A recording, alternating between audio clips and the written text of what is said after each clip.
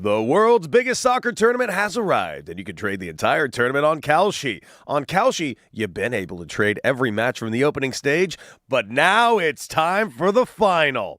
Spain versus Argentina. Spain is currently trading at 58% to best Argentina, meaning a $100 trade pays out to $166 if they win the final. On Kalshi, you're trading against peers in a live market, meaning there is no house. And as the probability changes, you can buy in and out of your position. For a limited time, download the Kalshi app and use code CODY to get $10 when you trade 10. Kalshi. Kalshi. Trade the beautiful game. 18 plus only. Restrictions and eligibility requirements apply. Event contract trading involves risk and may not be suitable for all investors. Prices, values, and available markets may differ from those mentioned. For more information, see kalshi.com/regulatory.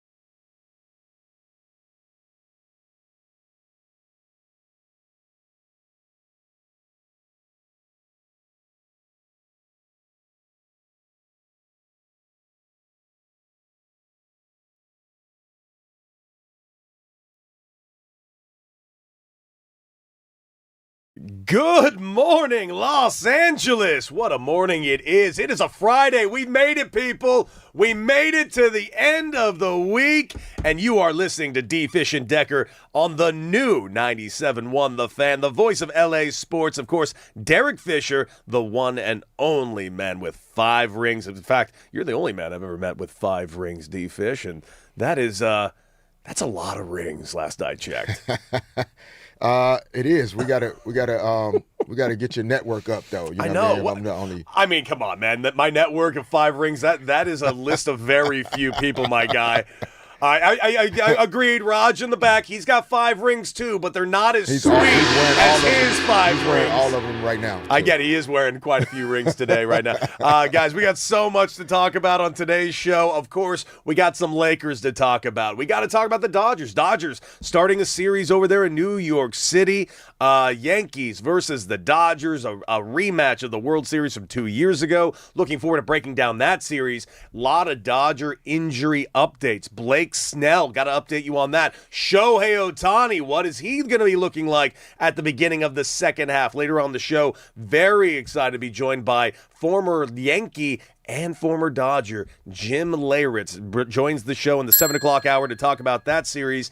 Not to mention on top of that, World Cup final, baby. Spain, Argentina. We got Charlie Davies later on the show as well to discuss all things about that. But D-Fish, how was your Thursday evening? What'd you do after the show yesterday? I know you had to pop out in the final segment of this show, do like a little event for Odyssey. How was that? I love the Skirball Center. I know you were heading over in that direction. Yeah, it was great, man. It was an event called Think LA, and the event was hosted by Odyssey and our family here at 97.1 The Fan.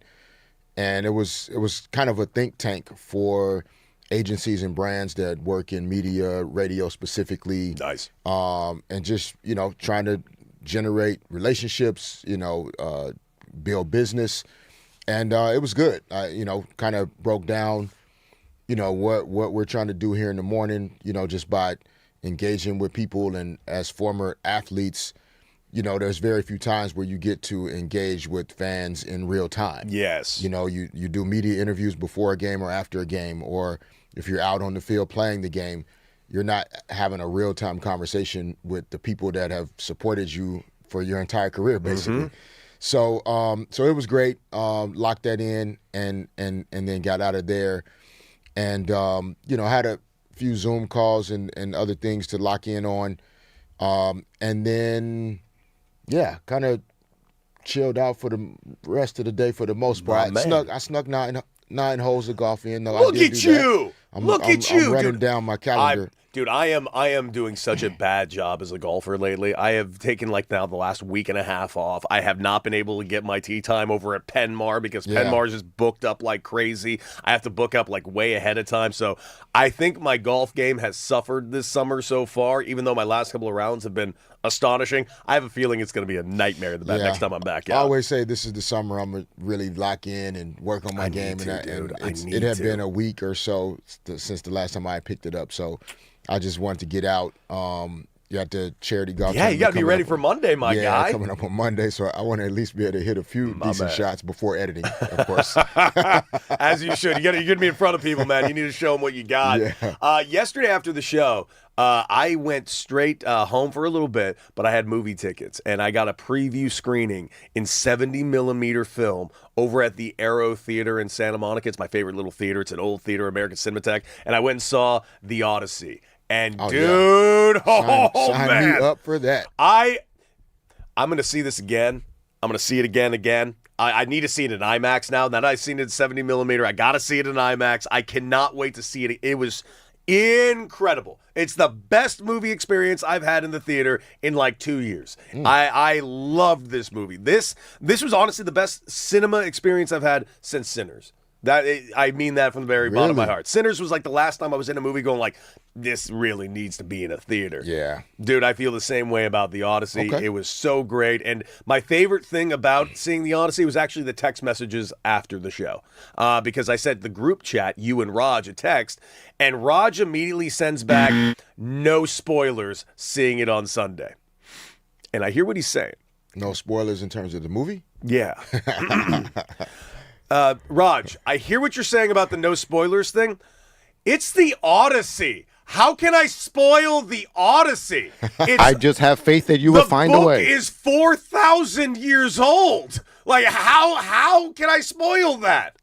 I don't want to hear anything from you about how it was. I just want to go see it. Okay. It was good. That's all I'm going to give you. It was really, really, really good. And I cannot wait to see it again. I'm going to catch it in IMAX. But guys, so much to discuss on today's show. Only so much time to do it. 4 hours to really count here on D-Fish and Decker on the new 97.1 The Fan, the voice of LA sports. But let's get over to that man, LeBron. Fanatics Fest is happening as we speak in New York City. And by the way, I don't know if you saw this at all, D-Fish. Yesterday, we had a friend of the show, Craig Carton, on the show yesterday. Of course, our counterpart over there at WFAN in New York. And they had a set for WFAN at Fanatics Fest. It looked awesome. They built a whole set that looked like a New York City bodega. It was really outrageous. So they're set up at Fanatics Fest. You see over there, the NBA set up at Fanatics Fest. You see a set over here for LeBron James because he was doing a set at Fanatics Fest. And we got so much sound that is extremely pertinent to just about everybody when it comes to the LeBron James sweepstakes. None more important than, of course, LeBron himself. So let's get to some of this sound, and let's actually paint a picture of what's happening right now in the LeBron James offseason, because we were initially told possibly August, but now it looks like LeBron's feet are to the fire a little bit. But I got to say this, a nice thing said about the Lakers by LeBron James, unprompted completely. He was answering a question and then just out of nowhere wanted to give a little shout out to his previous 8 years. Here's LeBron James talking about his time here in LA. In the world, shout out Jeannie Buss, the whole Buss family, Rob Pelinka, everybody, all the coaches that I played for there, all my teammates. I'm going to miss them all. Well, of course, that was LeBron going on, and then he finished out by saying, it'll be great wherever I land. You heard him say that, right? Wherever I land? Like What? the land? Oh, okay. That was Cleveland?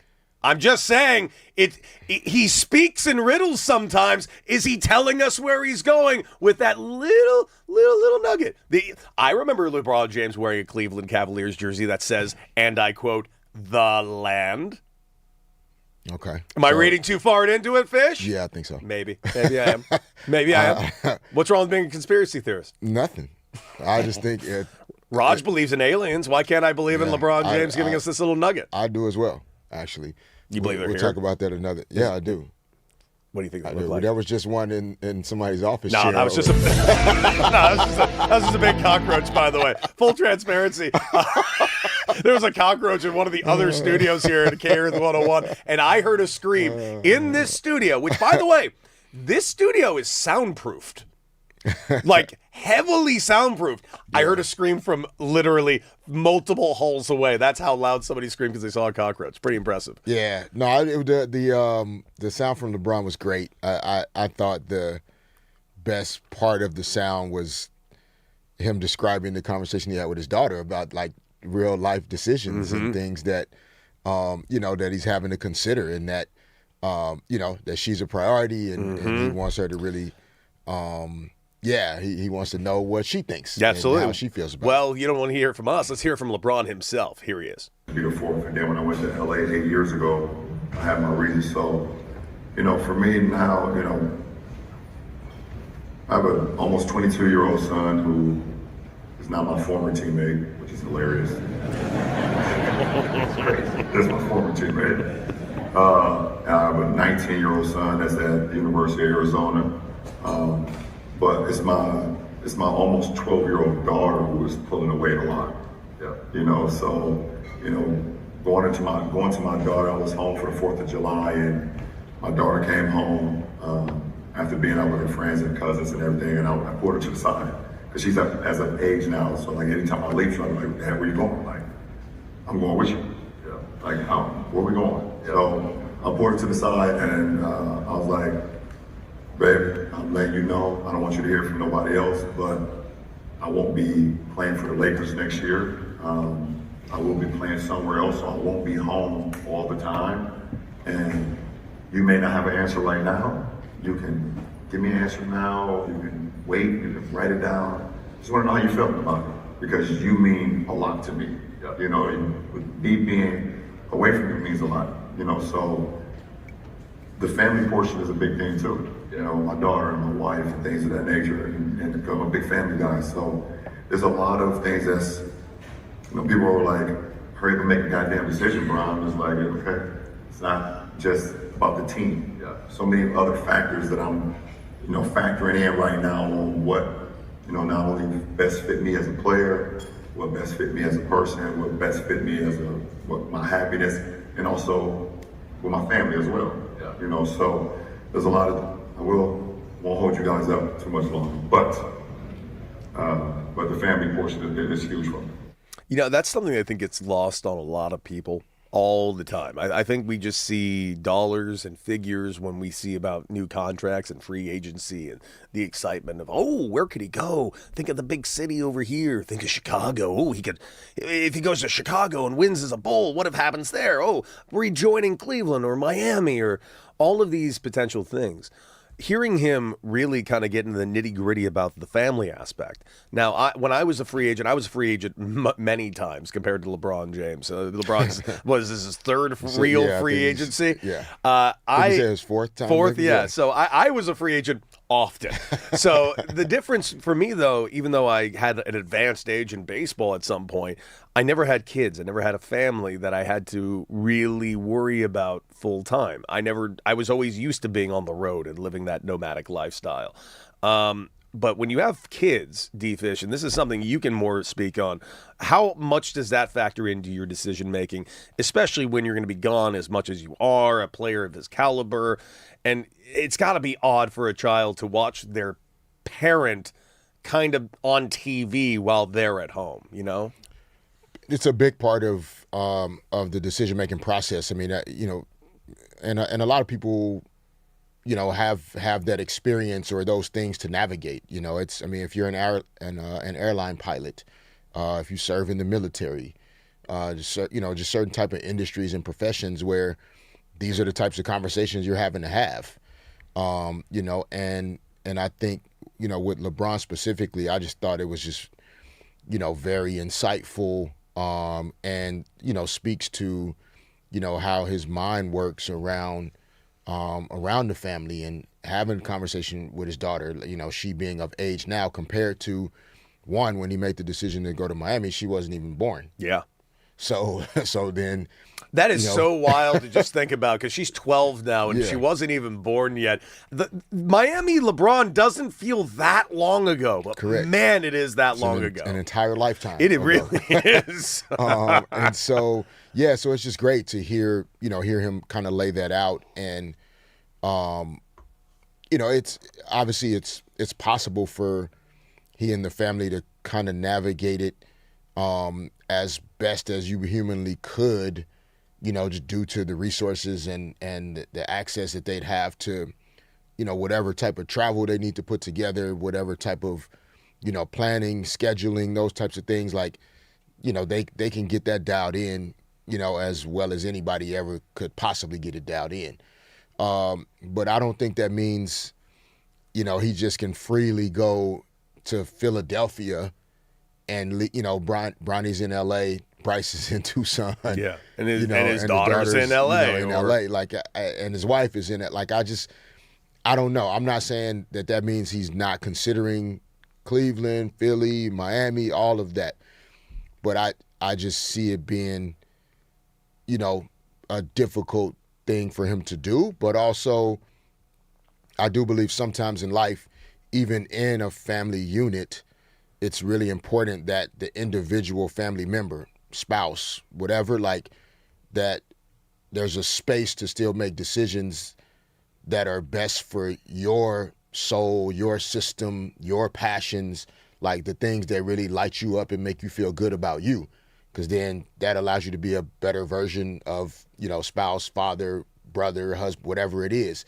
And I think that's also something that it sounds like he's tracking towards. Like, if he does make a decision to go to an Eastern Conference team and basically his entire family's on the West Coast, that would be the first time in his life he's ever experienced that. Yeah. And so what is that like? Those were decisions I had to make as I was choosing to go play in Oklahoma City. The first time I tried to do it, I went to Dallas to the Mavericks, and 2 weeks into it, I got injured, but 2 weeks into it, it was, this is not going to work. Yeah. Like, how can I explain to my kids I'm just over here playing basketball for a few months and they're just back home. Yeah. And so I had to adjust and kind of get accustomed to living that lifestyle, and it took some time. Yeah, it's just not for everybody, and it's different for everybody. But, guys, we have so much more LeBron sound. We have so much more to discuss about LeBron. Not only us talking about LeBron, Adam Silver openly talked about LeBron as well. We will get to that as well. But, guys, I want to play some different sound for you here on D-Fish and Decker on the new 97.1 The Fan, the voice of LA Sports. We mentioned we got Jim Leyritz on later on the show.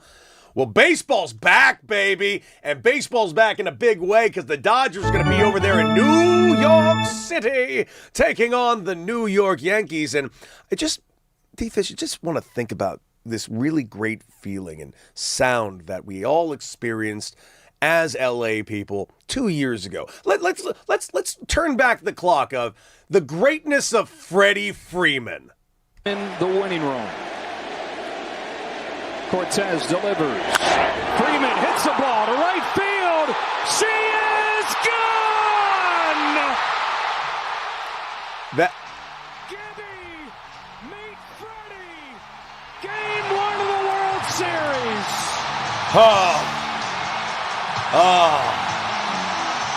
Joe Davis on the call right there for Fox.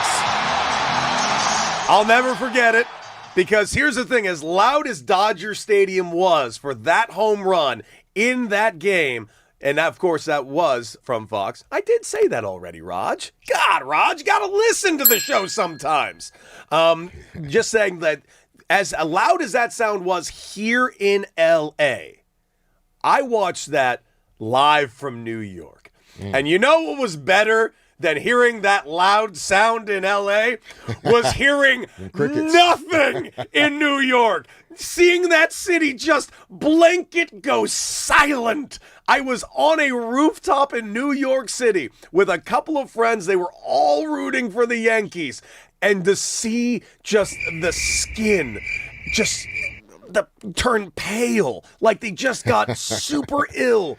Amazing stuff. And of course, Freddie Freeman doing his very best Kirk Gibson impression in Game 1 of the World Series with not only a walk-off home run, but a walk-off home run with an injured ankle. And yes, the Yankees want their revenge tonight in this series, and they have a chance to do something because, of course, Shohei Ohtani will not be on the mound. They do have to deal with Roki Sasaki, Emmett Sheehan, and, of course, Yamamoto in this series. But in New York City, you know they're going to be charged up for it. What do you think? What do you do when you know your last real taste of this team was them doing that to you in the World Series? I don't know if you've seen bumper stickers of that fifth inning score box from Fox. I see it all the time. T-shirts of the down 5-0 logo that has now lived in infamy in the fifth inning of that World Series game. I mean, you know, there's still several members of the Dodgers team, you know, that are on the roster now from that 2024 group that won the title. Decent amount. So, you know, they obviously remember the experience a great deal because they won it. There are also obviously key members of the New York Yankees that are still, you know, they're all there on the roster. And so, you know, you remember, and there's a different, you know, type of competitive juice that will kind of, you know, start to warm and boil when certain matchups approach. You know, depending on where you are in your career, you know, this is the team that possibly robbed you of your last chance of winning a World Series title, et cetera. You know, the Yankees they've struggled at times, but they believe they can come out of the American League and have the possibility of winning that World Series that got away from them against the Dodgers in 2024. And so even though it's a regular season matchup, there's definitely some extra spice involved in a regular season matchup like this one between these two franchises, these two teams. A lot of guys from that 2024 battle are still there. Oh, yeah. And so it's personal, this series. It really is. I mean, the baseball might be up and down because they're coming off of the All-Star break, but it won't be because of lack of emotion, passion. You know, both teams are going to want to win this series really bad. Oh, yeah, and one of those guys that was on that team who definitely did not like how the Yankees lost that World Series, Garrett Cole, on the mound tonight for the Yankees. And, of course, former teammate of mine out of UCLA, an L.A. guy, is Garrett Cole taking on the Dodgers. So, I love you, Garrett. Loved you for years. Have loved you since you were my teammate at UCLA when you were a freshman when I was a senior. And you know what? I hope you give up 6 runs tonight. I'm sorry. I'm not. It's not that I'm rooting against you. I'm just also not rooting for you in this particular matchup either. But so much to discuss on today's show, ladies and gentlemen. We got, of course, World Cup to talk about. Charlie Davies later on in the show. Jim Leyritz joining us to talk about this Dodgers and Yankees series and so much more. But, of course, coming up, Lakers. Man, them Lakers. Them Summer League Lakers. 4-0. Does it matter? Does it move the needle? And question for everybody in the room, is this upcoming Laker team better than last year's team? We will discuss right here on D. Fish and Decker on the new 97.1 The Fan, the voice of LA sports.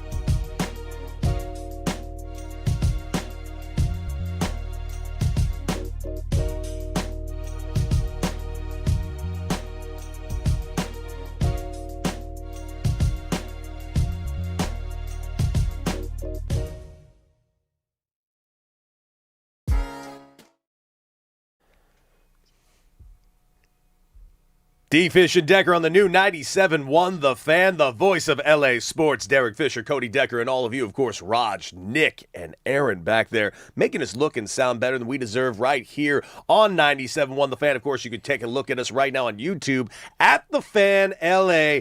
Join the chat, get in the conversation. We opened up just talking about a smattering of a bunch of things today. The Dodgers, of course, and getting ready for their series there in New York City.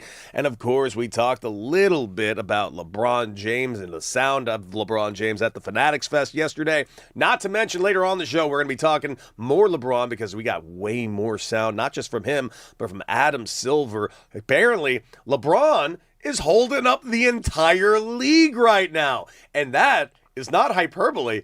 It's quite literally. Here's Adam Silver. All politics are local. The way I think about it is we have to finish up the schedule. Right. And where LeBron plays will affect the schedule. So I would like him to make his announcement already so we can finish the schedule because, as you might imagine, the teams are calling us, the networks are calling us, and everybody wants to lock in the schedule.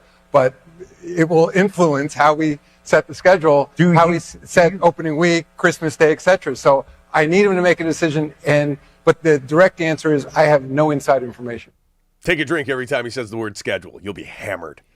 Absolutely hammered. But that is a factual thing. No, that's real. It's very real. Yeah, no, that's real. I don't know if people didn't know that. Yeah. But that is real. It's I mean, the A-listers drive the schedule. It's when the movies come out. Like that's what it is. And so, like he said, who's on national TV, how many times they're on national TV. Yep. The Christmas Day games, just certain matchups on certain nights. He impacts it all, which is, again, it's why it's comical when somebody's like, oh, you guys shouldn't talk about LeBron anymore. He's not in L.A. No, because he's covers the whole world. Yeah, no, he's not in L.A. He's on Earth. Like, and that is, I don't know. Guess what else is on Earth? L.A. Yeah. So we kind of have to talk about it. Yeah. It's kind of a big story. No, it's holding up it's not holding up the Lakers. It's holding up the NBA. Yeah, so yes, entirely. we need to talk about it, and we will later on in the show get to more details of everything with LeBron. But right now, let's take a look at that team in L.A., the Lakers. 4-0, baby. 4-0 in the Summer League, which tells me we're getting a chip, baby. Isn't that right? Come on, D-Fish. No. A bag of chips. Is right on. I love chips. Love me a good bag of chips, my yeah, guy. no, I wish there was I wish there was more correlation collectively for the team. That hasn't really applied as much. There have been I think it's like some organizations, like when the teams that they've put out have been just like bad for year after year after year. Sometimes winning in Summer League can just help your young players understand, like, man, no, it feels good to win. Like, okay, I was on the roster last year and we only won 22 games for the whole season. Mm-hmm. But if you're a first year or second year player and you haven't won a lot recently, in high school, in college, with all the club team, only one team can win the NCAA tournament. A lot of guys really haven't won necessarily a lot. The way guys transfer high schools and go to different places, transfer colleges, they're not building the residue of what winning feels like for your team.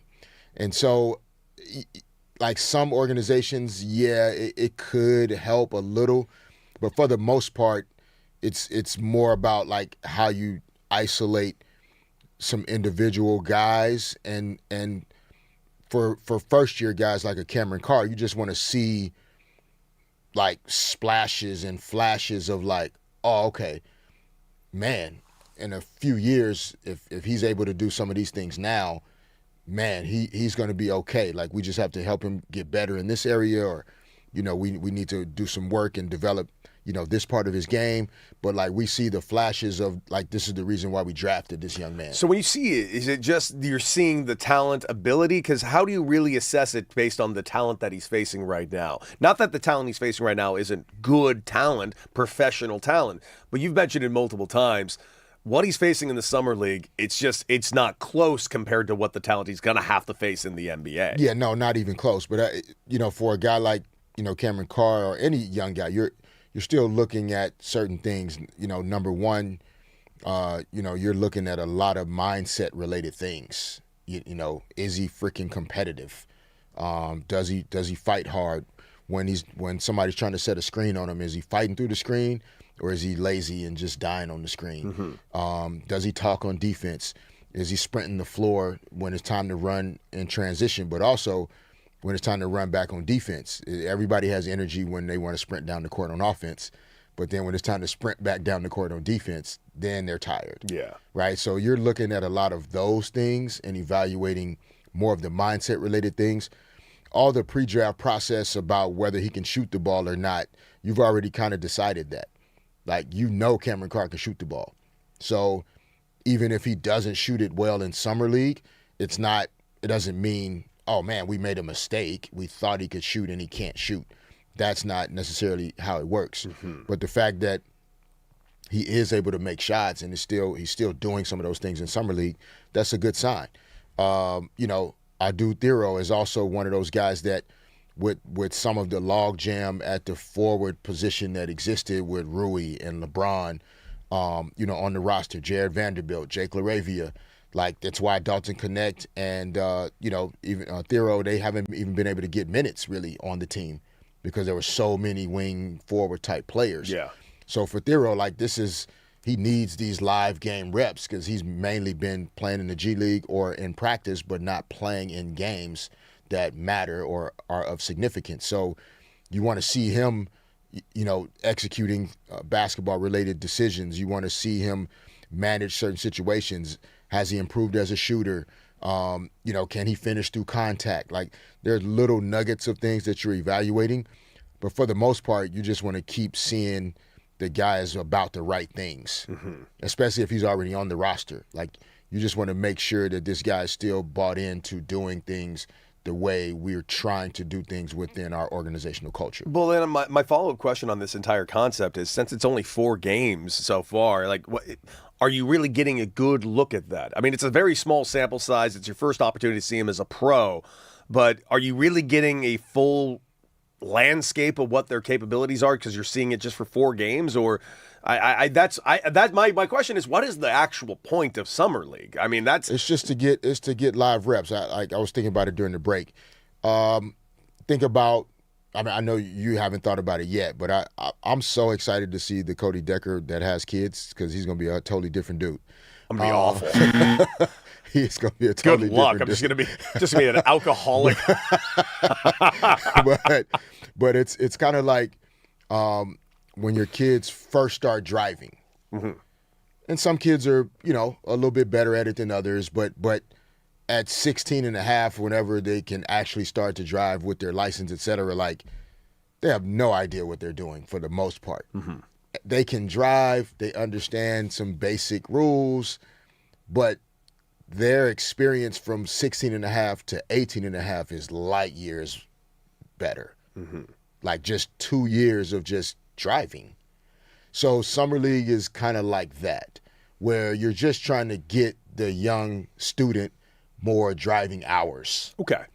Doesn't mean they're going to become just punching in the clock. Yeah, they're not going to become an F1 car race person.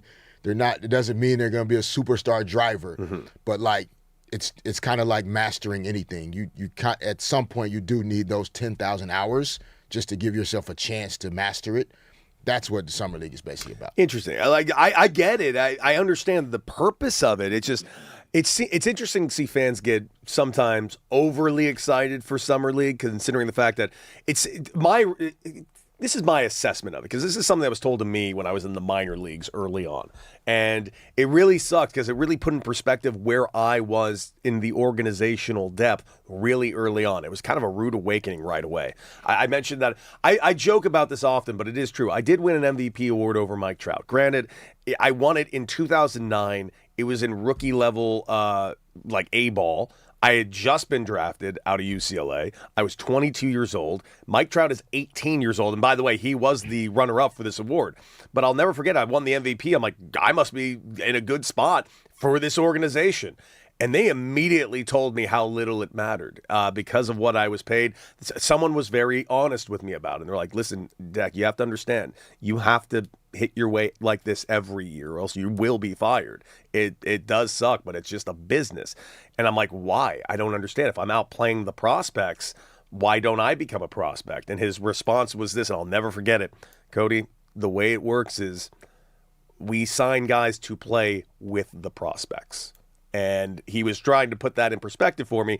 And that's how I kind of see Summer League. As horrible as I'm putting that, as it was put to me, I hate to say it, that is what Summer League is. That's what it is. Yeah. It's Cameron Carr, it's Adu Thero, it's maybe Chris Mannion, Arthur Kaluma, who's been with South Bay. But the rest of the guys are just kind of like there to fill roles that allow those guys to continue to develop. And then maybe there's a bright spot or two that you can play that into a G League contract or a training camp opportunity. You just want to keep being allowed in the house and in the party. Absolutely. Well, we're going to try to get into these parties all weekend long here in Los Angeles. Guys, coming up. We've been talking lists all week, ladies and gentlemen. We've been talking the QB list. We yesterday broke down the wide receiver list. Now it's the running back's turn. And question for everybody, where does Kyron Williams rank in ESPN's running back list? We will discuss here on D. Fish and Decker on the new 97.1 The Fan, the voice of LA sports.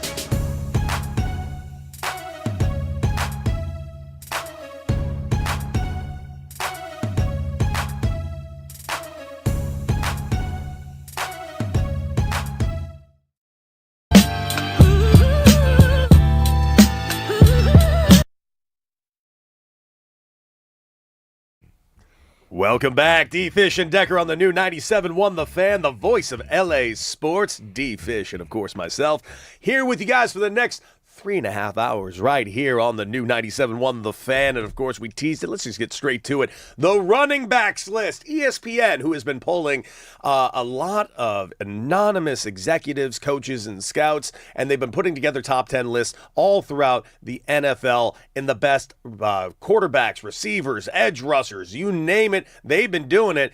And we have ourselves the running back list. Now, here's the thing that's interesting about this entire thing, and this has been bothering me for years. Those of you that play fantasy football, you guys know how important the running back position is. In fact, if you like anything about the fourth quarter, you really know how important the running back position is. Controlling the clock, everything under the sun. And of course, we've also watched the NFL over the last several years heavily devalue the running back position, both figuratively and very literally. Contracts not exactly getting signed long term. I understand it's a battering ram position, but at the end of the day, that is arguably one of your most important, if not, especially controlling the clock, most important offensive position. So the league has been getting very interesting when it comes to the running back position, and there are a lot of incredible names that are involved in the top 10.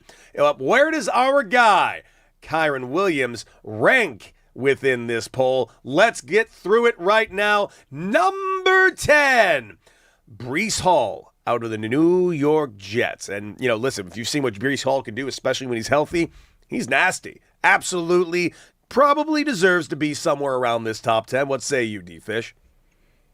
I mean, I think that he'd be higher he came off the ACL. What, 2 years ago? Yeah, 2 years ago was the ACL.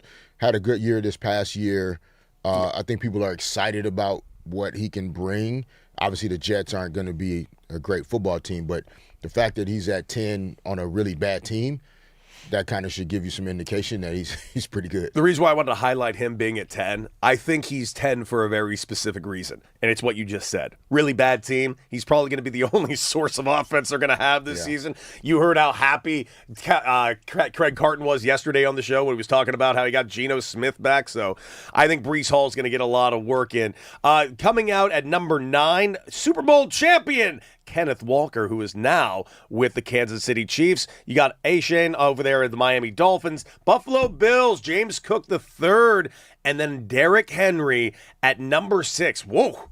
In a world where King Henry is number 6 on your running backs list, which means this top 5 must be really crazy good.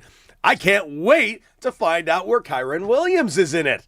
Number 5, ladies and gentlemen, from the Indianapolis Colts.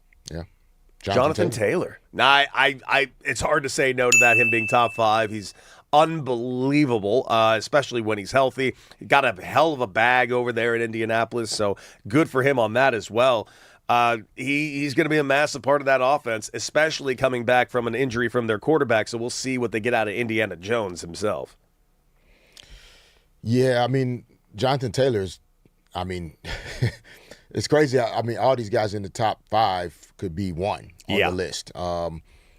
Derrick Henry at 6. He had for him a down year last year. He fumbled the ball a little bit more than he usually does. He's getting up there in age a little bit. He's 47 years old, Derek. It's hard to hold on to the ball. 47. How dare you? In football years, yes, he is. But in real years, he's not. No, he's not. I don't know what Rod's talking about, man.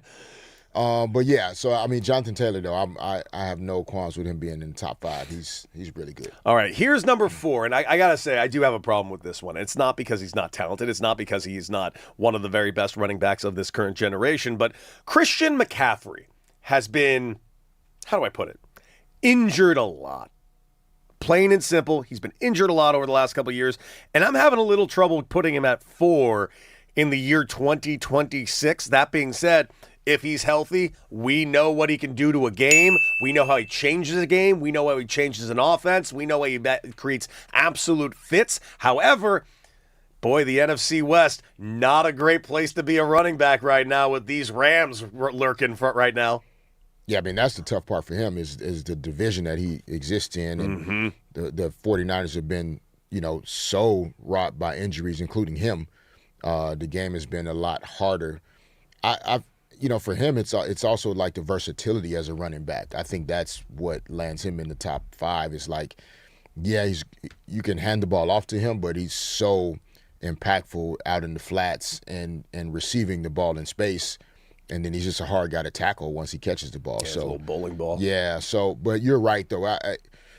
He still had over 2,000 scrimmage yards, last year, but it wasn't a Christian McCaffrey MVP type year that we've seen. So, but he also had to take on more of a role because of all the injuries they had too. True. So those numbers I thought were a little inflated too. But what still concerns me is like the multiple weird Achilles injuries that weren't Achilles injuries like a year and a half ago. I just worry about the health of Christian McCaffrey at all times. I mean, he's been a battering ram for a long time, even though he's only 30 years old. Man, oh man, he's only 30 years old. It's crazy. Number 3, I think we can have some justification on this, even though last year was a bit of a step back for him. Saquon Barkley at number 3 nearly won the MVP the year before, had a massive chip on his shoulder to get that win with the Eagles in the Super Bowl. What can I say? Saquon Barkley, you don't need to say anything about him. We all know what he can do. Yeah, like you said, he was arguably the MVP of the league, 2 seasons ago. I was making the argument for it. I think Philadelphia, which is, a good, well-rounded football team, they don't like overly put everything on his back, but he's just so productive whenever he's involved in the game plan, whether it's using them in play action pass and dumping it off to him or he's so good in between the tackles as well. Like the small frame, he just kind of hides and ducks. And then his ability to be explosive once he sees a gap is still really impressive. I mean, he's 29 years old.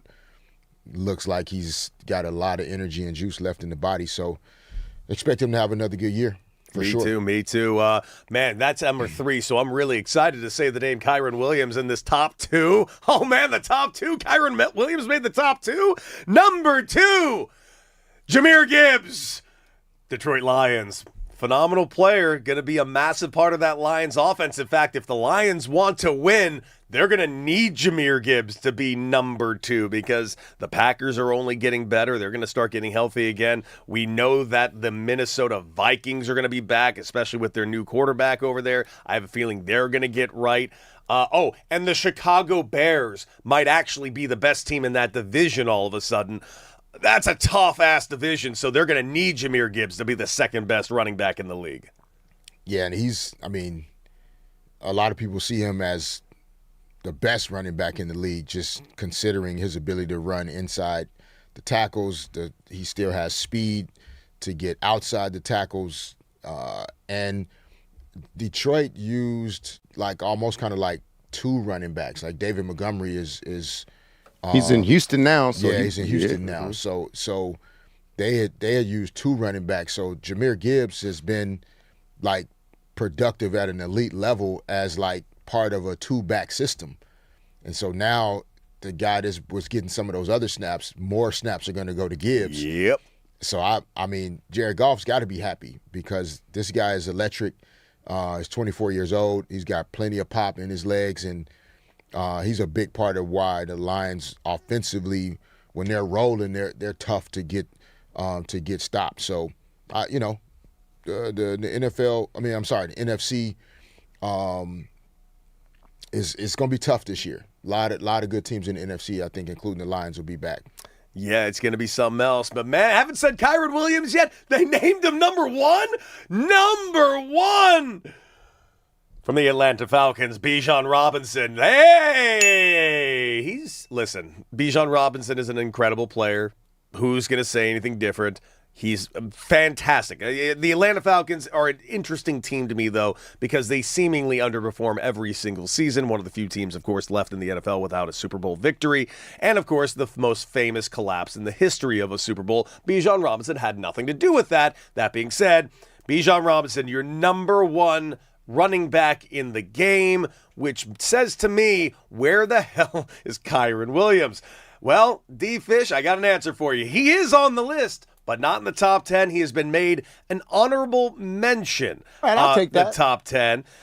He missed out on the top 10 with that. The reason why I have an issue with this, though, are we not looking at numbers today?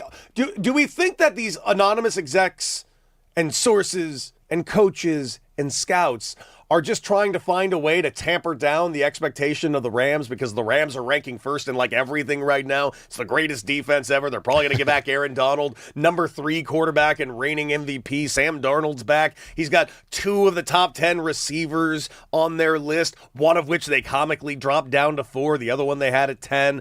I don't know what to say other than it seems like someone's trying to say that the Rams aren't going to be as good. I don't buy that on paper because this team on paper looks ridiculous. And if we were looking at just pure intrinsic numbers, just numbers alone, Kyren Williams should be 3 to 5 in this list. His efficiency and his rushing success rate was at 62.9%, which ranks him in the top 5 in the NFL. I don't know what to say other than 32 scrimmage touchdowns is among the most in the entire NFL as well. So I don't know what people are looking at, but I'm glad he got an honorable mention. Yeah, 2 things. I think one, when the MVP of the league is on your team, it's hard for you to get a certain amount of credit.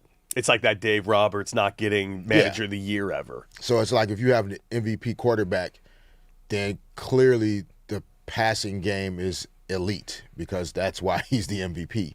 So I think some of it is that. And so maybe, his impact isn't viewed as, heavy, or it's not weighted as much in terms of the Rams' success because you have the MVP quarterback on your roster. I think the second thought that I had as well with in terms of the Rams and Kyren Williams is also like, coaches, scouts, executives, like the numbers, it's kind of like analytics and data, right? Like this conversation we're having in a bunch of different sports. And like your numbers tell you one thing, your eyes are telling you one thing. Sometimes those things are the same and they align. And then sometimes your eyes are telling you something slightly different than the numbers. And one guy could run a 4.29 and another guy could run 4.33. And so on paper, the guy 4.29 is faster, but the guy that runs a 4.33 to your eye, this dude is way more explosive, even though this guy's technically faster. So I think that's also what's kind of factored into this list. These coaches and scouts see what's happening on the field. They're not just relying on the numbers. We're going to find out this next year, see how right or wrong they are. But coming up, Dodgers-Yankees happened over there in New York. Who better to talk to than a former Dodger and Yankee? Jim Leyritz joins the show next, right here on D. Fish and Decker on the new 97.1 The Fan, the voice of LA Sports.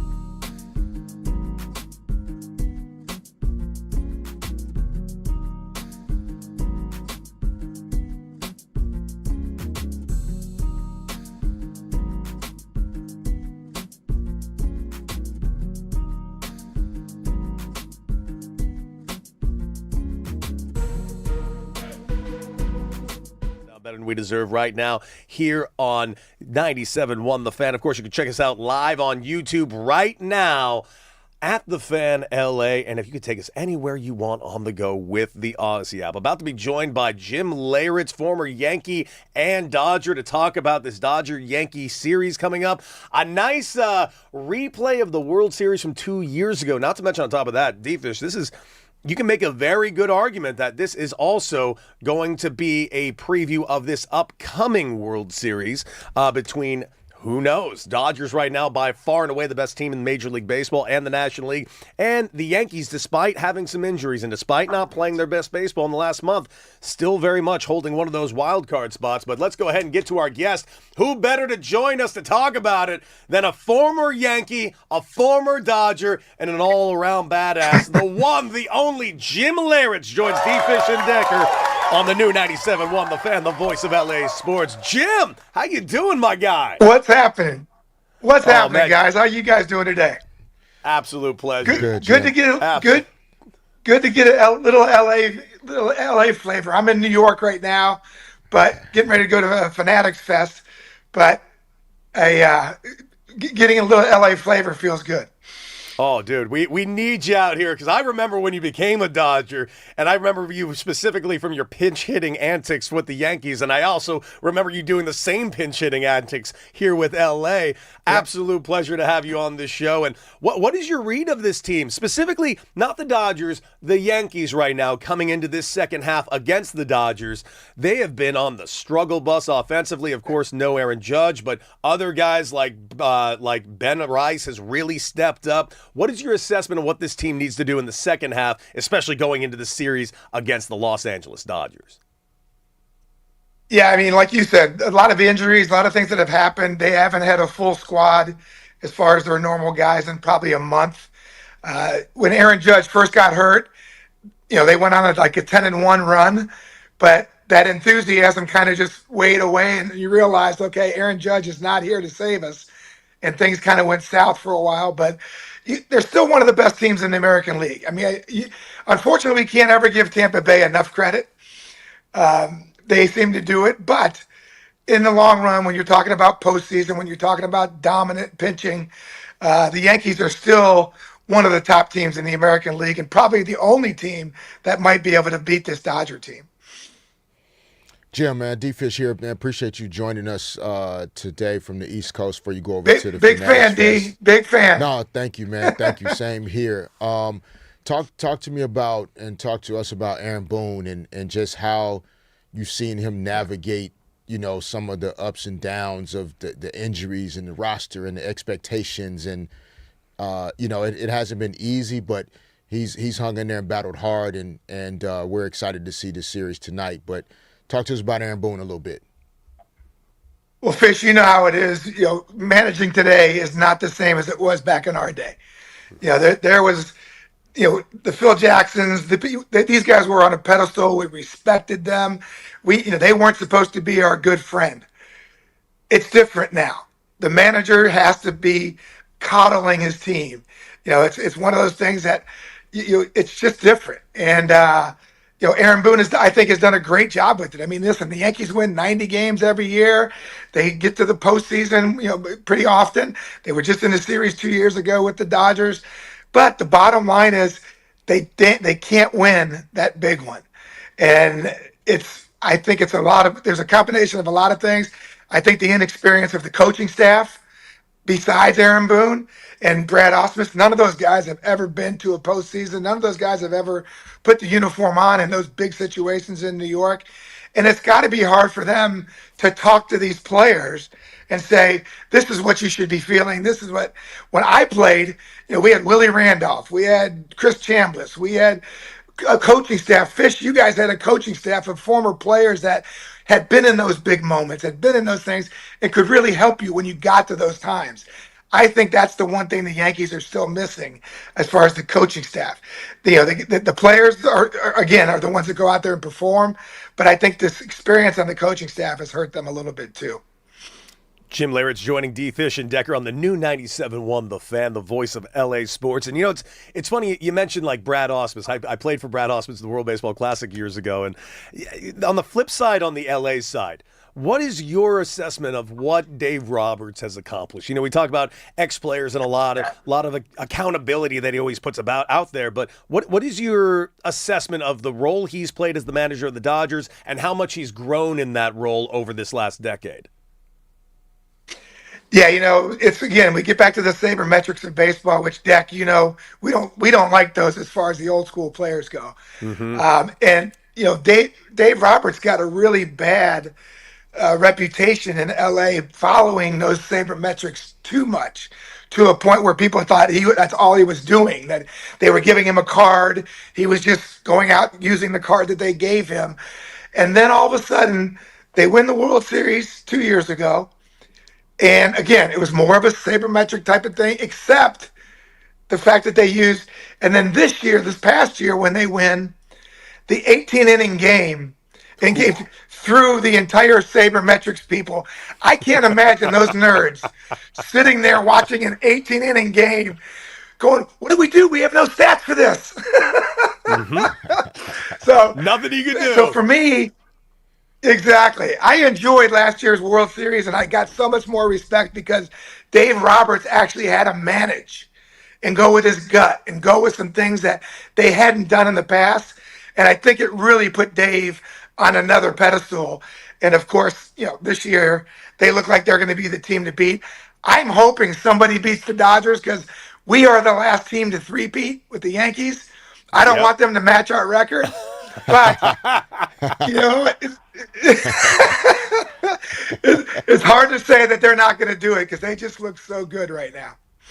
Well, speaking of your teams, Jim, and I mean, obviously, three-peat, that's a language I enjoy speaking.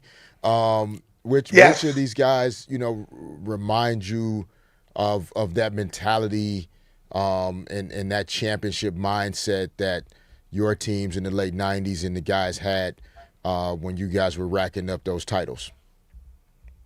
Well, I think one of the great things the Dodgers have been able to do, it's a different guy stands up every night. Yeah. In last year's World Series, and I know I'm drawing a complete blank, but the guy that hit the big home run, the part-time shortstop, Miguel Rojas, all right? That was my home run in 96. It was a guy that was unexpected, a guy that, was just in the game because it was late innings and, they didn't have anybody. And he comes up with this big home run. But that home run just tied it. And for Will Smith to come up and hit the bigger home run, again, another guy that wasn't the number one guy on that team. What the Dodgers team reminded me of, as far as the Yankees go, is every man was important. Fish, I watched it with the Knicks this year in the basketball. You know what? It's the first time I give Mike Brown so much credit for not going away from what they were all season with 10, 12 guys playing all the time.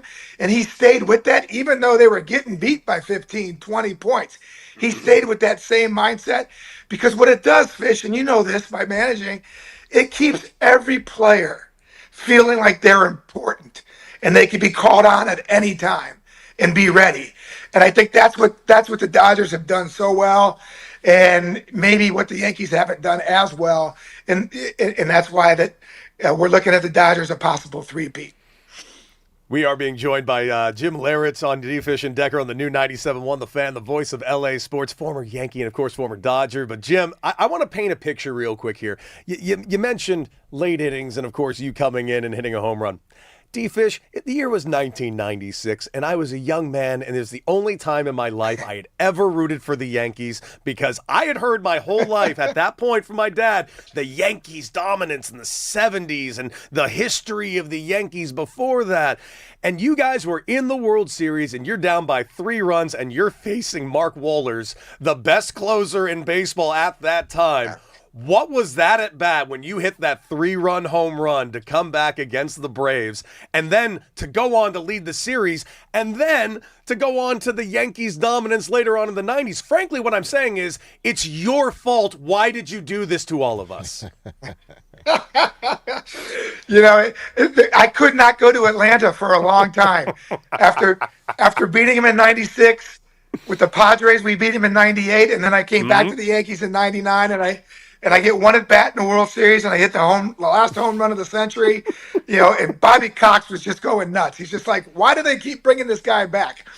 But yeah, I mean, to be part of that, we just played the Joe Torre golf outing yesterday, and we had a bunch of guys that were on the dais, and we talked about it, and Joe Torre said that 96 team is the reason why I became a Hall of Fame manager, because not only when they lost in 97 and George Steinbrenner went into Gene Michael's office and said, I want to fire Joe Torre, I want to trade Mariano Rivera, all these things that George was just pissed off because they lost.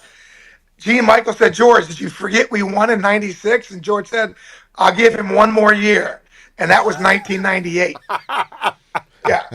Yeah. Wow. And can you imagine if they make those things? The Yankee dynasty never happened. So Joe Torre always gives that 96 team and my home run credit for doing what the future held. And, it was just so lucky to be part of those teams and just be part of that. And anytime you win in New York, just like, anytime you guys won in LA, Fish, you are remembered forever, and it's funny because when OG tipped that ball in and with the Knicks this year, they hadn't finished yet, and they were already crowning this as the greatest moment in Knicks history, but they hadn't won yet. And I was texting Craig Carton and Sid Rosenberg saying, "Hey guys, they have to win, but then this becomes the biggest moment ever." And so I'm looking forward to seeing OG today at the Fanatics Fest, and I'm going to go, OG, by the way, I'm 62 years old. I still get invited back to New York to sign my home run picture that I hit in 1996. Yep. Just get prepared, because you will be invited back to New York to sign that tip in for the rest of your life, brother. Get used to it.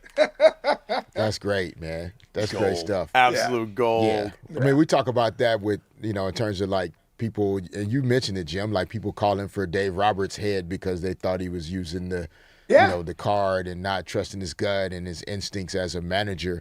What stands out to you as you watch this Dodgers group again, like how they've approached, building their roster, not just in terms of the splashy free agent signings, but their development system and development model and the young guys that they have coming up. Like how do you relate that to what your experience was like and what you see the Dodgers doing now that allowed them to stay at the top of baseball year after year? Yeah, I mean, everybody looks at the money they're spending and they think that, that's why they're doing this.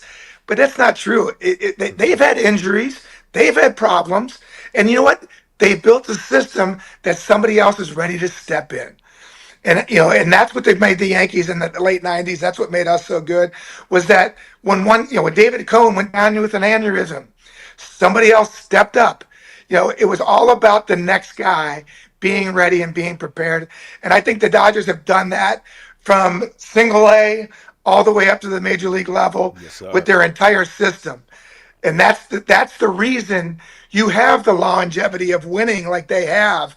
It's not because they're spending a ton of money. It's not because they're doing something different than anybody else. They just have developed a system that's so strong that no matter what happens, there's somebody else ready to step up and be the next one. Absolutely. Jim Leyritz joining D. Fish and Decker on the new 97.1 The Fan, the voice of LA Sports. And before we let you go, Jim, I just got to know, you mentioned you hope somebody else can beat the Dodgers on the National League side. If you were to pick somebody that is the biggest threat to the Los Angeles Dodgers on the National League side, who do you think it is? That's a good question. That's to me, listen, I hope it's the Philadelphia Phillies, because I still want Don Mattingly to win a World Series. That's a great answer. He was so and close. By the way, very acceptable answer. Even here in LA, our former manager here in LA. Exactly. So yeah, to me, I think the Phillies could step up. It's one of those things when you get to that 5-game series, anything can happen. And it really depends on, you know, but I do think if someone's going to beat them, the Phillies probably have the best chance.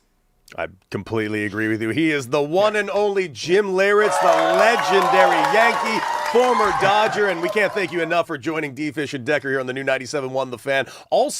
I also want to thank you personally for getting me a couple of orders of Tucci bats years ago when I was with the Padres. So there you go. Really, very appreciative of you, Jim, and everything you've done for baseball and my personal career, my man. Well, you guys do know I live in Dana Point, so I'm right up the street from you guys. We got to get you up here, man. Yeah, Let's get you in studio next time. studio. Yeah, enough of this Fanatics Fest stuff. Let's get you to be L.A. legend, Jim Leyritz. The one and only. Thank you so much, Jim. We can't wait to have you again, man. Jim. Thank you. All right, guys. Thanks for having me. Enjoy the day. Enjoy Fanatics Fest and signing all of those autographs. Yeah. That's the other thing about being in those major cities. Like, I know people always are like, oh, it's all, what about the small market teams? Yada, yada, yada. Listen, I love a small market team as much as the next guy. But if you hit one major home run for the New York Yankees, you are not buying a drink in New York City for the rest of your life. No, they'll still take your credit card. Oh, no, they will. But some other fan should obviously step in and try and buy it for you. Yeah. I mean, D-Fish, you're a legend here in L.A. You can speak on this in probably a much bigger type of thing. I've been out with you before. I've seen the looks you get around Los Angeles. We were at Dodger Stadium. Every room you walked in, people were acting like a deity just walked in. No, it's yeah, it's a blessing, man. It really is. Like for you to basically try the best you can to do your job really well, and people appreciate it that much that they want to show you love when they see you. Mm-hmm. Like that, it's a great feeling. Like I said, that I go places like I still have to buy my food, my groceries, my gas. No, we got to stop that. My drinks. None of that. No. Like somebody pick up D-Fish's tab. What's the deal? That has to, but people do, take good care of me. But also not just because I think the moments are great, but it's also like how you show up in the city and in the community as well, and just being a good person. Treating, especially in LA and big markets, a lot of times it's a service-based town. Like, so many people are there that work in service industries. Oh, yeah, especially here. And so how you treat people, servers, waiters, hostesses, bartenders, whatever, that part is also important. They're not just showing you love because you made a 3. It's like, you also have to, not have to, but I think there's an appreciation for also things you did in the community.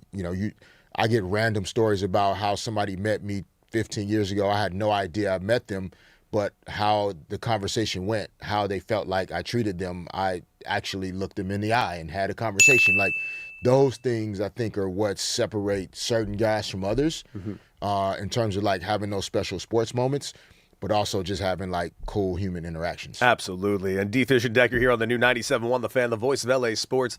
I'm just thinking, say you won that title in OKC.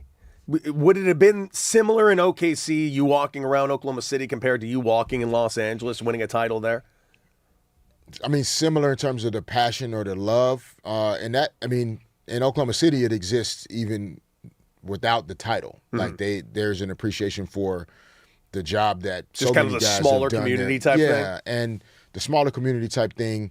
I was there for multiple years, so I think there's an appreciation for the value that I did bring, but also there's not as much of a celebrity culture in some of the smaller cities, so they can appreciate what you did for the team, but it's like big markets have that celebrity energy, that people are paying attention differently. Social media and people wanting to grab a photo and post it is different in LA than it is in Oklahoma City. Is it because and it's a weird way of saying it, because celebrities out here in LA or in New York, to them you're the celebrity because they're fans of you. It's like, it's interesting. Like when people are a fan of someone, but they're a fan of someone else, it's like this other layer of celebrity. It's like you're an athlete. You're not a celebrity, but celebrities think you're a celebrity. It's kind of a unique place to be. It is. It's kind of, that's why I was saying with the Mike Tyson thing, right? Yeah, he should know who Shohei Ohtani is. Yes, he should. Right? But yes, he should. He's Mike Tyson. So it's like, man, I mean, Mike Tyson doesn't need to know anybody. Anybody got a problem with Mike Tyson, they're not winning that conversation. No. If I was a superstar and Mike Tyson didn't know who I was, I would say thank you and then walk away as quickly as I humanly can. I'm not going to make a big deal out of that at all. By the way, you can join us live on YouTube as we speak at The Fan LA. Raj, do we have a poll going, my guy? Yeah, we got a poll going, and of course we played the Freddie Freeman Grand Slam. What was it? Bottom of the 10th inning, Yes, 2 outs in Game 1 of the 2000 World Series. Well, we asked, at least Nick the Quick did, was that a top 5 sports moment in Los Angeles? And 80% of the people say yes. Top 5. Yeah, I don't know about that. It's going to get tricky when when we're getting into that area. I mean, when I'm thinking LA top moments, I mean, you got, to be honest with you, D-Fish to the right, the point forward. That's got to be up there. Magic's baby hook. Maybe Kobe to Shaq against we got Gibson's home run. Right, I think that's, for me, that's bigger. Number 1 to me. That's bigger. It was off of Eckersley. It was off a team they were. And he had 2 torn knees. Like, it was a magic moment. Mm-hmm. Like, that was just insane. Then you got some USC moments you can go with. No, we don't. We don't have any USC moments. That's not a thing. Like not the tush push against Notre Dame and Bush push. Weren't all those titles taken away? Oh, jeez, they can take it away. We all saw it happen. We know it happened. What about you're a Raiders fan, Marcus Allen? They were L.A. Raiders at that run against. Yeah, I know, but I wasn't alive yet. Oh, Jesus, it still counts. Not to me. Not to me. But anyway, top 5, I'm like, I don't know. So maybe throw that out to the phones as we keep going. But why not? 855-975-2326. What do you guys think? Is that Freddie Freeman home run in Game 1 of the World Series a top 5 Los Angeles sports memory? You tell us what you think. But coming up, LeBron James, guys. LeBron's had a lot to say yesterday at Fanatics Fest. We just had Jim Leyritz, who was going to Fanatics Fest. Well, yesterday was one hell of a day at Fanatics Fest. Not only LeBron, but Adam Silver and so many more talking about exactly what's going to happen with LeBron's future. Right here on D-Fish and Decker on the new 97.1 The Fan, the voice of LA sports.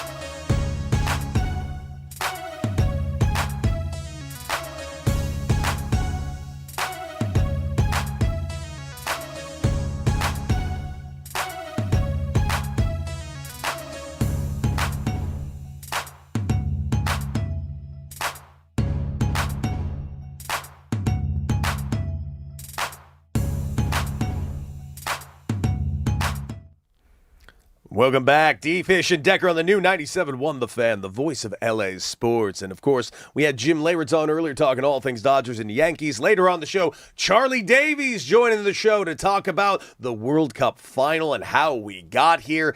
And, of course, we've been talking a lot about the Lakers. And this is definitely Lakers adjacent because what can we say? LeBron James, it is his basketball world. And, frankly, we are all living in it. And I really mean that. We are all currently living in it. You don't need to just ask me and D-Fish or anybody else. Just ask Adam Silver, the commissioner of the league. He will tell you how much this is all revolving around LeBron because we can't make any decisions until it happens. Here's Adam Silver on that subject. All politics are local. The way I think about it is we have to finish up the schedule.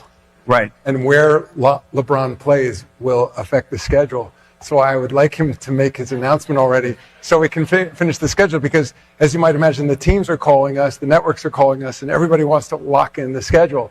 But it will influence how we set the schedule, how we set opening week, Christmas Day, etc. So I need him to make a decision, but the direct answer is I have no inside information. Man, oh man. That is actually the real, strangely, not comical, but realistic nature of this. When you have a guy of the caliber of LeBron James, a guy who we don't know if this is his quote-unquote retirement tour season, we don't know entirely what is on his mind, what his body's telling him, yada, yada, yada. The realistic nature of this is this man is so important, the league can't even go forward until he makes his choice. That is just outrageous. That is a commissioner of a league basically telling you this man is holding us hostage, not in a negative way, but he is doing it. I mean, it's the Beatles. It's Michael Jackson. It's Michael Jordan. It's all the whoever you want to say that's what happens. They dictate things. The world moves when they move.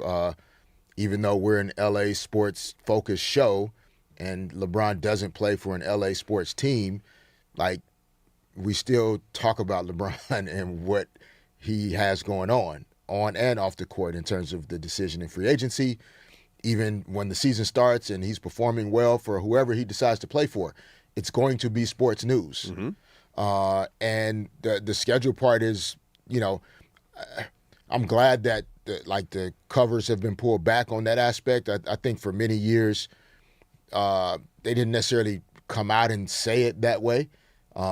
It was almost like the schedule was just kind of arbitrarily thrown into a system and it just spit it out this way. Yeah. The best teams have always had the most nationally televised games. That's been consistent.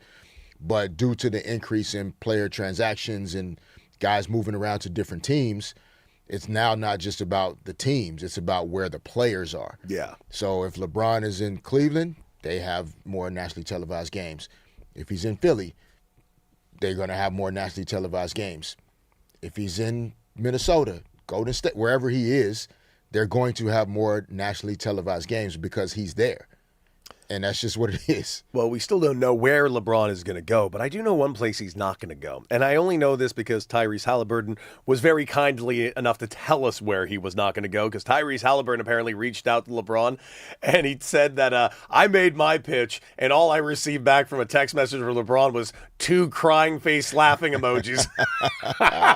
So Indianapolis, not on his list, it looks like. But LeBron James did talk a little bit about where he is about his decision-making process. This kid named Eli actually came to the podium and asked a really, really good question.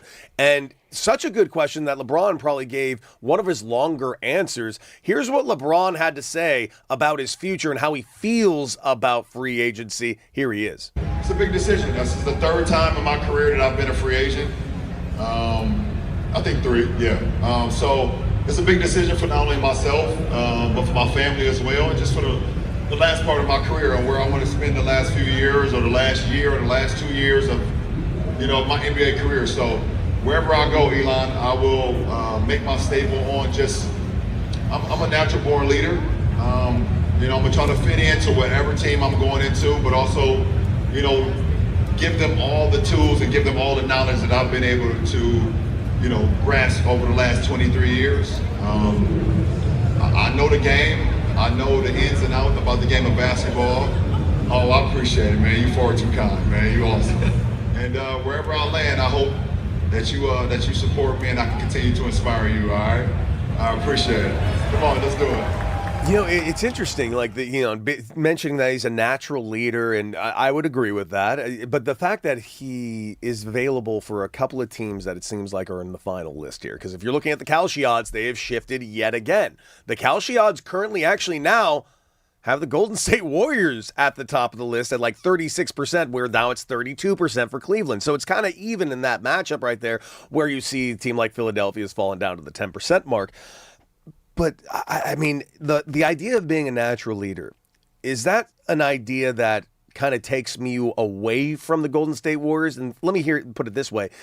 Does LeBron need some young guys to kind of look up to him rather than playing with another group of kind of legendary players?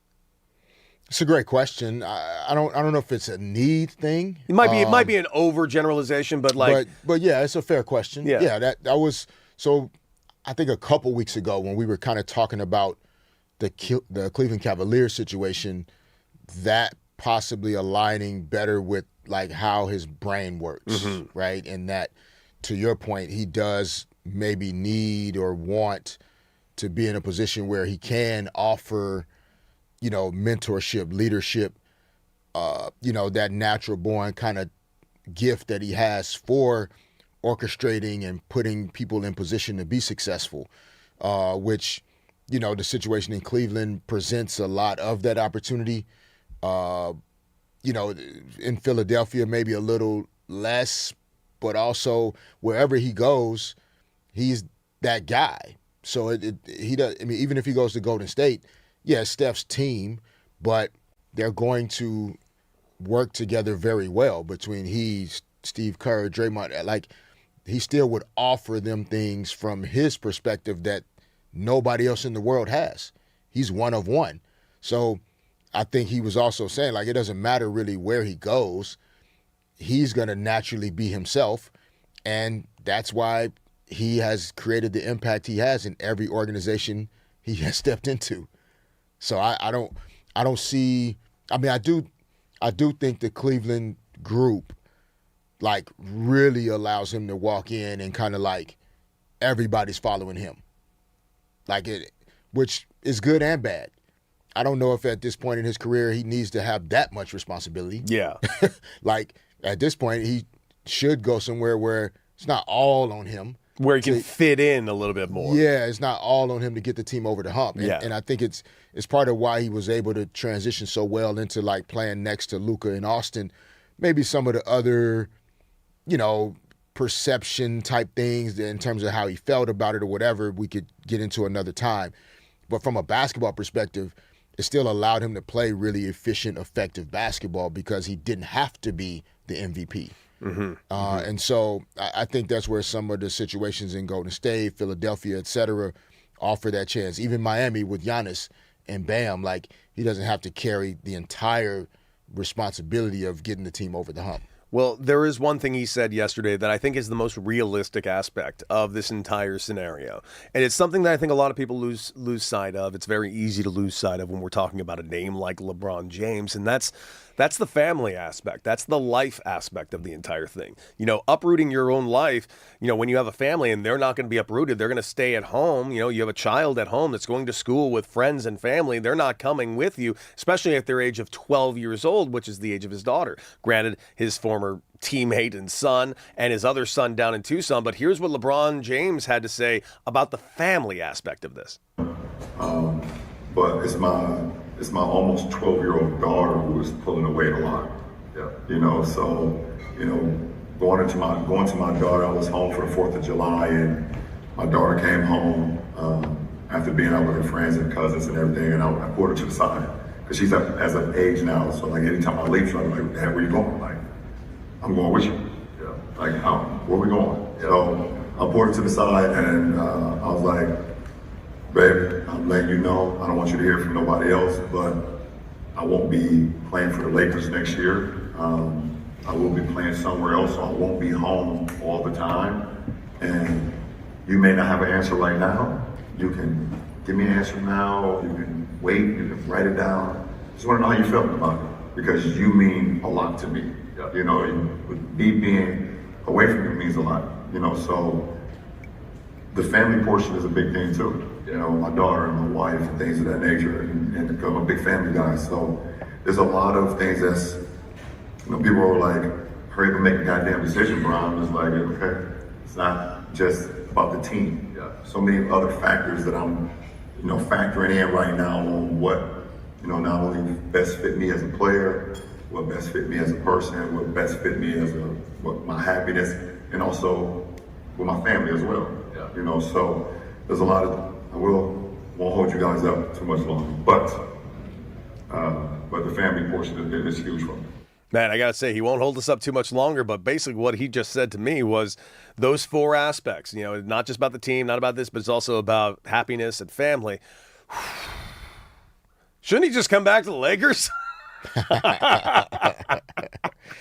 Yeah, no. I think that ship has sailed, but I'm just saying. Yeah, no, it does. I mean, I just think that's great sound. Man. Yeah. I just really do, and great insight.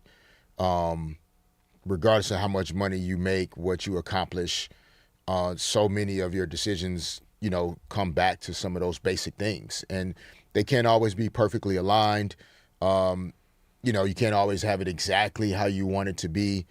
You know, but it's just great for him to, you know, allow the world into, you know, that thinking process that he's going through. And again, that's what, for me, I think from a basketball perspective and those perspectives that he mentioned personally, I just think the Golden State situation is like perfect for that. Absolutely. Well, guys, hoops coverage right here on the new 97.1 The Fan. The voice of LA Sports is presented by Xfinity. Score the most reliable Wi-Fi. One price, 5 years, guaranteed.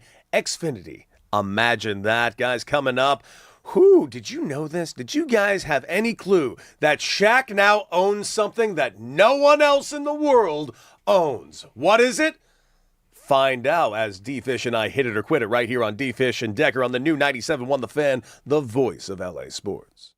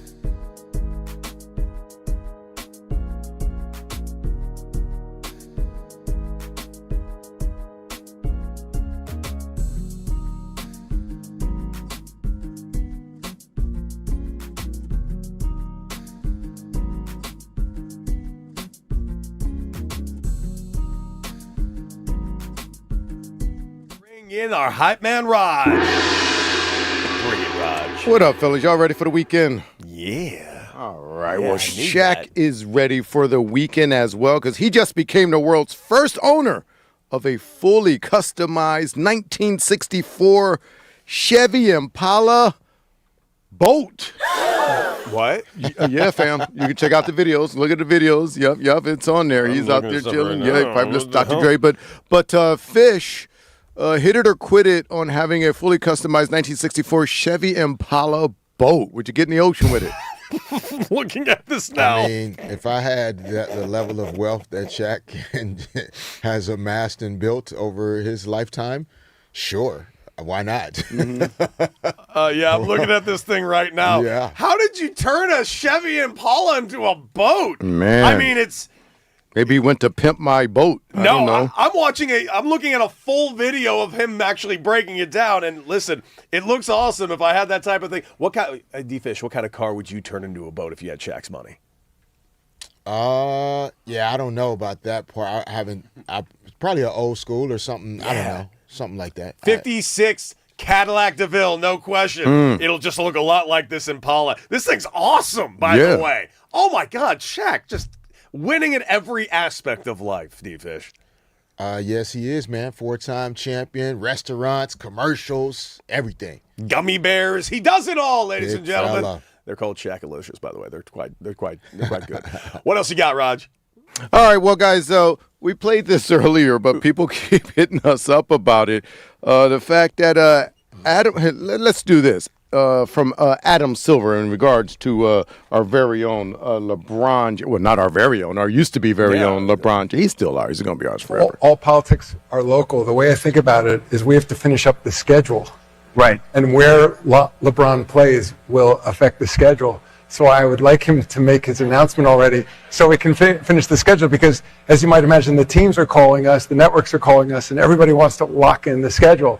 But it will influence how we set the schedule, how we set opening week, Christmas Day, etc. So I need him to make a decision, but the direct answer is I have no inside information.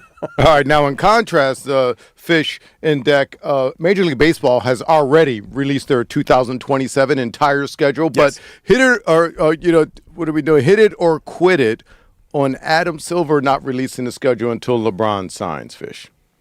I mean, I hit it. This is okay. Yeah, this is part of the business. I mean, it's it's different because it's LeBron. But if Steph Curry was a free agent, you're not releasing the schedule until Steph Curry decides where he's playing basketball.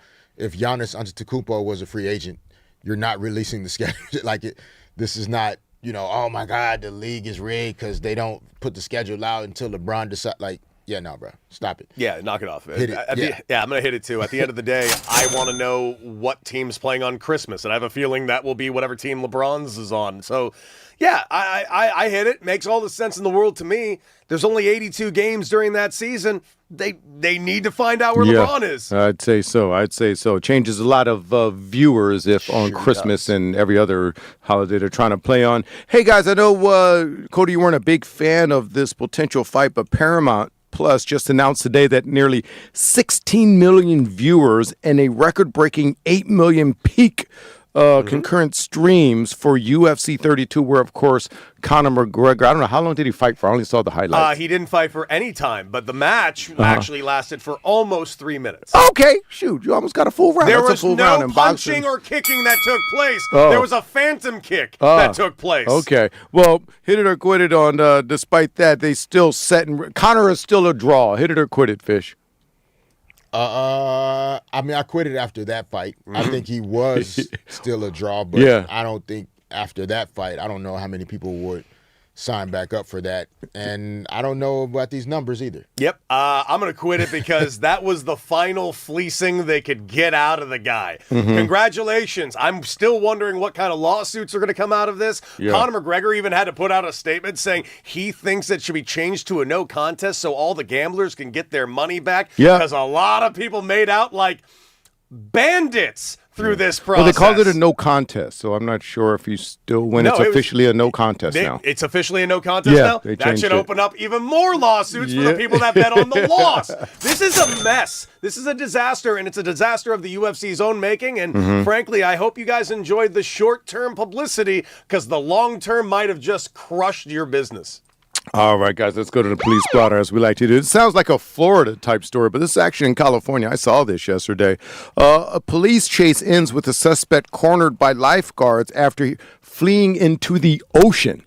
I mean, and this dude was pretty far out from the shore. Shoot, he could have kept going, maybe got to Catalina at some point. But Get to international waters, my guy. Yeah, he was just in full-ass clothes in the ocean, and basically he was like, I'm just going to paddle and wait this out. And so the lifeguards had to go out there and be like, bro, you got to get up out the water. Police is waiting for you, because the police didn't go in the ocean after him. Now, this ain't a river like in Florida. This dude jumped in the dead-ass ocean. Fish, hit it or quit it on going into the ocean to evade pursuers. Ooh, depending on what I am being pursued for by law enforcement, I might just have to slow down and let them get me before I jump in there with the sharks, bro.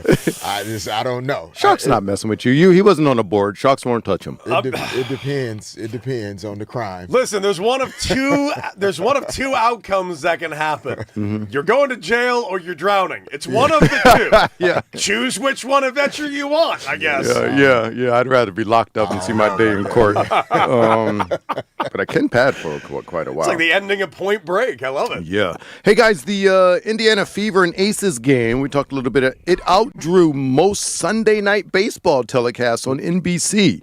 There were only 2 Major League Baseball games that outdrew it, so hit it or quit it on the interest still in Caitlin Clark in the WNBA. Yeah, I think this was a good – I mean, I hit it in terms of the interest, but I think it was a combination of Caitlin Clark and the Fever and the attraction that they are and she is individually, combined with the equity and the value that the Aces have built over the last 3 to 4 seasons. They've won 3 titles in the last 4 years. A'ja Wilson is maybe not as quote-unquote famous in some circles as Caitlin Clark is, but not even she close. Is Yeah, you said the name. If you didn't tell me she played for and I'm not dissing, I'm just saying, I've heard of the name, but I couldn't tell you what team she played for, if that makes sense. Yeah, I'm just trying to be transparent. That's fine. I don't think a lot of people know what team Caitlin Clark plays for, to be honest with you. Oh, they do. Caitlin Clark fans do, right? But not. Yeah. So, but A'ja Wilson is the point I was going to make is she's as impactful or influential of a basketball player as anybody on the planet. People that watch basketball. So I think it's a combination led by, obviously, the interest in Caitlin Clark. I'm going to hit it. I think there's interest in Caitlin Clark, absolutely. I think she is a famous basketball player, but I thought they were also greatly aided by there were no sports on that night at all. Like none. Zero. All sports were shut down. This is the dead week of sports. So giving them all the credit for leading the sports charge in ratings when there were no other sports to watch. It was 2 Major League Baseball games on. That's what it says right here. No. Meaning it beat Sunday Night Ball. There were 2. It beat the old Sunday Night Baseball thing. Yeah, that's what it said. There are no games on. There like were Cody no said, games. but it had more viewers than all but 2 MLB games. Yeah, that was just a little note. Yeah. Yeah. So no, you're right. You're right. They were. Yeah. Yes, They there's seized interest. the moment. I hit it. They seized the moment. There were no sports though to compete though. All right. Hey, speaking of ratings, though, Monday's home run derby, which we enjoyed, at least I definitely enjoyed. Not all of it, but most of it. Right. Okay. Well, it drew just 5.3 million viewers, and that's the lowest in over 20 years. Hit it or quit it on the MLB's All-Star Weekend fish. I hit the home run derby, but I don't. I think the weekdays are tough. That's just me. Yeah. There's a reason why most, I don't want to say most, a lot of major sporting events are on the weekend. I think NCAA March Madness championships are on a Monday night, but it's tough. So I don't know though why. the So numbers are so low. I will quit it because of the reason why I think it's lying. You're right. You're not wrong about the Monday aspect of which is not helpful, but it was also the Netflix of it all. I don't think anyone knew where the hell this was. And the ones that did know where it was, there was a lot of bad faith going towards Netflix after opening day this year. The opening day Netflix thing was a calamity. So those that were very turned off by that didn't want to watch Netflix make a mockery out of the Home Run Derby, of which they tried, didn't succeed because Major League Baseball's Home Run Derby was great, but also I don't think anyone knew where the hell this was being aired. Dude, I was in Vegas watching, so it's just on the TV. I had no idea it was on Netflix. Netflix. I had no idea. And So that's the last place I would have looked for it, by the way. 100%. Last Like, place. if you didn't know, you didn't know. Yeah, dude, stop doing that, guys. You're gonna I don't want to pick up and just guess what app and all that crap. Last thing for me, of course, we got the World Cup final coming up. But Argentina fans, after beating England, they spit and stomped on the UK flag. Hit it or quit it on spitting and stomping on someone else's flag, Fish. Quickly. That's a bit much, in my opinion. I mean, these were just fans that did this, or Yeah, players? just fans, not the players. Yeah, no. Well, fans are going to fans almost. But it's been so nice. The World Cup has been so great through group stage. Now it's just There's, not cute anymore. There is a bit of a history here, like a couple of fairly recent wars. They got history with everybody. Yeah, England definitely does, but this one's a little bit more recent than the other ones, so I think that one's still a little raw for Argentina. Yeah, that's all The right. Falklands War was not that long ago. Yeah, That's true. Yeah, That's true. so- Remember, we'll have Charlie Davies on in about over an hour to preview this game. But Yeah, what do we got absolutely. coming up next, my man? Oh, well, coming up next, ladies and gentlemen, can the Los Angeles Dodgers count on Shohei Ohtani in this next half of the season? Can they expect the pitcher Shohei Ohtani to take them through October? We will discuss on D. Fish and Decker, the new 97.1 The Fan, the voice of LA Sports.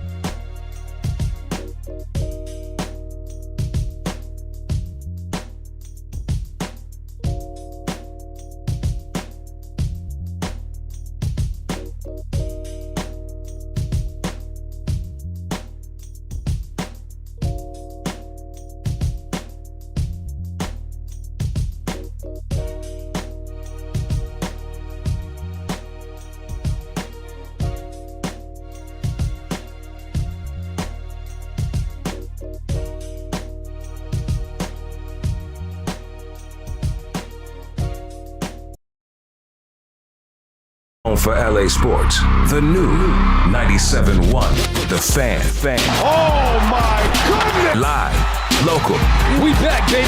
and in your feed. Yeah. Bring your opinions, Shohei Ohtani! bring your love for the game. Join five-time Lakers champion Derek Fisher and the voices connecting LA sports fans every day. The new 97.1 The Fan, the voice of LA sports. Derek, are you excited or a little bit upset that the Lakers are quickly becoming the whitest team in the league? Because Quietly. I not even quietly. I think we it's are, pretty outright. We are, holy God. Like, I don't know if we're playing basketball. I don't know if we're storming the Capitol. Like, I don't know what the Lakers are doing right now, but there's a lot of white. There's a lot of white.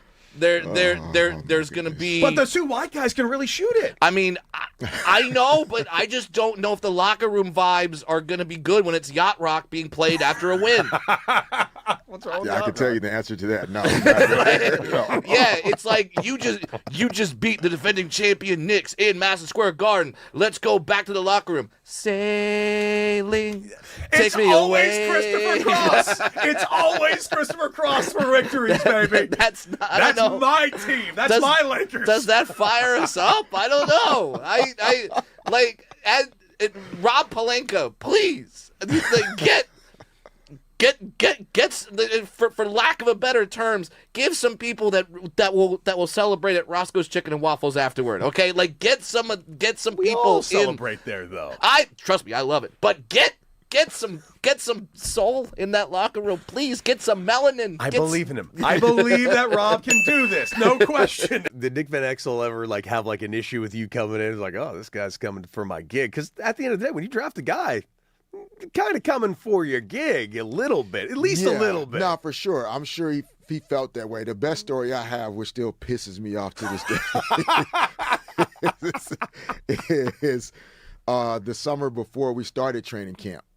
UCLA men's gym over on the UCLA campus is that was the hub and still is in a lot of ways for summer basketball. Oh yeah, great spot over there. Pick-up games, 5-on-5s, all the best guys in the league end up there at some point throughout the summer. And on this day, I go over there to play and compete. And Nick Van Exel's on one team, I'm on another team. But Magic Johnson is there on the sideline, just kind of there. I think he was on one of the teams. I think his team lost, which was almost impossible because Magic was all.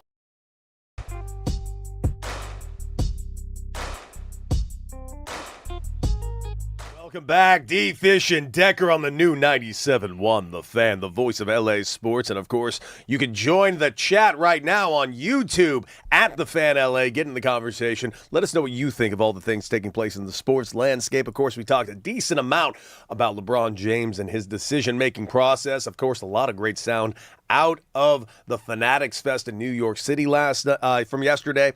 We had Craig Carton on yesterday, who went over there to Fanatics Fest and did his show over there. If you missed that Craig Carton interview yesterday, you can go ahead and check that out on the Odyssey app and take us anywhere you want on the go on the Odyssey app. And earlier on the show, we had former Yankee and Dodger Jim Leyritz on the show. If you missed that, of course, you could also check that out on the Odyssey app. Go ahead and like, share, and subscribe to D. Fish and Decker right there on the new 97.1 The Fan, the voice of LA sports. And guys, we got to talk about them Dodgers. Oh, baby, we got to talk about them Dodgers going into this second half of the season with a few question marks. Now, a couple of good things to look forward to. Congratulations. We spent so much time on this show, D-Fish, talking about the injuries to the pitching staff of the Los Angeles Dodgers. We've known about Tyler Glass now being gone for the majority of the season. Blake Snell's thrown only 3 innings this season. Well, good news first. Blake Snell getting ready to start his rehab assignment in the minor leagues. They are looking to get him to 3 to possibly 4 starts. So we're talking about 3 to 4 weeks before we get a Blake Snell back, looking like we'll have him back in August. But here is the great news. Since that microneedling surgery on his left elbow was done, he gives us a phenomenal quote telling us that he feels no shoulder pain. Now, I know that's kind of weird to hear that he got an elbow surgery and all of a sudden his shoulder isn't hurting for the first time, but that is just pure compensation. He's been dealing with an elbow injury for a while, but no real structural damage, just the loose bodies in his elbow. So they go ahead and get that out. While before he was doing that, kind of putting a little more stress on his shoulder to kind of avoid the elbow pain, and now he causes a shoulder problem. Now, completely freed up, he says. Feels better than he has in 2 years. That is music to the ears of the Los Angeles Dodgers. I mean, as it should be. And it underscores the, in terms of injuries and how the body, kind of loads weight and torque and energy like that. His shoulder was almost becoming more inflamed and problematic. Even though the elbow was where the loose bodies were and where the procedure took place. And so, for his long-term health and his ability to continue to be the guy the Dodgers have invested in the way they have, it's great that his shoulder isn't bothering him as much anymore. And hopefully the 3 to 4 starts over, in the assignment, the rehab assignment, he'll show some flashes of, being able to start to get prepared. I mean, by the time he gets back, I mean, it's go time. Big time. You'll have. They're going to need him 6 to 7 weeks, before you kind of start rolling into late September, early October. And the Dodgers will need all the pitching they can get, in particular, as they continue to navigate how much of a pitching workload do you want to continue to place on Shohei Ohtani. Absolutely, because that's actually the question of the day. What is going to be happening with Shohei Ohtani? Now, we haven't gotten a ton of information during this All-Star break. It's kind of still standing pat the exact same spot it was. As of now, Shohei Ohtani is expected to DH tonight against Garrett Cole and play throughout this series, but no word back exactly of when he's going to be back on the pitching mound. Obviously, his last game, he was scratched. He missed all of All-Star Weekend festivities, of which the National League could have used him. Anybody, because there were only 3 hits in that All-Star game. But listen, he's arguably the best player alive. He's arguably one of the most unique baseball players who's ever lived. And I've said this again, and I'll say it until I'm blue in the face, man. Shohei Ohtani, his value to the Dodgers is staggering on every aspect of his game. None more than him offensively. I know his pitching days will come to an end. But if he's going to if it's a possibility that he can get injured that will affect his offensive prowess for the Dodgers, then frankly, I think those days need to be numbered sooner rather than later. So I think we're going to get plenty more Shohei Ohtani pitching this season and possibly into the next couple of seasons. But I think it's going to be far less than we were expecting. The days of Shohei Ohtani going after a Cy Young, I think will dissipate in this second half. Yeah, that was the part I don't think, him ever pitching should even go away necessarily. Yeah. I think if he's capable. I think that's a significant part of his joy for playing the game and why he embraces being able to do both. But in terms of, like you said, pursuing a Cy Young award and having to pitch, or start 20-plus ball games, that type of workload doesn't really necessarily make sense as he gets into his mid-30s, considering the investment that, he's made in his career, the investment the Dodgers have made. You essentially want him playing until he's 40. So, I don't know if you can do that trying to win the Cy Young and be the MVP of the league at the same time. That's a lot of pressure physically and mentally, to be honest, in particular because the Dodgers play into October so often. So you're also just cutting into some of that off-season rest and recovery. A lot of times you can have some of those minor procedures that can clean things up when you have some extended time to recover. But if you're playing into October, almost November, and the spring training starts in February, you have to start to make some decisions around what you actually can get done in the offseason that won't disrupt your readiness for the upcoming season. And by the way, the Dodgers, I don't even think we're even looking at that right now. Right now, I think they're just looking to get as healthy as they can before October. We had Dave Roberts on the show. He said as much. This team has got such a next man up mentality that they just need to be ready for October, which I totally understand, and I could see we've watched them do it now for 2 straight years.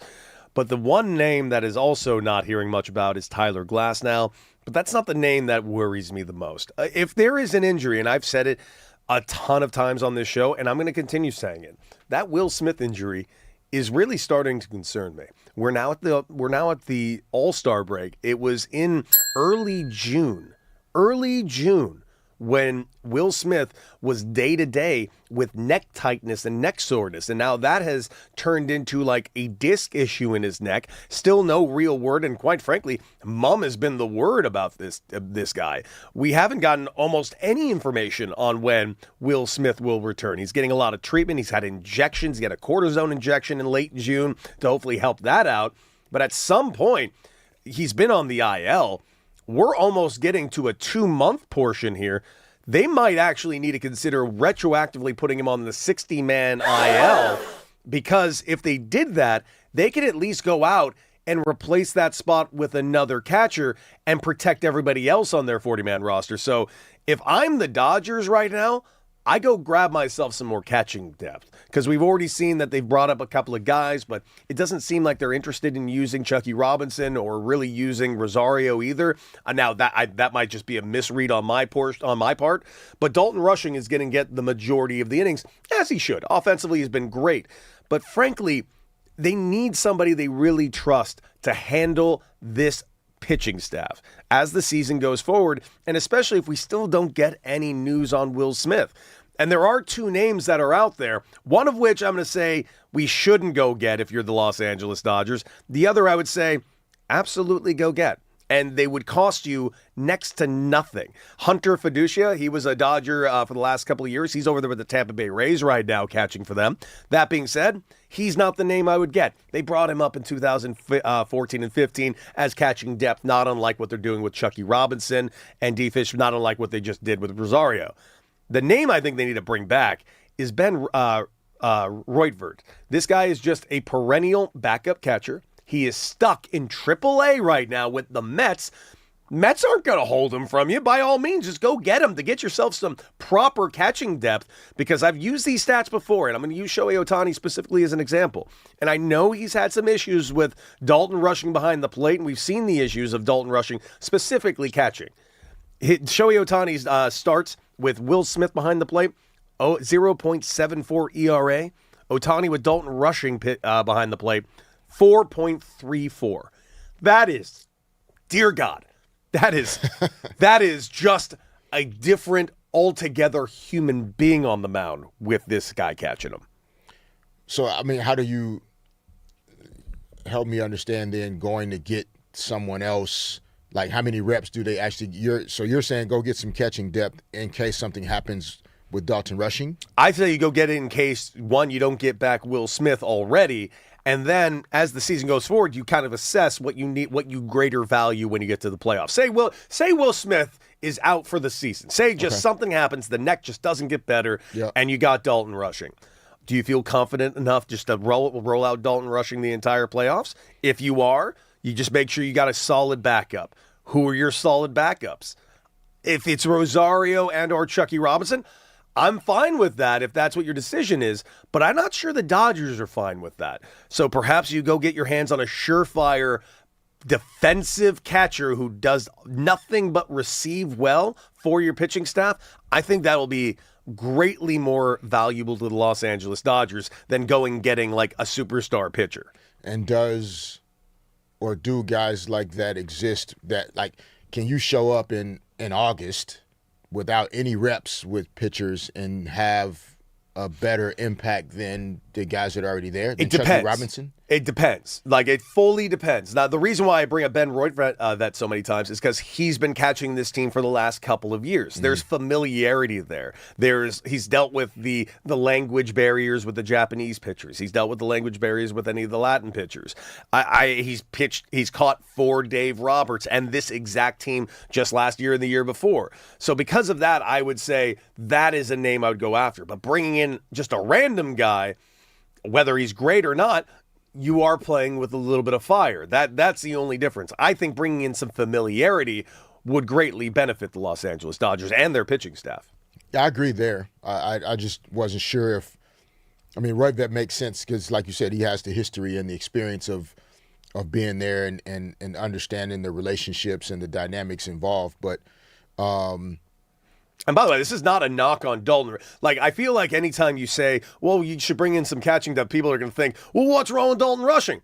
Nothing's wrong with him. I just think, what is more valuable to you? Is the offensive catcher side more valuable, or is the handling of your pitching staff more valuable? For me, I'm leaning towards the handling of the pitching staff. Yeah, and I mean, I tend to agree, better for sure, but I also, you think about even looking back at Dodgers-Yankees as this weekend series approaches, back to the 2024 World Series in Game 5 when the Dodgers won it, some of the fielding errors are what are more costly in postseason games than guys not being able to hit the ball. Yeah. Like you're seeing the best pitching, guys are locked in, they're seeing you multiple times. You're playing the same team for 5 games or 7 games or whatever. So sometimes the bats are not there because the pitching is that dialed in. But the fielding errors, the miscommunications on, the pitcher should be covering first and he doesn't get there. Yeah. The catcher should be the safety valve for a third baseman, whatever, like the things that you much better than I. Those are the more costly mistakes. Big time. A wild pitch or knowing how to time up that short ball in the dirt, that one hopper. Huge. you keep it from getting by, that allows like those are the things that add up. And so I would agree. I think the defensive side of it, the catching side of it, is the more impactful piece to make sure you have locked in for this pitching staff going into the postseason. D-Fish and Decker right here on the new 97.1 The Fan, the voice of LA sports. And D-Fish, I'm glad you mentioned that little thing, that little aspect. This is why I think the Dodgers definitely need another catcher for some depth. You're talking about those extra bases that can happen. I think it goes even further than that. I think it goes all the way down to pitch framing, catching one more strike, getting one more mild borderline call that keeps that guy from trying to challenge the pitch. Just that one change and a shift in an at-bat is huge, and having a surefire receiving catcher is really paramount to that, because in the playoffs, specifically in October, you're right, runs are at such a premium now because pitching is so ridiculous that the one thing you cannot give up is extra bases of any kind, whether it's a pass ball for a guy to get over, whether it's just losing 4 or 5 strike calls because you didn't receive it quite well enough. Those 3 or 4 or 5 strike calls that you missed out on are now balls. Might have led to a walk, might have led to a hit, because now you got to change your pitching structure to this particular hitter, because now instead of a 1-2 count, you got a 2-1 count, or instead of a 2-2 count, you got a 3-1 count, and all of a sudden you're putting more pressure on your guy on the mound because you didn't get that strike call that Dalton Rushing gave up on that just 3 pitches earlier. Huge. I mean, it's, you understand that that framing. And I mean, the framing to me is even after the pitch is already gone. I even from some of the Dalton Rushing, Shohei Ohtani moments, it's also like being in alignment and in sync on the pitches themselves. Mm-hmm. If they're communicating, I guess now it's through an earpiece, or it is through an earpiece. So the catchers now have like an armband on there, and on there is a button sequence where you can pre-program whatever pitches that are coming in, and it says into an earpiece into their ear what it is. Got it. So, like, to me, it's also that, like, even before the framing comes, after you know what pitch is coming, and it seems like some of that disconnect on, like, okay, well, we pre-program, or I'm gonna throw the sweeper. Like, you're telling me to throw something else. It happens. We got a problem here. We get crossed up all the time, and it is not fun, to say the least. By the way, what do you think of this? Manny over here on YouTube says, and he's not a well-liked guy in the locker room, which is a whole different aspect to consider. Now, he's referring to Dalton Rushing. I don't know that fully. Like, that's something that's more speculatory than it is actually outright said. Now, we did play on this show a couple weeks ago a video of Kike Hernandez and another player talking about the one guy they wouldn't want to sit next to on the plane. And yes, there have been aspects where it seems like maybe some of the guys in Dalton Rushing don't mix well together. But I think it would be an overestimation and maybe a little too far to say that he's not well liked in the locker room. I freely admit I don't know whether or not he's liked or not in the locker room. And many players have come out and said very kind things about him. Is he intense? Is he a different cat? Does he probably play with a little too much emotion out there and cause some problems? Yes. Disliked? That's a different direction. Yeah, but that's pro baseball. I don't have to like him at all. That is also true. I played with I won titles with guys I hated. I'm like, what? Like, I don't have to like the guy, and I don't have to like him in the locker room because whatever. Yeah. He farts too much. He doesn't put deodorant on. I had those teammates. Hey, I'm sitting right here, guys. Oh, well, you're in another room. We don't have to worry about it. There are all kind of reasons why you might not like a guy in the locker room, but not liked in terms of being a part of the team and appreciating the value that this player does bring, even though you don't like. I wouldn't sit next to him on the plane or the bus because this guy listens to crazy music, or we have different political views, or we have different religious views. Like, nah, I don't need that energy around me when I'm trying to take a nap on the plane. But if we got to walk into this burning building as baseball players, I know he walking into the building. He is not afraid to walk into the fire. Yes, he would. He absolutely would. I don't mind being a teammate with him, even though I do not like sitting next to this dude. I don't want my locker next to his at all. But this guy will go to war with anybody, anytime, and I like that about him. Yeah, like, how about this? If a Dodgers and a brawl breaks out, I know Dalton Rushing will be out there fighting with my team. I do know that. Now, Did he possibly cause it? There's a good chance he did. But if he didn't cause it, I know he's going to be out there fighting too. So listen, I kind of appreciate Dalton Rushing and what he's been bringing to the table. Not just the on-field play. I'm very appreciative of the on-field play. He's a talented kid, man. He has shown it time and time again that he could really swing it. He's got a couple of walk-off hits this season.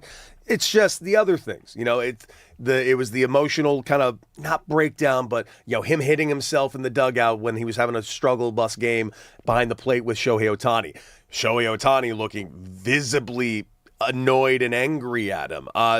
Dave Roberts and Freddie Freeman sitting down with him, chatting him up, kind of getting him to calm down a little bit, which just goes to show the great leadership that is on the Dodgers. I feel like if Dalton Rushing wasn't on the Dodgers, he might not be having the success that he's having because he is surrounded by the pros of pros you could ever dream of having. I would say 100,000% correct, because if he was on some other teams with some less mature guys, it would have been some dugout fights. Guys be sent down to the minors. It'd be a problem. Yeah, for sure. Because, like you said, you can tell that there's definitely been some tension there, whether it's during the game, after the games, in the locker room or whatever.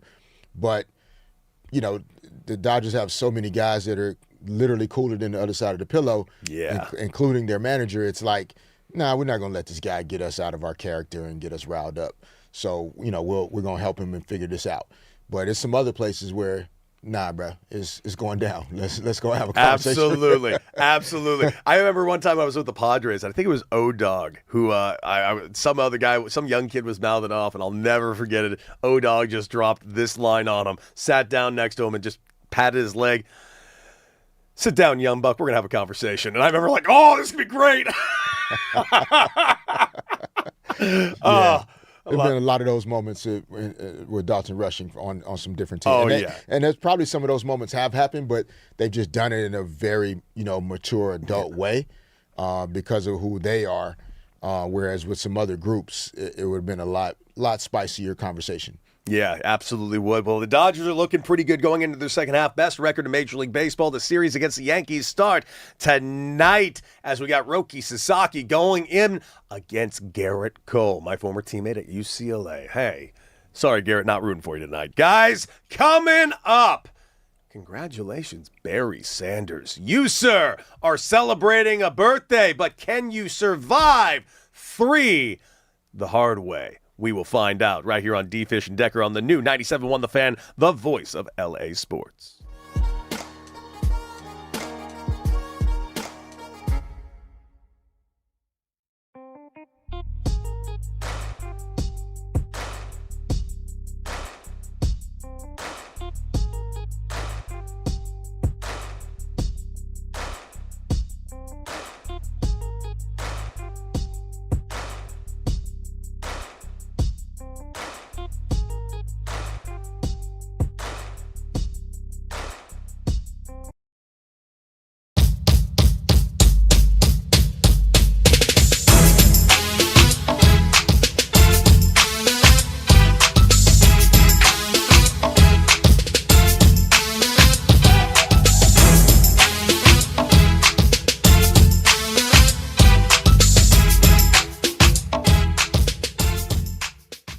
I'm going to give you a movie line from nowhere, and I want you to tell me if you can tell me what movie it's from. Why would your buddy? Why would your dad? Jeez. Because you're good at this stuff. It's a somewhat deep cut. I'll do. Here we go.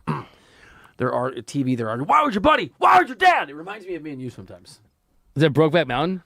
Close. I can't quit you. That's what reminds you. I can't quit you. We're gonna have to have an off-air conversation. Okay, what? Horrible Bosses 2. There we go. This is like Horrible Colleagues 1. It turns out. After I've just finished my 14th season, I've been very lucky and fortunate to win 4 championships. However, that means 10 times I didn't. Exactly. So I've experienced not winning a championship much more than I have. And in saying that, though, I think I'm lucky from the standpoint of I was blessed to win a championship in year 3. Yeah. And so the stress that guys carry throughout the playoffs or the emotions that they may have and not being in it, I don't necessarily have that as much because I'm not. Four. You know, I'm not you've been there, you've chasing done the it. idea of being a champion, and I get it, and I actually feel for guys, but I'm just blessed and lucky, so I can watch it and appreciate it, and appreciate the guys who's like, yo, they're doing it for the first time. Like that's amazing. Okay, so you say that too, and I think the craziest thing about this championship run was all the doubt that the Knicks had. Like up until Game 5, people were still doubting them. But you've been there, and you know what it takes to win a championship and being part of a championship team. There's kind of like this feel amongst the guys where you're like, oh, we got this. We know we're going to do this. At what point did you see that and notice that and kind of get that feeling like, okay, the Knicks have the it factor? So they had the Atlanta series where they struggled for a couple games, and then they figured it out. Yeah. And then they started rolling, like completely rolling from that point Yeah. on. And after a while, I would say their second round series versus Philly, Yeah. you knew Philly couldn't do anything, right? Yeah. Then you saw them play the Cavs, and it was like, man, they've struck like this lightning in a bottle. Like, you know Yeah. when it happens, and you can just see it like, oh, no, something's brewing Yeah. with them that's different. And, yeah, they found it. But, you know, I find this thing interesting because, to your point, you said you've been in it where people doubted you. Oh, yeah. And the reality is we all get mad when people doubt us. Yeah. And then we win it and we're like, yeah, you shouldn't have doubted me. But the reality is, you never won before. They should doubt us. Yeah. As an athlete, the competitive fire burning inside of you, you use the doubt as fuel. Uh-huh. But the reality is, if you're the crazy one, if you think you shouldn't be doubted, you haven't done it. And I was the crazy one before as well. Like, no, don't doubt me. What's wrong with you? Yeah. But I love it. it's nothing like proving them wrong. Be sure to check out the Draymond Green Show, proud member of the Odyssey family. So you have been a part of some of the most talented rosters ever assembled in the NBA. And you look at the Knicks, you got Jalen Brunson, you have Cat, but that is a team that may not necessarily be star-driven. Does the Knicks winning lead you to believe that maybe there's a shift in what roster construction looks like going forward? There's definitely a shift in roster construction. And even before them winning it, you can see the shift. You know, it's athletic guys. It's a lot of size. It's everyone being able to make a play, not just one or two guys being able to make a play. Being able to what will always be important is having a roster makeup to where you can put out multiple different types of lineups, because different series are going to call for different lineups. And if you're not capable of putting a certain lineup at a certain time, that's going to cost you the series, and that's going to stop your run. And so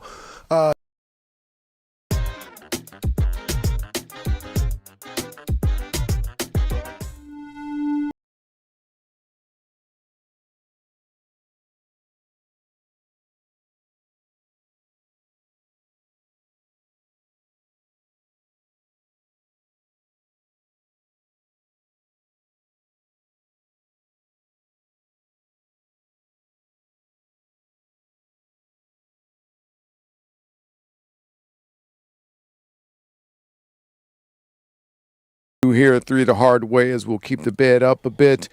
Guys, it's the birthday of a great running back, Barry Sanders. His birthday this week, today, yesterday, one of those 2 days. But it got me to thinking of a 3 the hard way. One of the great debates you can have in sports, especially NFL, are running backs. Oh, yeah. So the greatest. So we're going to do this with the 16-game schedule pretty much. I'm not going to go back to Jim Brown's days, because I could easily sit here and argue why he's the greatest, because he only played in 14 game or 12 and 14 weeks a season, and obviously retired early. But guys, I'm going to give you 4 names. You got to come up with 3 the hard way. Of course, Barry Sanders, Walter Payton, Adrian Peterson, and Emmitt Smith, who, of course, is the rushing champion. And before everyone says anything, and we have to leave one of these guys out. You got to leave one of them out. So, Fish, who is first on your list that is in? First on your list that is in. When I was an addicted Cowboys fan. Emmitt Smith, for me, in terms of me personally, is number 22. That's number one for me, just in my heart. Okay. I'm going with Emmitt. Emmitt's in number one for you, Cody. I'm gonna pull a D-fish right here. The reason why we're doing this. The reason why we're doing this list right now is because of Barry Sanders, a guy that's universally looked at as the greatest running back of all time, who also retired early and was a part of the Detroit Lions during that Detroit Lions era. Yep. He was the only great thing to come out of the Detroit Lions up until recently. So absolutely, Barry Sanders on the list, not getting out of this three-way. Next on your list, Fish. 3 the hard way, of course. So we got 4 running backs. Only 3 can stay. I'm gonna do a third person. You know, the reason why we're doing this. So Barry's on Barry this list. Sanders, yeah, Barry Sanders is 2. All right, so Emmitt Smith and Barry Sanders are safe for Mr. Fisher. That means you got to leave off either Adrian Peterson or Walter Payton. Ooh, boy, that's coming up. That's coming up right now. Are you, Cody, on your list? Who's I'm safe? telling you right now, I ain't leaving off Walter Payton. No. Sweetness, never die easy, 9-time Pro Bowler. Never dipped out of bounds. MVP. Was also universally known as the single best blocking running back as well. Just an all-around everything. And now let's also just touch on the things off the field. The Walter Payton Man of the Year Award exists because Walter Payton is who he is and everything he's done off the field. But if we're just only on the field only, great. He's still on the list. He's one of the greatest of all time, if not the greatest of all time. All right, so here we go. So Derek Fisher, 3 the hard way. We're picking out of Barry Sanders, Walter Payton, Adrian Peterson, and Emmitt Smith.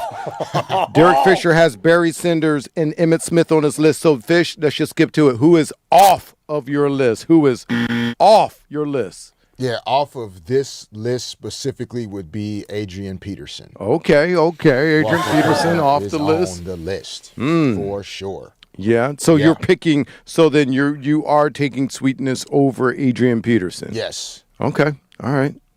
I'm left in a position where I have to pick Adrian Peterson or Emmitt Smith. The all-time rushing leader, by the way. He is. That is true. These are factual. I'm taking Adrian Peterson, and I'll tell you why. Adrian Peterson is the only man in the last 20-plus years to win an MVP as a running back. And in the early 2000s, the MVP trophy has been turned into simply this, a quarterback award. Adrian Peterson is the only running back in this modern era to be so dominant that they gave him the quarterback award. Adrian Peterson is, in my opinion, during my lifetime in the past 20 years, the best running back I have seen. Were there occasionally fumble issues? Sure. Yeah. But at the end of the day, this guy was a one-man wrecking crew. Adrian Peterson's on my list. All right. Sorry, Emmitt Smith. Love you to death, but not today. So 3 the hard way. Just to summarize this, 3 the hard way. I got 4 all-time running backs. Barry Sanders, Walter Payton, Adrian Peterson, Emmitt Smith. Derek Fisher leads off Adrian Peterson. And 3 the hard way for Cody Decker. Emmitt Smith, the all-time rushing leader, is gone. I did it. He does not I have did him. it. Okay. I did it. I left him off. You know why? Why? Those teams could have won without him. Those teams are so ridiculous. Yeah, but what happened when he said out? Nope. They could have won without him. Well, listen, let me give you a history Cowboys. Let me give you a history lesson.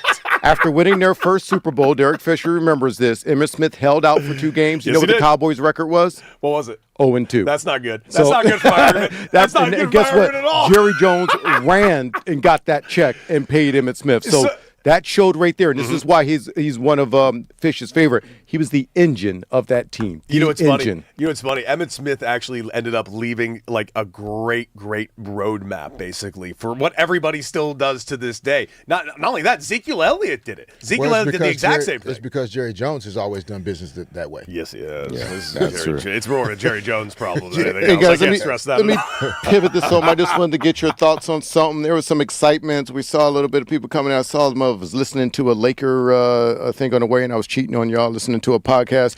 People are excited about the Lakers being 4-0 in the Summer League, and they're the only undefeated team, the best point differential in the league. So, Fish, having participated in this and being around it much, like, what does this mean? Should Laker fans be excited? I know it's only summer league. I know a lot of these cats ain't going to make the 14-man roster, but what is there any optimism for the Lakers based off of 4-0 summer league?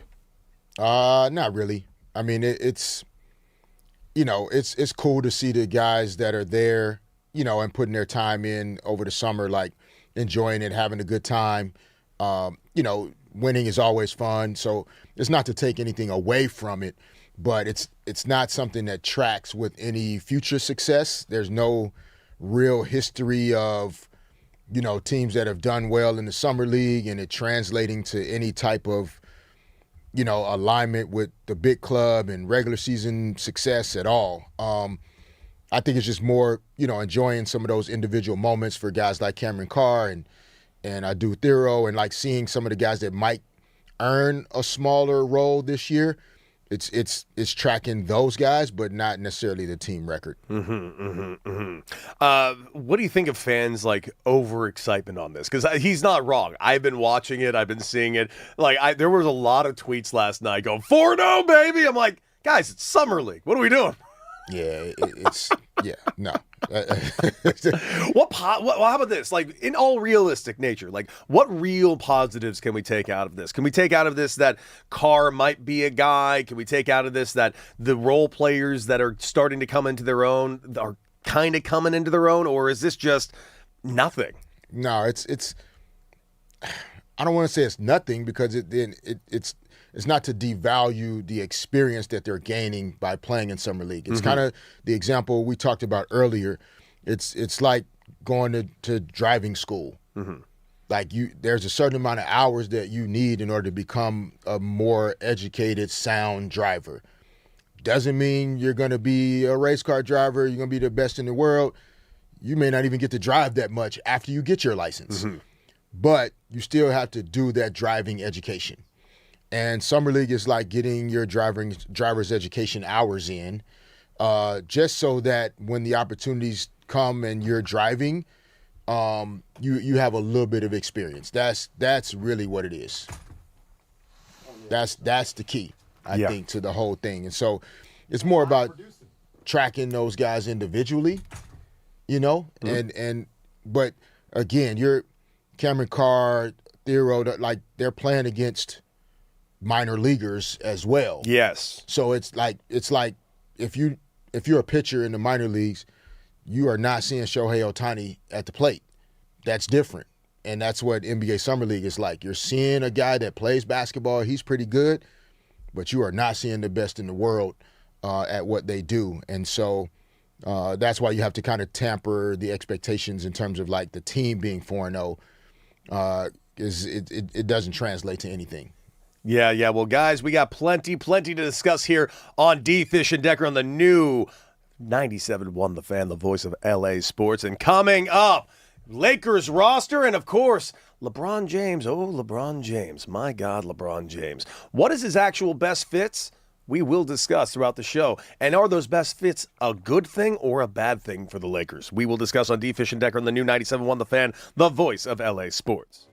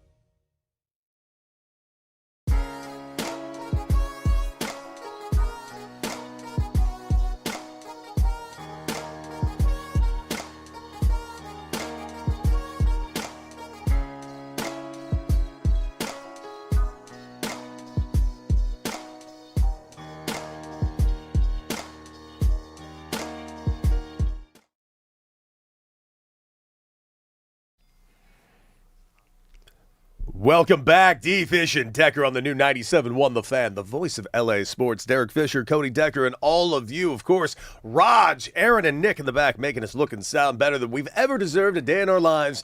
And you can see the fruits of their labor if you check us out on YouTube right now at The Fan LA. Get in the chat and join the conversation. And listen, we're going to keep the chat going about the Lakers right now because the Lakers have a new look to their organization as we currently stand. And man, it is a good look. This team does look fantastic. A lot of work that had been done, an outrageous amount of surgery done to this team during the offseason. And it seems like we got a new look team in almost every single direction, D-Fish. But the question of the day is a little unique. Simply this: are we better off now than we were last year? Because this was a really, really good team last year, especially when they were all healthy. We saw what we finally saw, I should really say, what they were really capable of as a full, complete unit for about 1.5 months, from the end of February till the end of March. These guys were running on every possible cylinder, and man, did they look good. To the point where we were realistically talking about the Lakers making a real run to the finals because they were in that third spot, and they didn't just look like kind of a 3. They looked like they could challenge the 2 or 1. And then, of course, all the injuries happen. So now looking at this new team and all the moves that have been made, the Walker Kesslers of the world, the Mamus of the world, the Sextons of the world, the Kevon Looneys of the world, the Grimes of the world. This is a brand new looking team to be paired along with Austin Reeves and Luka Doncic. But D-Fish, the question, is it better than what we just had? I don't know if it's better, different. And I will say this too. I mean, fans may have been excited about the potential of last year's team going in. I mean, that April 2nd matchup at Oklahoma City was like a lot of people in the basketball world had that game circled. Yeah. Because the Lakers had been playing so well that like there was a conversation that was beginning around like, can they actually contend in the West? I think that game, especially with the injuries, but even before, kind of, took everybody back to reality in terms of, there's a gap there between OKC, San Antonio, everybody else. And so, I think this group, in terms of this season, I don't know if it's better, but it's better equipped. Okay. And when right? you say better equipped, what do you mean by that? So in terms of like the tools that in order to win at a high level in the NBA now, like you need a certain level of depth, not just positionally, but in terms of like defensive versatility in particular. Multiple guys that can like really put pressure on the basketball, multiple guys that can scramble and rotate defensively. And if somebody gets beat on a drive, a teammate's coming up, sliding over to help and stop the ball, and then guys are scrambling around it on the outside. Mm-hmm. And there's a dynamic, athletic energy to like how the team can play defense and rebound and attack the offensive glass, like all of these intangible things that don't necessarily show up in the stat sheet. I think the Lakers have more guys that can do more of those things, even though whenever you lose a guy like LeBron, of course, but also like Rui Hachimura had a career year in terms of just sure did him shooting the basketball. Luke Kennard shot the ball great. Marcus Smart impacted this team in terms of plus minus and net ratings and like. So I mean, they lost some guys that I mean they lost a lot. Hell, you didn't even really mention how losing LeBron James does to this team. Yeah, it was. I mean, like obviously LeBron is the focal point of the loss, but those 4 guys that I just mentioned, LeBron, Luke Kennard, Rui Hachimura, Marcus Smart, all 4 of those guys tremendously impacted the Lakers roster last year. Yeah. So I can't say they're better necessarily, but out of those 4 guys even that I mentioned, LeBron, Rui, Luke Kennard, those 3 guys from a defensive athleticism and versatility perspective weren't as dynamic as Quentin Grimes, Colin Sexton.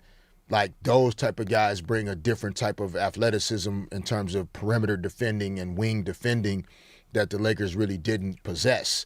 It's why Jared Vanderbilt was still vital, but then at times, because he didn't stretch the floor offensively, it was hard for him to find a consistent role. Jake LaRavia is the guy that I think played all 82 games and played about 28 to 30 minutes a game, but it was because he provided some balance between offense and defense. But even at times, like offensively, he didn't really impact the game as much. And so a guy like Mamu and Sexton and Grimes, and then, Zaire Williams was also added. Like, those guys can do some things offensively, but then there's also a length and an athleticism on the defensive end that at times the Lakers were missing. And so surrounding Luka and Austin and Walker Kessler, those three guys are probably going to be on the court 90% of the time, assuming they're healthy. So those other two spots, you need speed, athleticism, quickness, toughness, and I think the Lakers added a couple guys that can help with that. And then in addition to, Thero, Bronny, there'll be some other guys that still can compete for some additional minutes as well.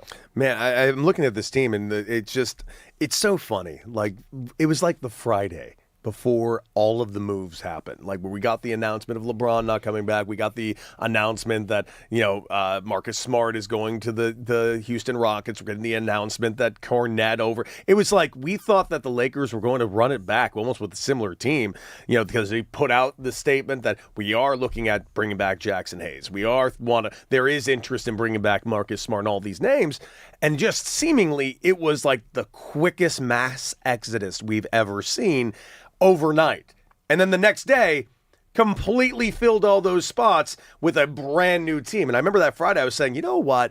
I would be kind of comfortable with just straight out running it back with the exact same team because of what we saw during that March.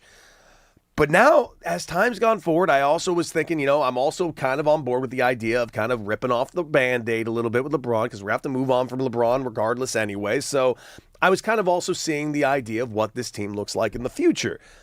And I have to say, I'm really excited to see what this team can bring to the table. And I'm not saying this because he's very tall and we spent a ton of money on him. I'm really interested to see what Walker Kessler brings to this team. Yeah, it's a different group. And so that mass exodus is, it's a combination of things. There was a certain order to how things were going to play out. Clearly, the Lakers were working on the Walker Kessler conversation. And in free agency, because all those guys you mentioned were free agents, and then Marcus Smart obviously had a decision to make around the team option. In free agency, you get a sense of like who's actually interested and who's not, who's really serious about signing you or re-signing you, or who's not. And so as soon as, Kennard, Rui, even with Marcus Smart having the team option, the Lakers not engaging in any type of extension talks or anything in terms of beyond that option, I think Marcus Smart actually, maybe he had a player option. He had a player option. Yeah, he declined that's what it. it was. But we were still thinking, he's declining it to get some more money from the Lakers. Right. And then right out the gate, boom, Houston Rockets. Yeah, but it's he got the sense that there wasn't a longer term future here. And so some of those decisions that happened for those guys were because they could read the writing on the wall, that they weren't being prioritized in returning. So, okay, I had to go make sure there's some money on the table for me to sign somewhere else. Yeah. Luke Kennard to Phoenix, Marcus Smart to Houston. Ruiz came a little later because guys that play the forward position, like LeBron still has that market cornered. There's still some other guys that haven't even been able to sign until LeBron makes a decision. But yeah, the Walker Kessler piece as well, like that was really the big decision in terms of like the Lakers cap space was focused there. So there weren't too many decisions they could make until they got that figured out. But yeah, this group is younger in a lot of ways, more dynamic, more versatile. There's additional ball handling and playmaking outside of, like, the previous team was so heavily constructed around LeBron, Austin, and Luka's ability to make plays with the basketball, that there weren't other guys that could go make a play with the basketball if something happened.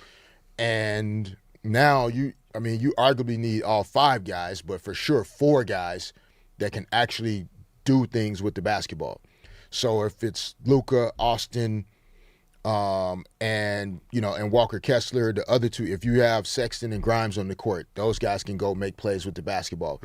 Mamushkelashvili is 6'9", and lefty, but versatile enough to be able to make good decisions with the basketball. And so all of a sudden now, Luka and Austin are going to have the highest usage rate. But then when a double team hits and the ball starts moving around, Rui was a catch and shoot guy, 1-2 dribble pull up in the mid range. Luke Kennard, catch and shoot guy, 1-2 dribbles. He could make some plays. But to have 4 guys on the court that can all operate in pick and roll even, like it allows the coaching staff to actually explore a little bit more offensively. And ideally, at times you want Luka to be able to go stand in the corner and wait for the ball to come to him, as opposed to him always having to initiate the offense and have all 5 sets of eyes on him at all times. So the team is just, it's a more dynamic team. Better, we'll have to see. We really will. But they are better equipped to do all the things you need done. Absolutely. Well, Raj, we got a poll going on right now on YouTube, and you can follow these polls, of course, right now at The Fan LA. Raj, give us the results of what the question was. Well, I'm going to go to the man that can out-hit you. That's right, Nick the Quick. What you got on the poll? What is it, and where are we at? A poll that is up is, where will LeBron James sign? And the voters are in on Golden State with 46%, Cleveland at 36%, and Philly at 18%. And then Miami has 0%. Man, not far off from where the Kalshi odds currently are, too. Man, that's quite amazing. And also really got to hand it over to Nick right there, Nick the Quick, with an amazing camera angle as he adjusted mid-sentence. Well done, Nick. Guys, we're going to take – oh, no, we still got a little bit more time. Hey, real quick, D-Fish, before we take this break. You mentioned earlier in the week, hey, man, how you think that J.J. Redick would like coaching this team? Which one of these two teams would you like to coach more? Because I know you'd like to coach either of them. But, if you had these two rosters, which one would you have more fun with? That's a good question. You need teams that are just versatile, that can have, kind of similar to baseball, multiple guys that can do different things. I think this team probably is a little bit more versatile and dynamic. There's a bunch of different lineups they'll be able to use. They can play small, they can play big. This team probably would be more fun, I guess, to coach, but I mean, can't go wrong either way, though. Guys, we're going to take a quick little break. Where is LeBron going? Well, let's hear from the man himself and some other people as well at Fanatics Fest yesterday. LeBron's been talking. We will discuss on D-Fish and Decker on the new 97.1 The Fan, the voice of LA sports.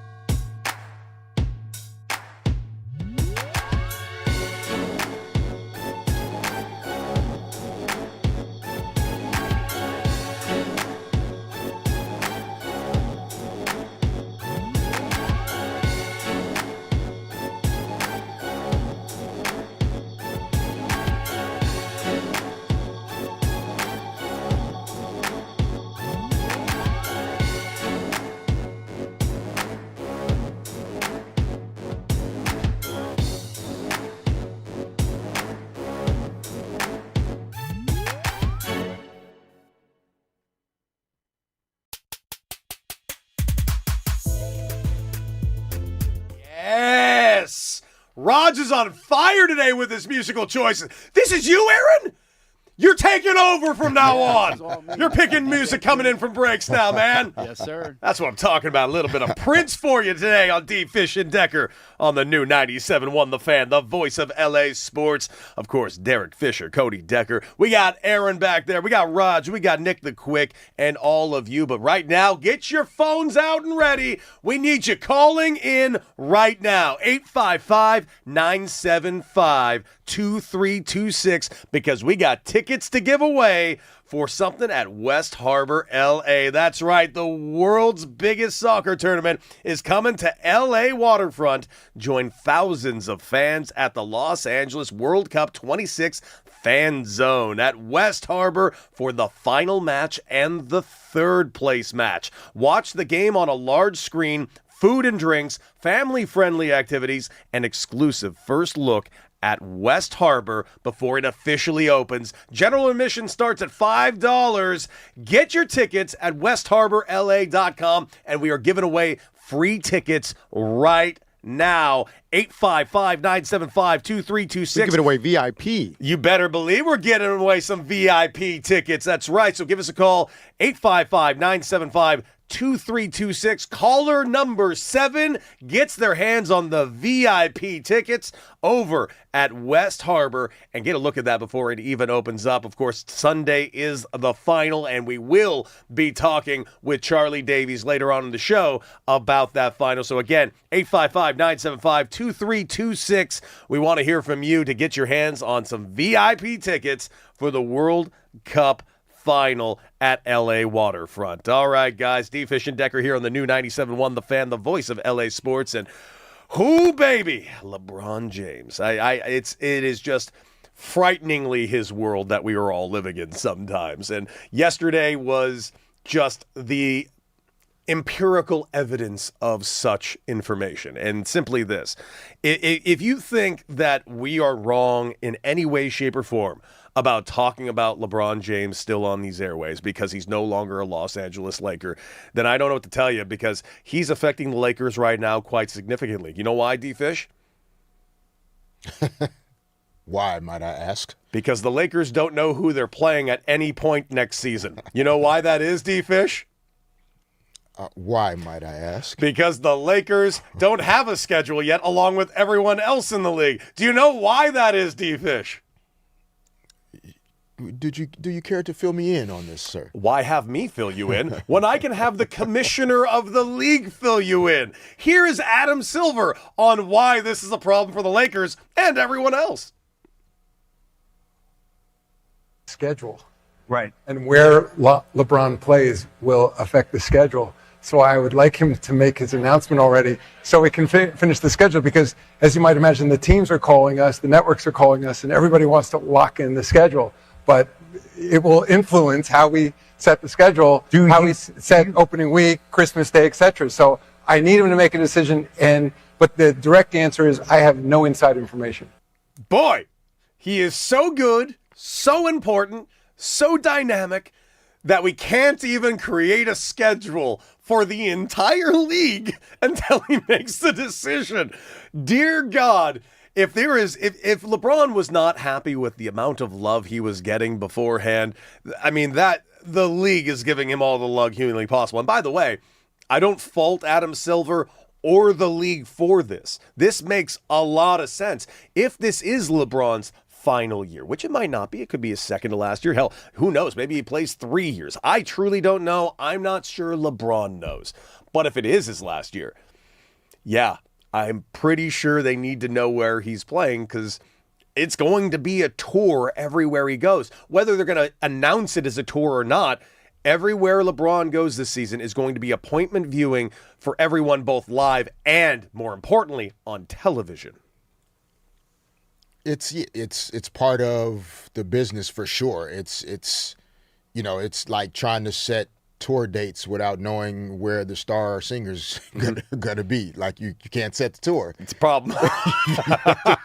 So it's like, oh, the Supremes getting back together or go on tour? Yes. Is Diana Ross signed? No. Well, then don't put out the schedule. Correct. So it'll be clear in a matter of time. But what's interesting though is, again, I mean, the Lakers brand is the Lakers brand, but there's a good possibility that depending on where he chooses to play, the team he's on plays on national TV more times than the Lakers do. Think about that. That's ridiculous. I mean, it's just true though. Right. It is. It's flat out true. It's the teams are the brands. We're fans of teams. We have our favorites, etc. But LeBron is also a brand. But yeah, but fans started traveling with their players many years ago. This is not new. And so if you're a LeBron hater, if you're a LeBron fan, like, none of that really changes based on where he plays. So if you're a fan, you're following him, you're going with that team. If you're a guy like LeBron that kind of drives the entire market, like, you bring all of that with you wherever you go. So if you think if he goes to Philly, they're not going to have the most nationally televised game, yep. If he goes back to Miami, yep. If he goes to Cleveland, yep. If he goes to the Warriors, yep.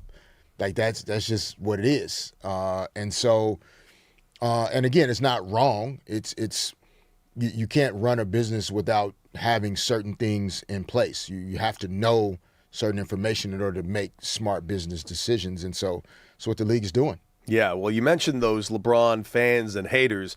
LeBron actually kind of touched on his haters a little bit, and I think it's very important that we hear LeBron, because he doesn't really, to LeBron's credit, like, I really do think LeBron gets gotten on by a lot of people because, he's doing this podcast with JJ Redick. Oh, Rich Paul's now doing a podcast, yada, yada, yada.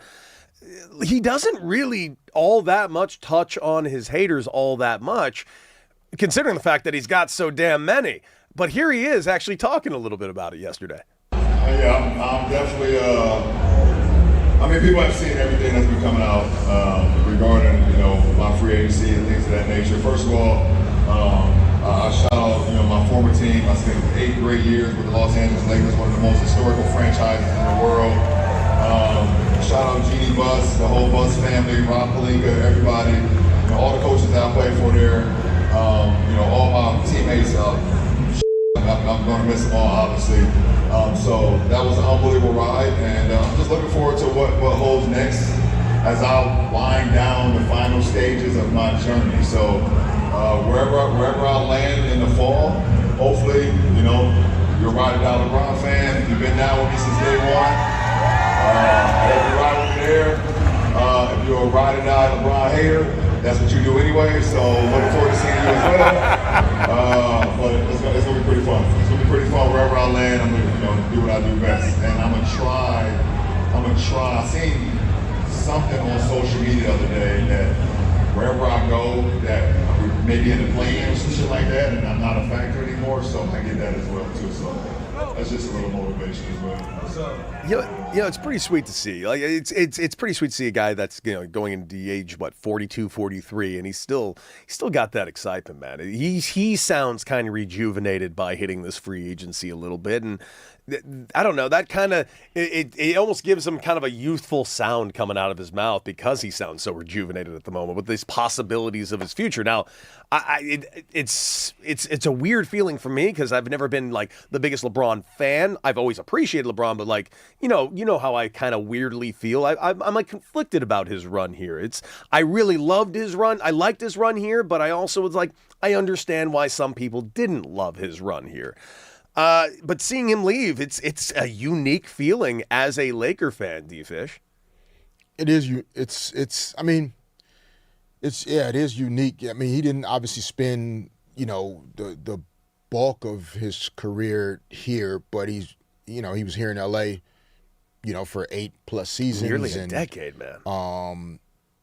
6 trips to the playoffs and a run to the finals and the Western Conference Finals a couple times. And so he was impactful for sure, in a positive way, which is, it's still been interesting to, kind of hear the celebration of the departure as though it's been all bad. Yeah, they're celebrating like "Ding Dong, the witch is dead" type of stuff, which I don't get that even a little. Like that's where everyone loses me. I was more interested in moving on from LeBron just because we need to eventually, anyways. That was more my thought process. But I told you I'd be more than happy if LeBron came back for another year or two with the Lakers. Yeah, if that chapter is closed, I guess. But you're right about. Yeah, I think there's we all kind of have that part of us that, like, when new challenges and new opportunities and things that are before us, it lights up different parts of our brain again, and so I think LeBron is in that place where, the conversations and the possibilities around where he's going to end up, what that team looks like, the problems they're going to have to solve, the way he's going to have to figure out how to fit into the team. That's probably a big part of what he's doing as well. He's probably watching a ton of film, probably getting a ton of analytical breakdown and just information about the roster that he would be going into. How do I best fit in? Where could we be successful? How did this team match up against, the best teams in their respective conferences? And then ultimately, again, I know we've talked a little bit earlier about the family piece of it as well. Mm-hmm. That's a big part of this process for him, as he's so eloquently spoke of himself. So, when you consider all of those things, it's not as easy to just make a random decision. There's a lot more to it for him, especially than most guys that are free agents. Well, you mentioned that family portion. You played the clip earlier, but I'll play it again for those of you that did not hear it.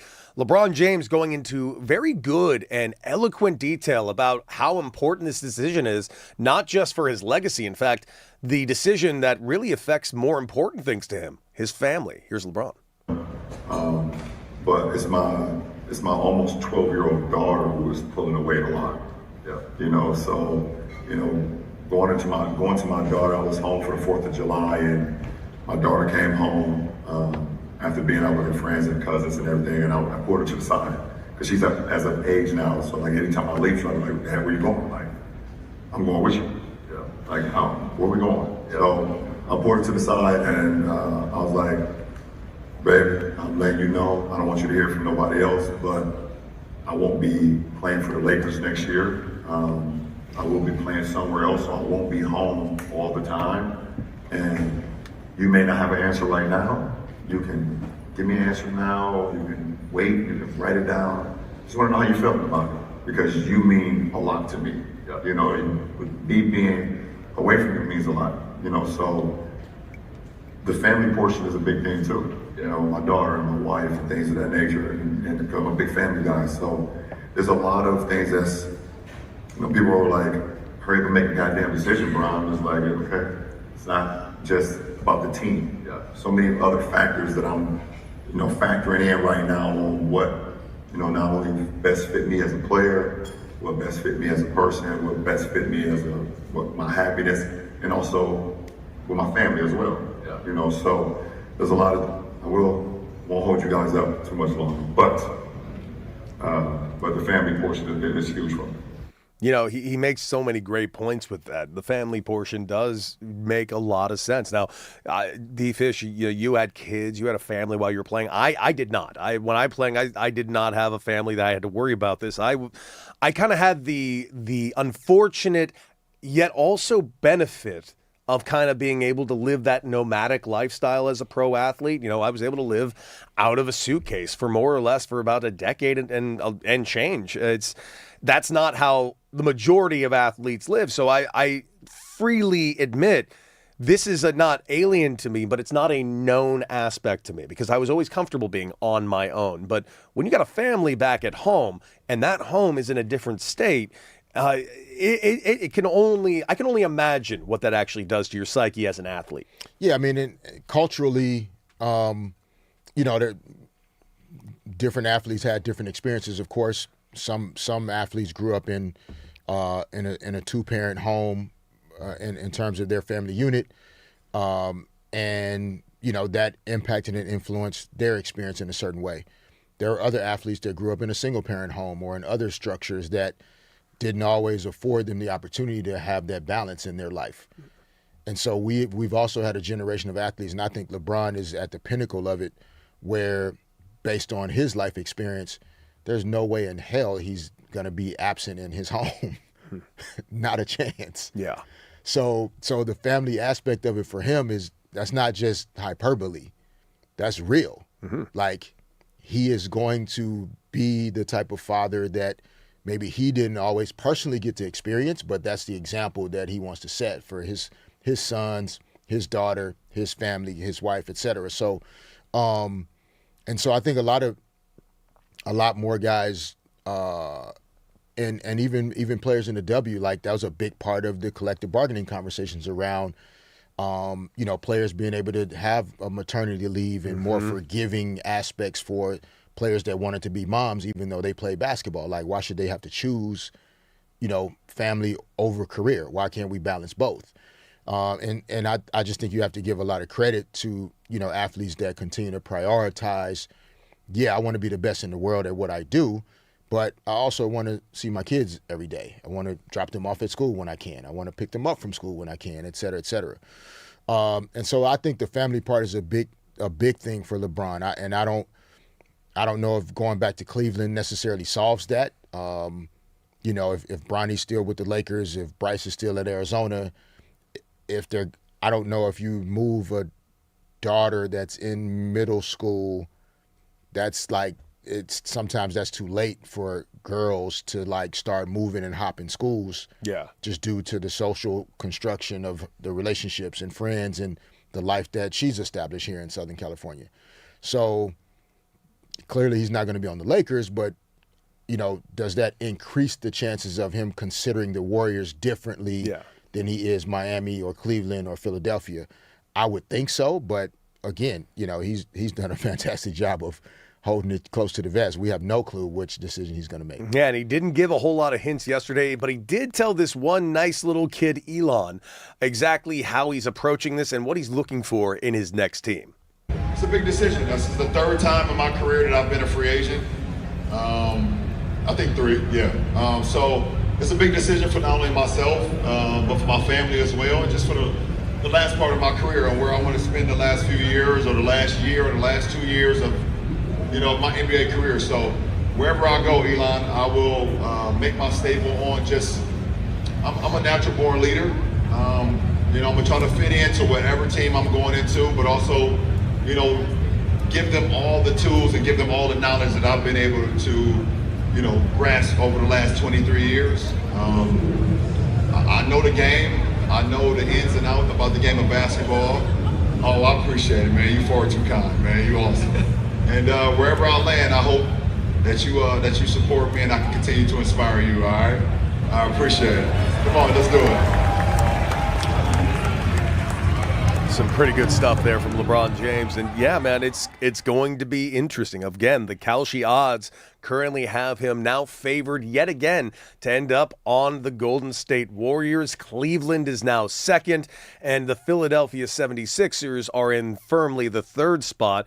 But there is another team, there are reports out there, that would be the best fit for LeBron James. And there's a few articles that are really saying that would also be a horrible thorn in the side of the Lakers if he ended up choosing a team that's no longer on those gambling lists, but the Minnesota Timberwolves seem to be on the minds of a lot of basketball heads, saying this is a perfect place for him to kind of fill in. And I think it was described as they have a LeBron-sized hole in that roster. What are your thoughts of the idea that the Timberwolves should get involved with this? Financially, I think we've kind of solved that part of the conversation. Like, at this point, I think LeBron is, going to end up playing for the veterans minimum or a number that, is accessible for any team he wants to go to. Seems kind of a downside for his waiting, right? Yeah. Yeah. Which I don't think he was ever motivated by in the first place. All the conversation here in LA around him needing to take a pay cut, and that's why that was just talk. Yeah, whether sure, like, again, every team could use the things that he still does really, really well at 42 years old going into season number 24. You know, the versatility, the basketball IQ. You know, Minnesota traded away a lot of front court size with Naz Reid and Julius Randle. So they're smaller and more versatile in terms of their guards and wings, but they're missing a little bit of just strength and power that LeBron could bring for sure. Yeah. You know, but again, when you have a star on the rise like an Anthony Edwards, you just have to be mindful of, like, LeBron is the star. And so they just traded for LaMelo Ball. And so those two guys need to take control and command of that locker room, that roster, and bringing a guy in like LeBron could not mess it up, but just delay some of the maturity and growth that needs to happen. He could help them, not saying he wouldn't, but you just have to be mindful of it as an organization. You know, you don't want to stymie, you know, young leaders that need to take a step forward in a certain way. And so we'll have to see. I mean, the roster-wise, it could make sense, but it would probably be like the most random destination out of it in terms of LeBron's, from his perspective. Oh, it would definitely be random. That and like the Nuggets would just be like completely out of nowhere. But listen, we are going to get an answer soon. He said it out of his mouth. He's not going to hold us up for much longer. So hopefully by next week, we got a pretty good idea where LeBron James is going. But right now, taking a quick little break, and coming up, ladies and gentlemen, we have gotten there. It's been a full month of incredible soccer action throughout the United States, Mexico, and Canada, and we have finally reached the finals. This Sunday, Spain versus Argentina, and who better to come on and preview the show and kind of highlight everything that we've had a chance to see thus far in this last month. The one and only Charlie Davies joins us live to talk about all things World Cup right here on D. Fish and Decker on the new 97.1 The Fan, the voice of LA sports.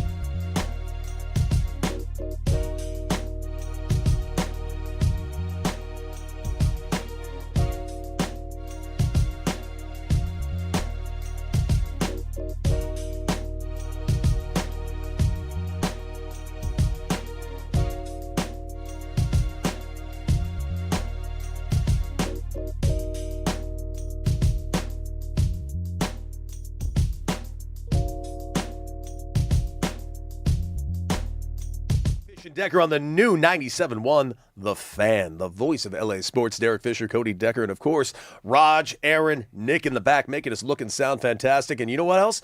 You can also take a look at us right now on YouTube at The Fan LA. And you know what else you can take a look at right now?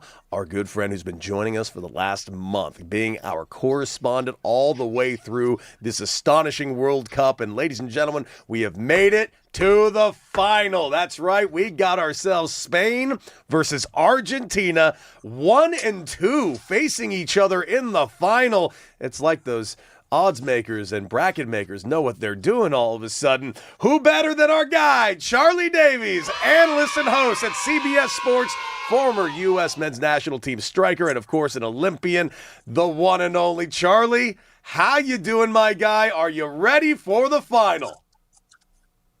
I'm ready. I'm born ready for this. I mean, this is the first time that we're getting the official 1 and number 2 teams in the world to play against each other in the World Cup final. So think about that.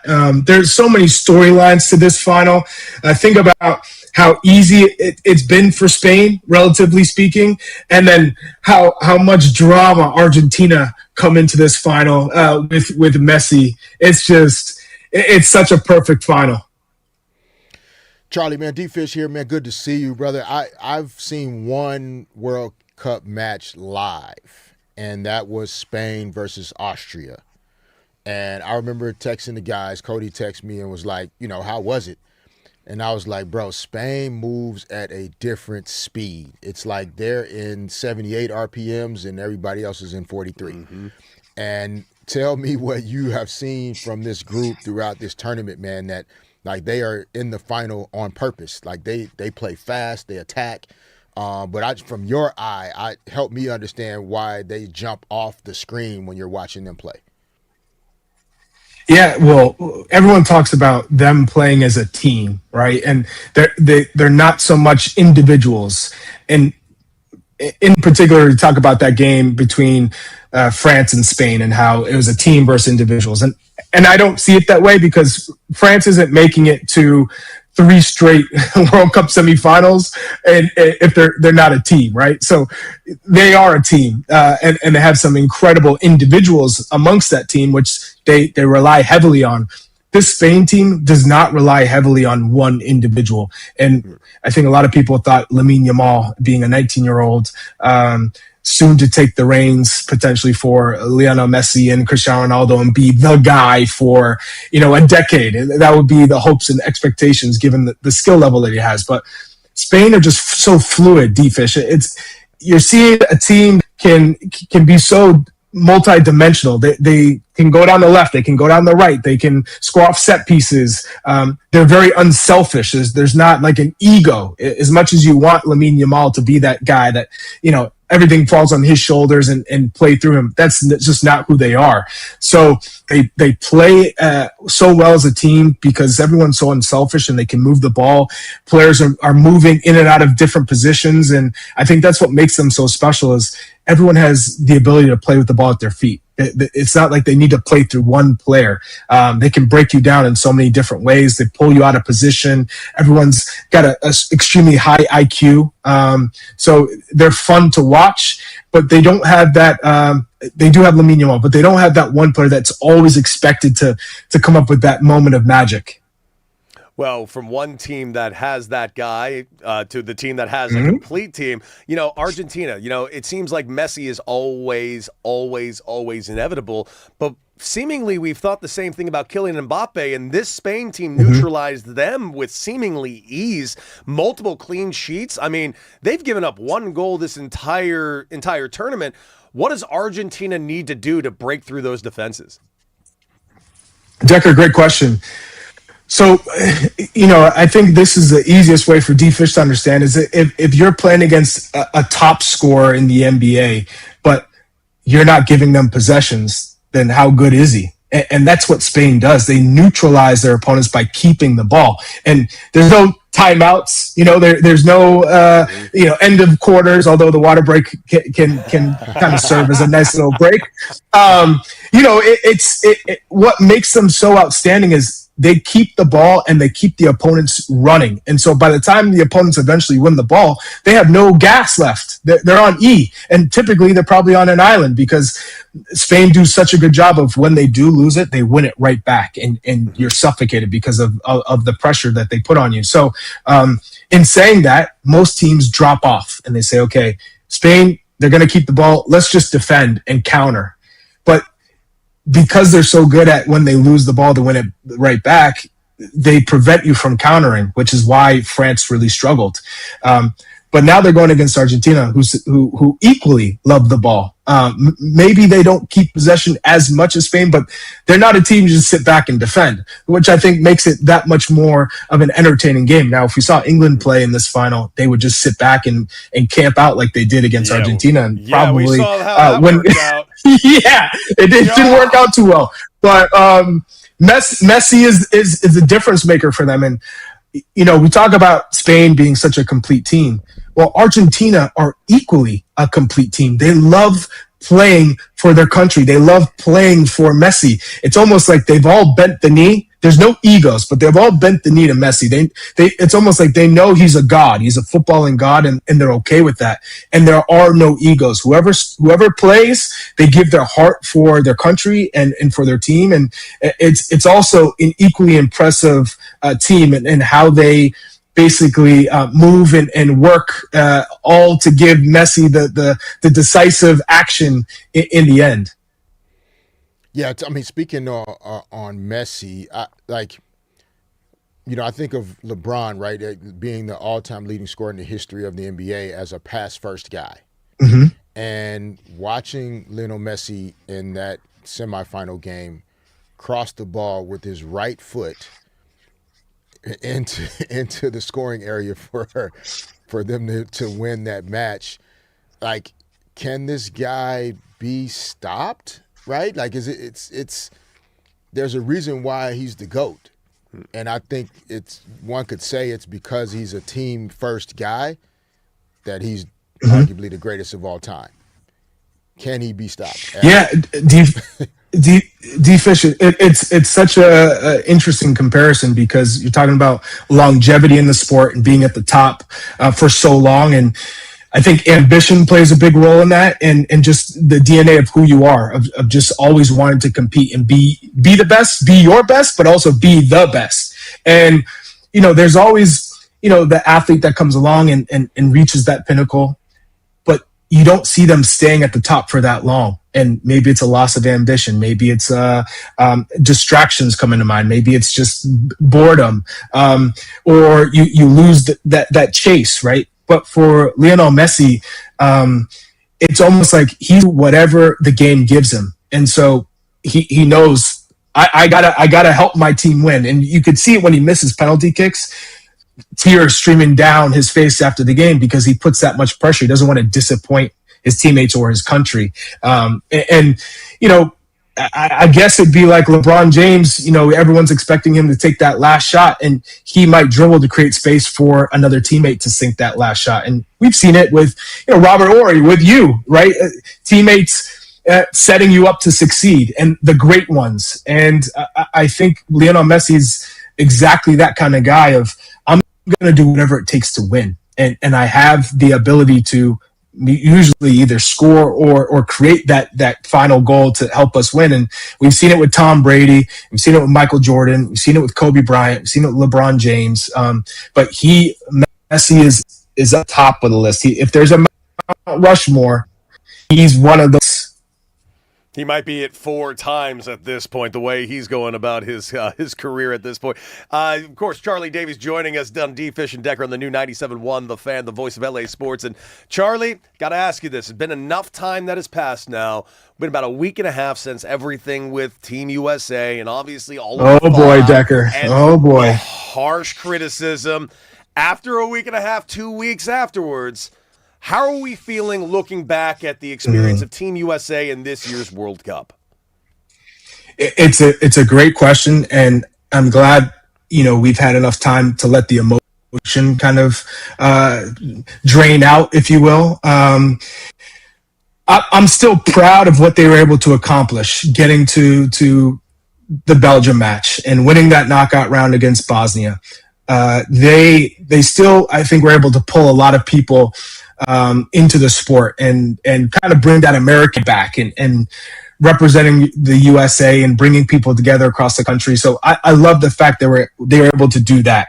But it's still disappointing to see that when they got to that pivotal match that I think would have took the sport and the national team to another stratosphere, for them to just fall flat. And it wasn't just one player, right? It was the entire team didn't bring it. And, we look at England, right? And the coaching decision that Thomas Tuchel made to kind of go into a defensive fort and a bunker, which absolutely backfired.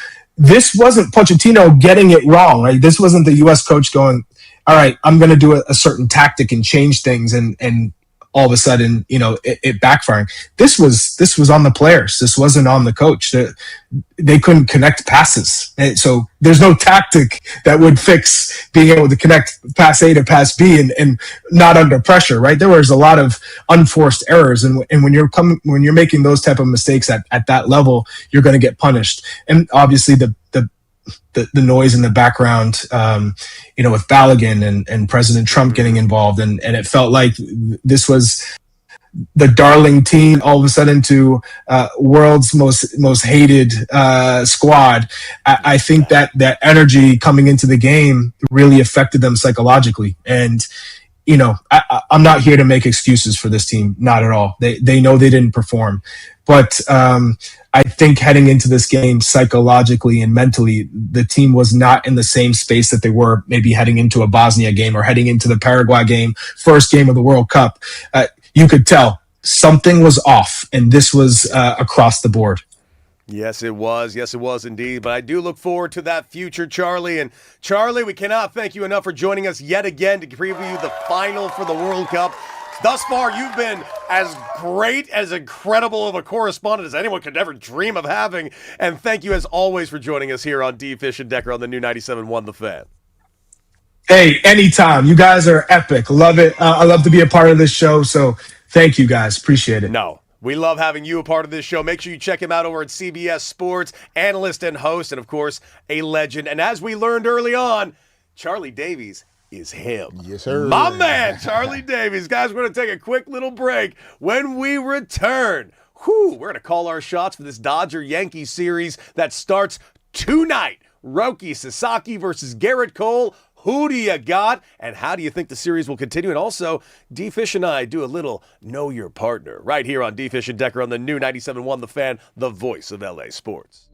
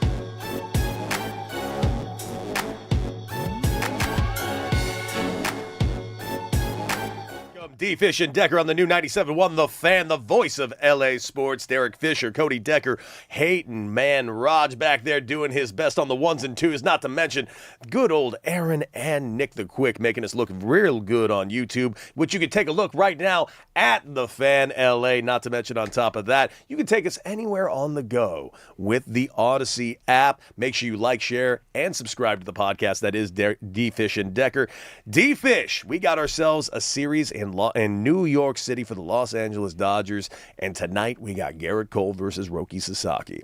Dodgers are also throwing Emmett Sheehan in Game 2, and Game 3 will be Yamamoto. What do you got in this series? A replay of the World Series from 2 years ago, and maybe even a preview of this upcoming World Series, because these two teams are right around the top of their respective divisions. Dodgers, of course, with the very best record in Major League Baseball. D-Fish, call your shot, my guy. What do you got tonight?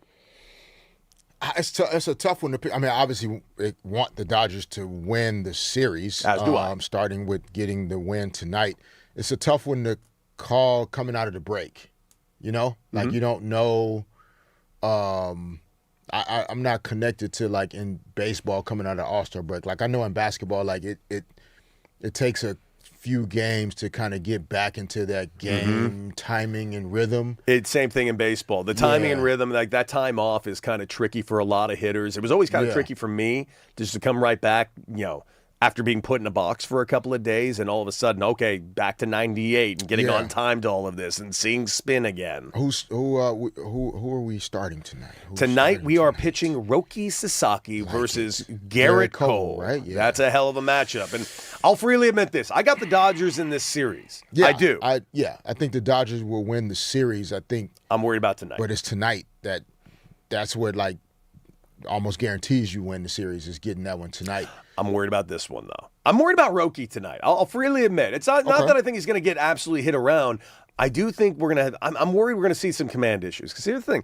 I'm not sure if Roki's pitched in New York City, specifically at Yankee Stadium, but they don't like Dodgers all that much at Yankee Stadium. And I think they like us even less out here in L.A. after that last World Series when we came in there and, I don't know, ripped their absolute souls out of their chest.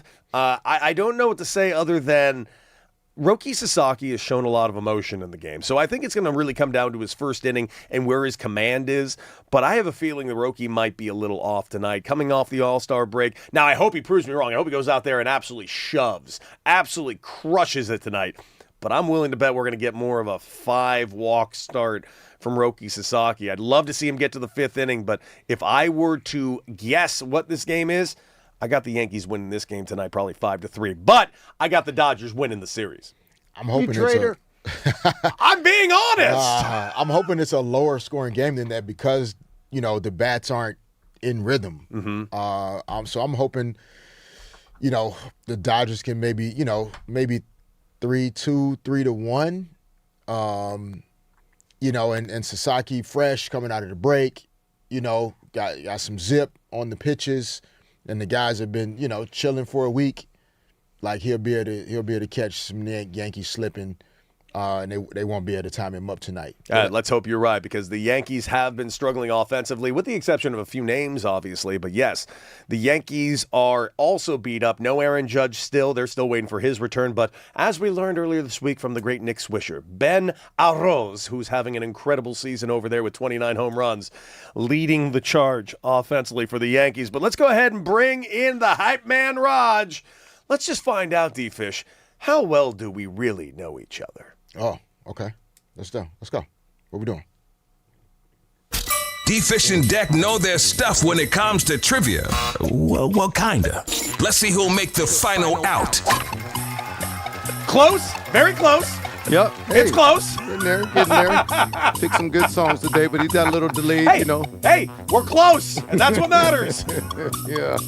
So, guys, as you know, you guys have been together now for a little over a month and getting to know each other. There's some things I'm going to ask that we've said on the air, some things we haven't. Okay. All right. Let's find out how much we listen to each other. Yeah, that's right. How well we listen to each other. Let's turn this down a little bit. There we go, so I can hear myself. I can listen to myself there. All right, so, gentlemen, Derek Fisher, don't even know this, but he's been on multiple sitcoms, as we found out. A couple I didn't know about. So after some digging, some inside sources, Cody, pick me the 2 out of 3 sitcoms. 2 out of 3 sitcoms? Yes, that he has been on. No. I'm going to give you 3 of them, and you got to pick 2 of them. You scared the hell out of me. All right. The first one being Moesha, and appearing as himself. Of course. Living Single, or The Jamie Foxx Show. Which 2 out of 3 has Derek Fisher appeared on? I'm going to say Moesha, and I'm going to say it's got to be the Jamie Foxx Show. And it's not because I'm just going off of time. I loved Living Single. Mm-hmm. Living Single's greatest years were before Derek Fisher became Derek Fisher. So I don't think he was ever on Living Single. Okay, you were right. You were right. That's right. Derek Fisher was on Moesha and the Jamie Foxx Show. And Jamie Foxx Show was great, by the way. It was really, I thought it was underrated. He could play so many characters. Jamie Foxx is outstanding. That being said, I was a big fan of Moesha. Okay. Come on. Right. Love me some Moesha. I was the age demographic for that show. So, yeah. Shouts out to you, Pearson. My buddy Pearson was in the open, made a little cameo. Hey, let's see. Fisher, let's see how well you know Cody Decker. His favorite show as a kid, was it Dukes of Hazzard, Knight Rider, or Starsky and Hutch? So involving cars. That man likes some cars. I do like cars. So which one of those was Cody's favorite? I mean, Knight Rider was pretty freaking good, man. Starsky and Hutch. Starsky and Hutch, the 70s, and that what was that car called? I forget what it was called. God, Huggy Bear was always around it. What was their car? It was a nice car. It was a nice car. But he didn't know the answer. It ain't Starsky and Hutch, baby. You had it. It was the Knight Rider, It was Knight Rider, man. It was the Knight Rider. Really Come good on, show. man. You know how much I wanted that terrible '87 Trans Am because of that show? That was really good. Hit. Yep. Okay, let's see. Derek Fisher. Do you know what sports Derek Fisher played in as a kid? Yes, I believe I do. I think he played baseball when he was young. And D-Fish, did you play a little soccer as a kid? Like as a kid? Played a little bit, yeah. Let's go! Do we have any more? One more. I got to assume, I mean, you're from the South. You had to have played football at some point. There you go. Now, the question is, in football, what position did he play? Well, he's not as short as you try to say, so I'm not going to say running back. D-Fish, I'm going to say, you can move a little bit. I'm going to say you were a young receiver. Close. Oh, were you tight end? Nope. Closer. More you. I played quarterback and I played cornerback. Yeah. So you didn't get that one. Didn't get that one. What about in baseball? Can you guess what position? You're speedy, so you could definitely play outfield. But I'm going to say you were a middle infielder. You played shortstop, and like a second little base. Mookie Betts or something like that. Yeah, little Mookie Betts style. Boy, you don't know Derek Fisher. No, he played in the outfield, all out 3 positions. You had it. Yeah, I had it. It was right in my there. hands, You're right man. there. Hey, Fish. Yes. Let's see. Cody grew up in Santa Monica, as you know. He also grew up on a certain island. Do you know which island that was? He grew up on an island? Yeah, and in Santa Monica. But there's islands in Santa Monica? Not in Santa Monica. Not talking about islands, the Burger King spot or whatever, the Burger spot. I'm talking about the actual, you got to cross water to get there. Okay. I mean, I'm assuming you spend a lot of time in Catalina now. I'm assuming it's it draws him back because he spent time there growing up. So Catalina nostalgia, Island. You got it. Yes, I did. Grew up in Catalina Island. I did. Went to school here though. Yes. Let's see. Okay, now Derek Fisher, he majored in accounting to start college. He held summer internships at an accounting firm in Little Rock before switching to which major? Oh man. Okay, you were in accounting. I'm going to say you went over. Had to be something in business. I'm going to say you moved over to management. Management. The way he tries to manage you through the show and get to know him. No, I thought business management would have been a great show. What's he doing now? Broadcasting. And that's so you went to communications? Yes. I just honestly thought you would have moved over to another business thing, man. I'm sorry. All right, and finally, what is Cody's golf brand of choice, Fish? What? My golf clubs, I think you should specify. Oh, golf club? Yeah, I do. I rock a specific brand of golf clubs. Which golf clubs? Yeah, now if you had not blown them off for 2 of the golf things, you would know this. 2 of them. Come on. It's closer to like 5. Well, I was just talking to somebody in the lounge area too. Like, I'm not waking up at 4:30 on Saturday. Yeah, he like to do them early. Now, you want to give them multiple choice? You want to give them 3? All right, I'll give you 3. Do I prefer Titleist? Do I prefer Callaway? Do I prefer PXG? Or do I prefer TaylorMade? All of those are good ones. They too. are too. They are. I'd be happy with any of them. Yeah. I'll go. What'd you say first? I said Titleist. Oh yeah, I said Titleist first. I'll go Callaway. Man, I'm rocking some PXGs Dang, these I days, thought my it- yeah, man. those are nice. Those black ops ones. Oh, too. yeah. I went all Let's all go in. to the scoreboard Nice. The score is Cody 2 and Fish 1. Oh, Victory, baby! So a victory for him. Let's get his victory Yeah. music. If I could just. What is my find it. victory music? It's been so long since I It's won. whatever. It's whatever I put up there. Whatever I get today. It's. Hey, I like it. I'll take it. Going into the weekend with a victory. I like it. I'll take it. Guys, what a week it's been. And, of course, we will be back with you guys this upcoming week. But so much to celebrate this weekend. We, of course, got ourselves the World Cup, Major League Baseball back, Dodgers and Yankees. Just so much to be excited for, D-Fish. And look at us, man. Another week in the Yes, books. sir, Ski. We'll be In back. Right back here this next week, and we'll be back with all of you guys for more D-Fish and Decker on the new 97.1 The Fan, the voice of LA Sports. Thank you so much for joining us. Until then, guys, see you bright and early.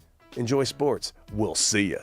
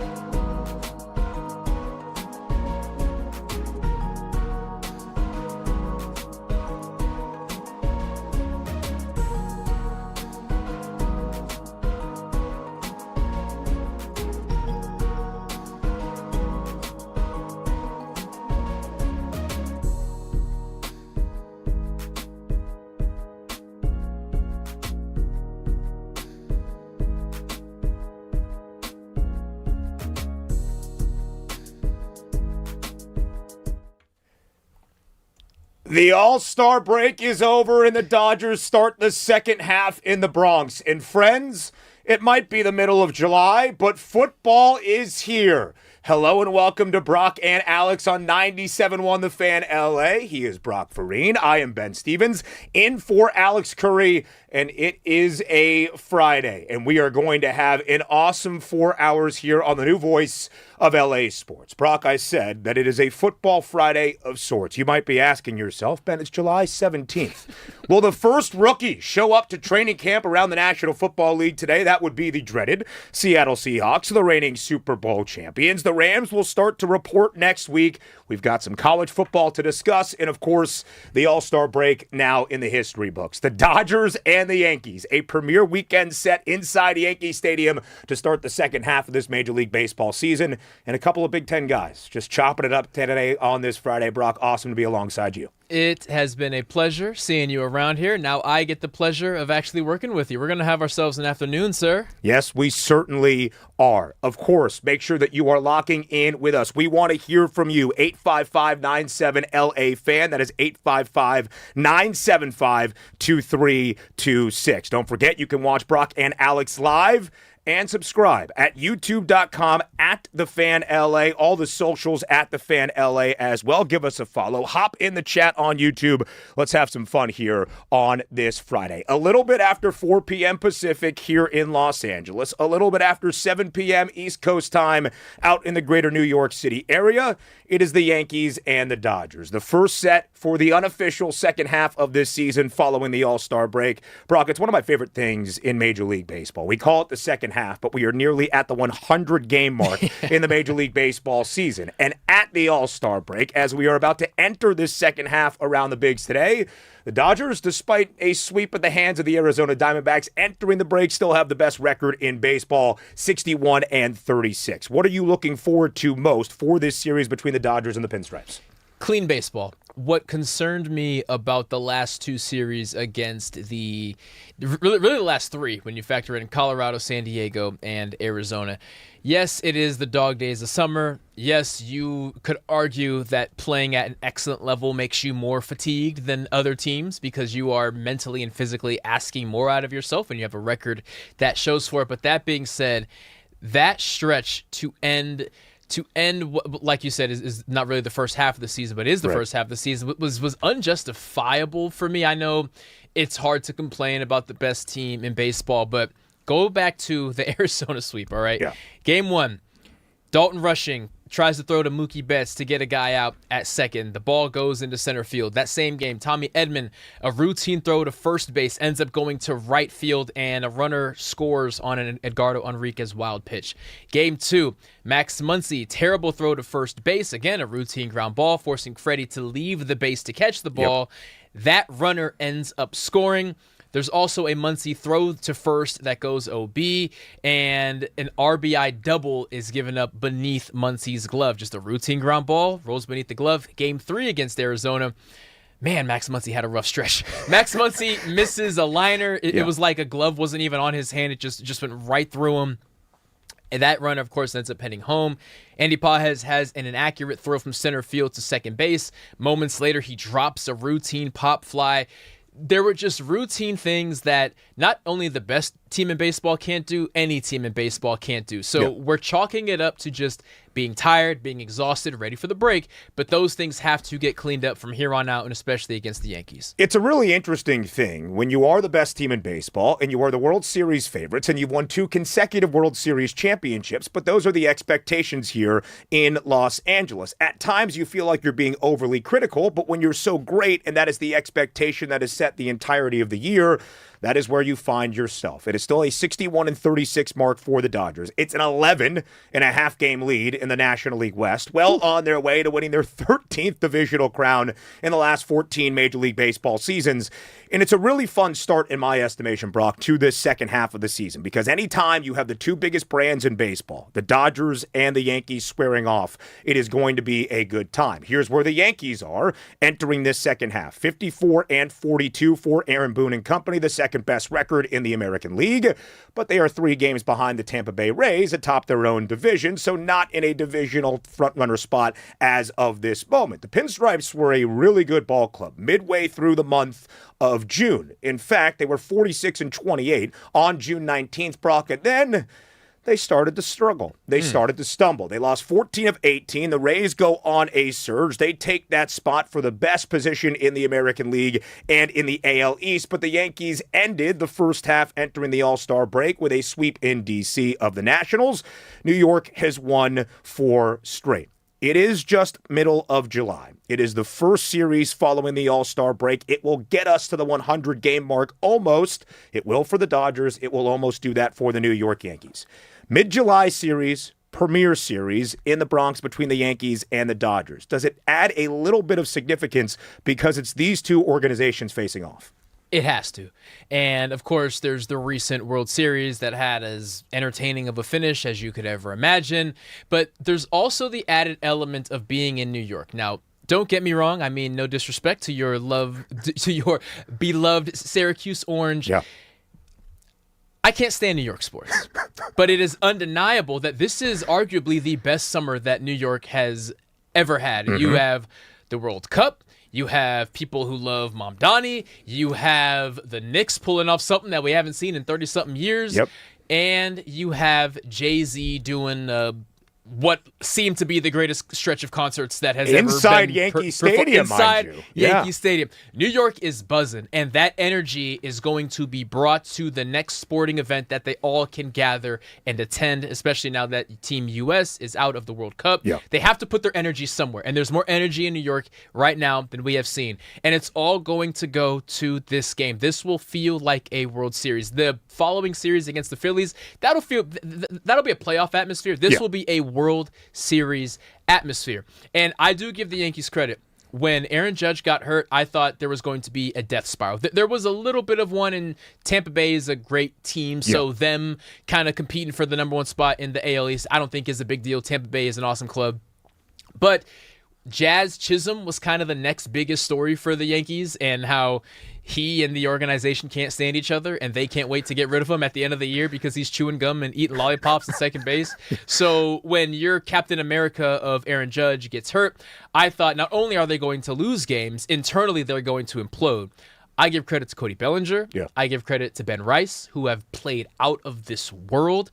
And Paul Goldschmidt not having the greatest year by Goldschmidt standards, but like they've kept it intact where less mature teams would have absolutely crumbled. The veteran deal for Paul Goldschmidt, he has been really good this year for the Yankees, given what his standard now is. You mentioned Cody Bellinger, the former Dodger, the All-Star Game MVP. It was Ben Rice and Cody Bellinger that got to Christopher Sanchez in that opening frame that really led the American League to a victory, and we all saw the pitching prowess that was on full display in Philadelphia. It's been a really cool thing with the changes in Major League Baseball scheduling, that as we have taken games away against your divisional mates, we have played more interleague matchups. So every single Major League Baseball season since 2023, the Yankees and the Dodgers have met in a series, oftentimes early in June or early in July. The Dodgers have won the last 2 regular season contests. The Yankees took 2 of 3 back in 2023. And of course, it is the first game for the Los Angeles Dodgers inside Yankee Stadium since they clinched a World Series against this very team. And that, I think, will be interesting as well, Brock, for LA. Heading back to the Bronx in this marquee matchup where you want to start the second half on a really good note. It will be interesting, and maybe because it's on the East Coast and first pitch just a few minutes after 4 p.m. Pacific time, we'll even get a look at that starting 9 for Dave Roberts and company later in this show, maybe in our third hour or so. And we expect Shohei Ohtani to be leading off and DHing. Of course, he is not scheduled to start in this 3-game set in New York, but right after that finale against the D-backs, he did hit a leadoff home run. He had that left knee drained. What can we expect out of Shohei Ohtani and how the Dodgers utilize him to start this second half? What I want more than anything from Shohei Ohtani from now through season's end is honesty. Honesty about the pain he's in. Honesty about the level he's comfortable he can play at. Honesty about what he feels he can push through and what he shouldn't push through. Because we are in this situation with a banged up Ohtani. He's had 2 separate bicep things, but it's the same bicep, so that's scary. And it's also his throwing arm, even though he claims it doesn't affect his ability to throw a pitch. We have the blister, who I would imagine now that it'll be a full 2 weeks plus that he's thrown a baseball from the mound. I expect that to be over with. But it was still a big deal because he wouldn't admit that it was an issue. And then, of course, we have the knee, which is the scariest thing. We got the drain. We drained the fluid, and then we have the cortisone shot. We just need honesty, because if Shohei was honest early on, or maybe not even honesty, in some cases, maybe it's just not as driven, just a little less, a little less obsessed with success in the short term instead of success in the long term. Maybe we're not in this position. Maybe Dave Roberts doesn't have as tough of a time telling him to just sit back and relax. So we want the best version of Shohei come October, and I hope more than anything that this knee injury scared him. I hope that was the thing that jolted him awake. That was you telling the toddler, don't touch the stove, it's hot. Don't touch the stove, it's hot. And then they touch the stove, but they know, I can't do that again. I hope Shohei has been shocked out of this thinking, whoa, I could have jeopardized the rest of my career if I did not take care of this. I need to start being a little more honest about what hurt. So that's what we need from Shohei more than anything. I expect him to handle business from the batter's box. I don't want to see him on the mound until Philly, and even then, maybe later. I was going to ask you that very question. Our first time working together, but I have an idea of where you are going. Two-part question. Do you want to see Shohei Ohtani pitch in the second half of the regular season? Number two, do you think there is a realistic chance that Dave Roberts can talk to Shohei and his people to keep him from this starting staff? That's tough. So, do I want to see Shohei on the? I want to see Shohei on the mound as little as possible, as long as the number 1 or 2 seed is still held firm. I do not care about winning the NL West, but winning the NL West likely means we have a 1 or 2 seed. I care about that bye. There's a rest versus rust argument going on. I'm always on the side of, if you play 162 games, you take the rest when you can get it. Completely agree with you, by the way. But before that final 20-something game stretch, however long it ends up being. That being said, I also understand baseball is a rhythm game, and resting Shohei for 2 months, and then, all right, it's September, get out there, buddy. That may not lead to the best version of him as well. So I don't want to base it off of anything but that 1 or 2 seed. The Braves right now, 55-40, they're sliding. The Phillies are probably going to overtake them because Acuna has been out, and the Phillies, to their credit, since changing managers, have been locked in. The Brewers are right there. I could care less if the Brewers have a better record than the Dodgers. I'm looking at the NL East, which leads to that Phillies series. If Shohei wants to pitch in that Phillies series, and that can create an even larger buffer between that 2 seed and having to play in that first round against whoever comes out of the NL East, then I think that's worth rolling the dice. I think we have to be strategic with Shohei, and I would imagine, to the second part of your question, the conversation between Dave Roberts and Shohei is, I understand how you thought this year was going to go. It is not going that way. Correct. Hopefully next year can be better, but from here on out until we win that 3rd World Series, I'm calling the shots, and I need you to not push back against that, because our main goal, and your goal as well, but our main goal is to win a championship, and this is the plan to get there. Some of the stats on Shohei Ohtani, who is the only two-way player in Major League Baseball, doing it at a level that, frankly, we have never seen. He is nearly at 800 interactions, whether he is at the plate or facing somebody at the plate. So whether that's an at-bat for Shohei, a plate appearance, or facing somebody at the dish, he is nearly at 800 interactions. Back in 2023, his last full-blown season of being a two-way player, when he had the most in his career, that number through the entirety of the year was a little bit more than 1,100. He is nearly at 800 plate interactions already in the first half through 97 games of this Dodgers season in 2026. I'm really excited for this series because I'm really excited to see the Dodgers respond from a little bit of a slump by LA standards entering the All-Star break and the lone sweep of the year. Heck, it had been a long time the Dodgers had even dropped back-to-back games since they lost the final 2 in that set against the Baltimore Orioles back on June 20th and 21st. So I expect the Dodgers, with this being the first series after the All-Star break, with it being inside Yankee Stadium against the New York Yankees, they are going to put their best foot forward. But that leads us to this Friday night pitching matchup in the conversation, Brock, that we next need to have. When you see Garrett Cole on one side, you should probably feel a little bit of fear. We'll talk about Cole this season in 2026 and if that standard still reigns true. But for the Dodgers, that fear could be even more elevated because Roki Sasaki gets the start tonight in New York. Of course, it has not been a great last 5 starts for Roki Sasaki after showing a ton of promise in late May and in early June. How big is this game, given the stage, for the confidence of one young Roki Sasaki against the Yankees? It's massive because, as we highlighted, New York is having the best summer that they've had in my lifetime, probably, and that's not an exaggeration. Maybe ever. I lived there for 8 years, and summers were a lot of fun. You'd see a lot of people out in the streets. This is the best summer New York City has seen, at least in the last decade. To put it into context, since we have a part-time New Yorker here, when New York hits the summertime, the streets are empty because people go to the Hamptons or they go to Florida. New York City is packed in the middle of summer, which is something that you don't see. And when they see that the Dodgers are coming to town, they're all going there. And when they see Roki is on the mound, they're going to say, well, this is a guy that we can rattle. Let's rattle him. And Roki it's never been a physical test with Roki. He was brought over here at a very young age and allowed to shine on a big stage despite being so young and inexperienced compared to the other starters because they believe in his talent.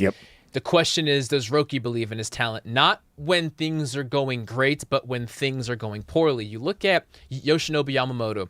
My favorite thing about him is he treats the first inning like practice. He's throwing every single pitch, and he likely will give up a home run, but it doesn't matter. It doesn't rattle him because he knows, okay, I know which pitches to throw, I know which ones aren't working today, and from here on out, you guys are mine. Roki doesn't have that switch. Now, his last start, I will give him credit, against Colorado. He pitched 6 innings. It was his first time pitching more than 5 innings since June 5th, and that was against the Angels. With all due respect, I don't know how much we can put into that. These 2 recent games have been at home. So with Roki, it is mental. I don't know what Dave Roberts can do to get to him. I think he's tried everything, but this is the biggest test he has been in since he made those World Series appearances. And he handled himself well in there, but he's not being asked to pitch 1 or 2 innings. He's being asked to pitch 5 or 6, and this is the biggest test of the year for him. It's really interesting because Roki Sasaki looked so great in that 4-start stretch late May, early June, bookended by 2 outings against the Halos. And in that final one in the second and last Freeway Series of the year, 7 innings, shutout baseball, only 2 base knocks, a career-best 10 strikeouts for Roki Sasaki in Major League Baseball. 3 of those 4 outings in that 4-start stretch, he had at least 7 Ks, some of the best numbers that he has had as a member wearing a Dodger uniform. In the 5 starts since, Roki Sasaki has allowed at least 3 earned. He has a 9.00 ERA in his 2 starts in the month of July. He has given up a total of 5 home runs in the 2 starts that he has made this month. Maybe the All-Star break and a reset inside Yankee Stadium will be good for him. We'll talk more about this pitching matchup a little bit later on throughout this show. Of course, we will dive into the series, all the numbers, all the information that you need for the Yankees and the Dodgers, but just quickly on Gerrit Cole, the 35-year-old from Newport Beach, California. 3-4 this year with a 4.04 ERA. His 13th Major League Baseball season. Brock, he missed all of 2025 due to Tommy John surgery, and his 2026 start was delayed for about 2.5, 3 months because of right elbow inflammation. He came back in June, looked like the Gerrit Cole we all expect. Did not allow a single run in his first 2 starts. But since that time, in the 7 starts that he has made for New York, 22 earned, given up in total, 4 earned runs in 3 of the 5 starts that he made just over a month ago. So it is Gerrit Cole and the New York Yankees against the LA Dodgers. It might not be Cy Young contender Gerrit Cole taking the bump tonight in the Bronx.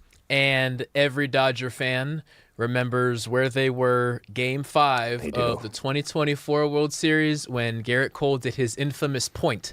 And if you don't know why that point is a bad thing, it's because he is pointing at the base he's supposed to be covering.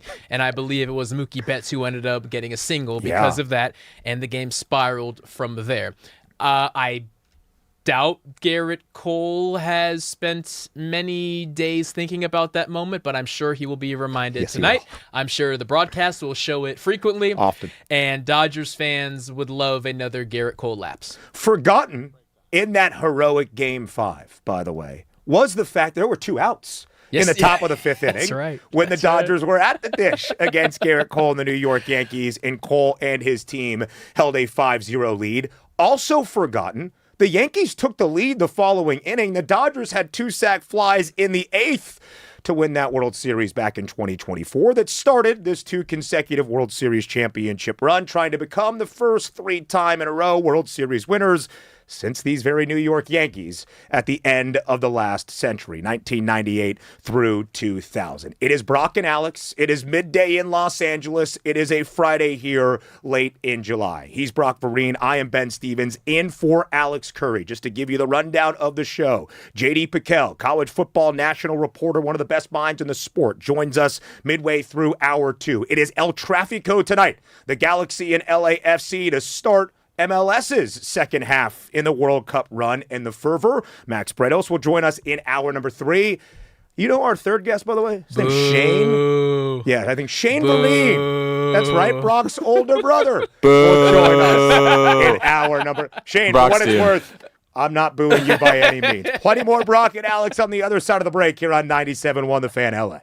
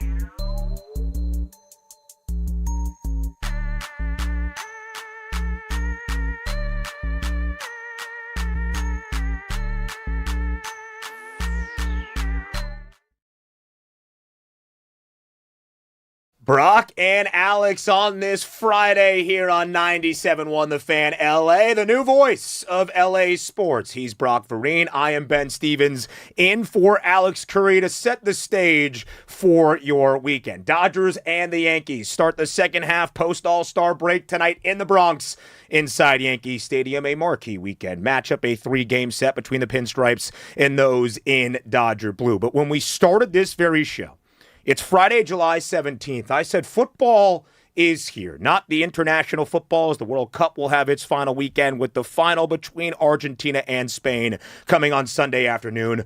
American football, like we know and love. The first rookies around the National Football League for the dreaded and the hated Seattle Seahawks show up to training camp on this Friday afternoon. The San Francisco 49ers young players join them tomorrow. The Rams will report to camp at LMU next weekend as well. So we are getting ready for football here on Brock and Alex. And of course, Brock Vereen, former NFL player, 2013 All-Big Ten first-team performer for the Minnesota Golden Gophers, Sky Umah, and I'm a guy that calls myself Big Ten Ben.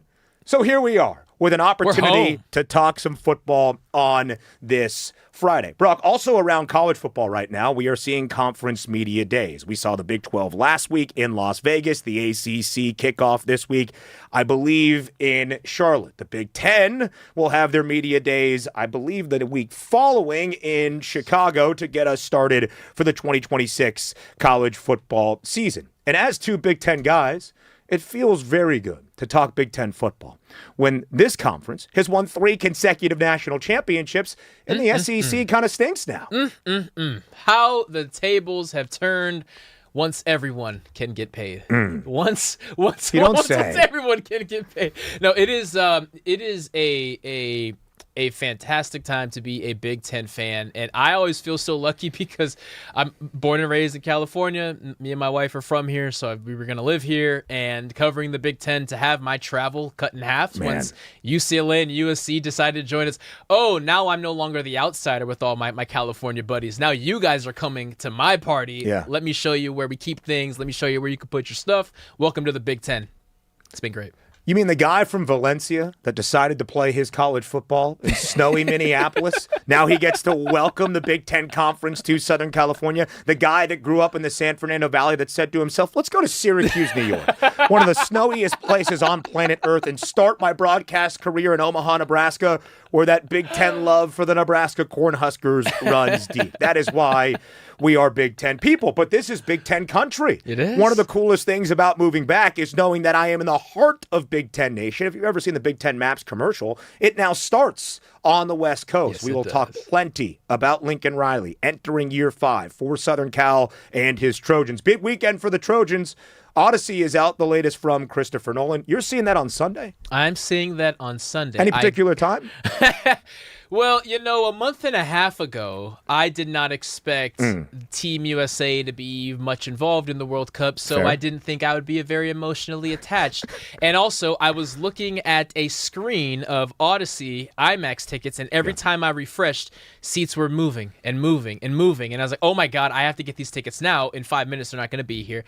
So I'm seeing the Odyssey on Sunday at 10 a.m. It just so happens this is a 3-hour movie. When you add in previews and time travel, this will be a 4-hour experience, meaning I will miss the entirety of the World Cup final. Listen, I'll text you. I'll let you know how it's going. If Messi scores, I'll send you a note as you are watching Matt Damon give the performance of his life. We'll talk about USC and their understanding of the Iliad a little bit later on, but that is a different story for a different day. Year 5 for Lincoln Riley at the helm of this USC football program. Year number 1 for Bob Chesney as he takes the reins in Westwood. And if you are listening from the greater Bel Air or Westwood or Pasadena area and you are a believer in Bruins football, count yourself among the company of Brock Vereen and Ben Stevens, because UCLA is going bowling.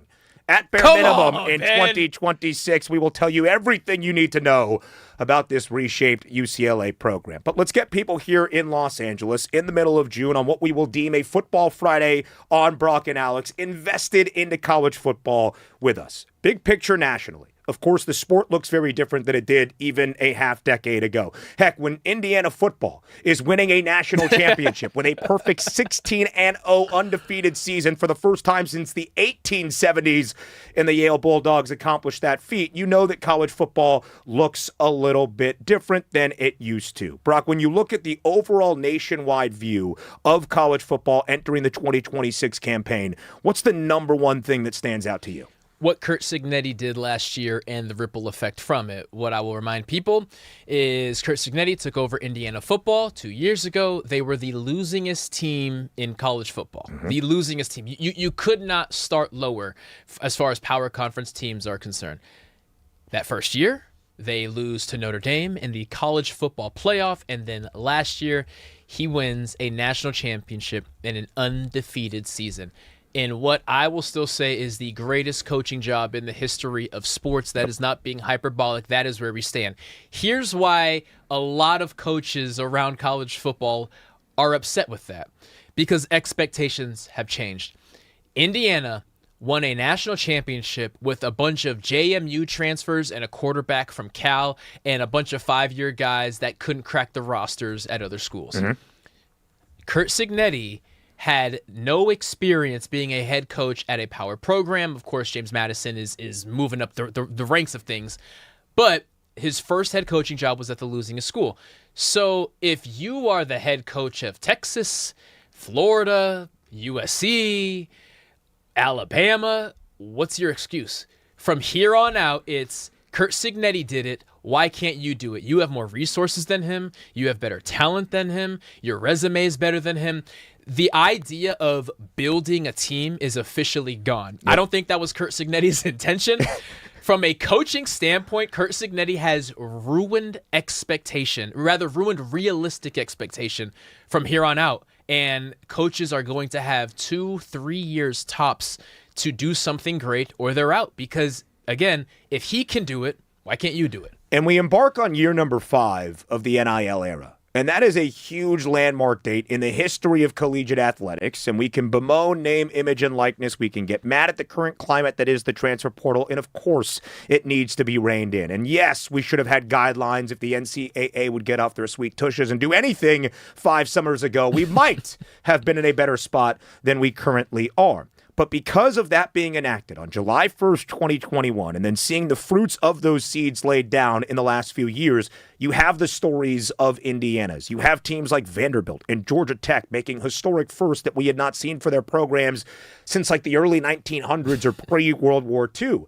And Indiana is a perfect carbon copy of what you can be able to replicate. Now, I still think Curt Cignetti is the anomaly. He is not going to be the standard. We are not going to pluck a bunch of Cignettis off bushes and push them in to be college football head coaches.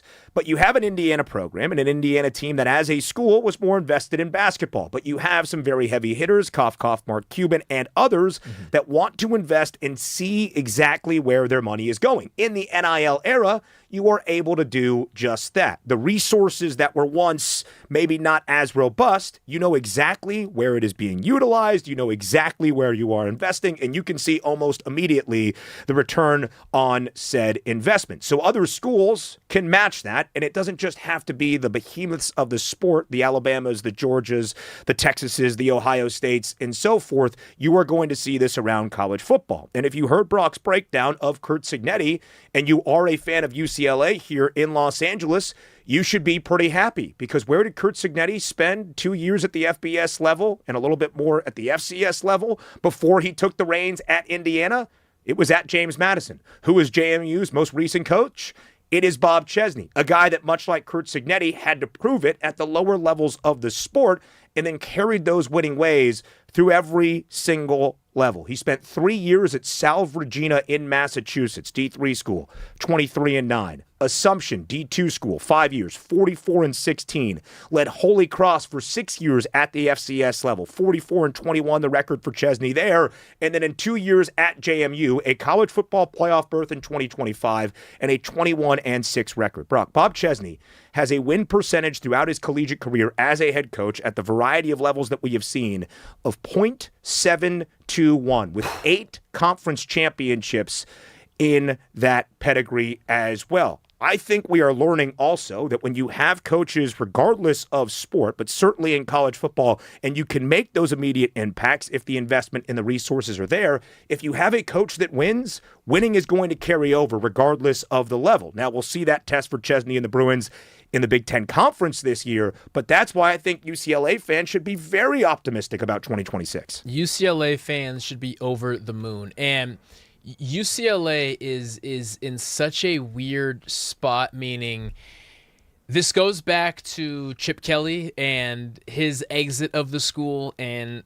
really not giving UCLA an opportunity to find a replacement because he decided at the very last minute that he didn't want to be the head coach there because he spent years trying to find another job and he could not.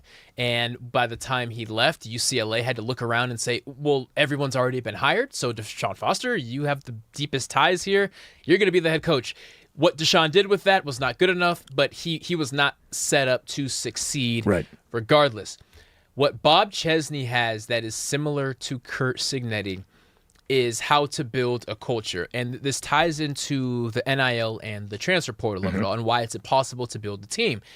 You could be recruiting a 5-star guy who grew up across the street from campus, who has 3 older brothers that played for you, and his parents met here on campus, and he's going to be a shoo-in to come here, right? No, because Miami offered him $500,000 more, right? Like those days of loyalty are over. Those days of I'm going to go into the weeds and find a 3-star guy that everyone's overlooking, and I'm going to mold him. I'm going to shape him. And in his 4th year, when he's a redshirt senior and he's ready to take over, it's going to be his time to shine. That doesn't work anymore because he's going to get offered after his 2nd year when people realize, we need to back up, give that guy what he wants, right? Like that is why it's so hard to build a culture now. What Cignetti has done at Indiana is people go there for him, and that is what Bob Chesney has. Bob Chesney has this magnetic energy about him, and it's almost so fitting that he is representing an LA team.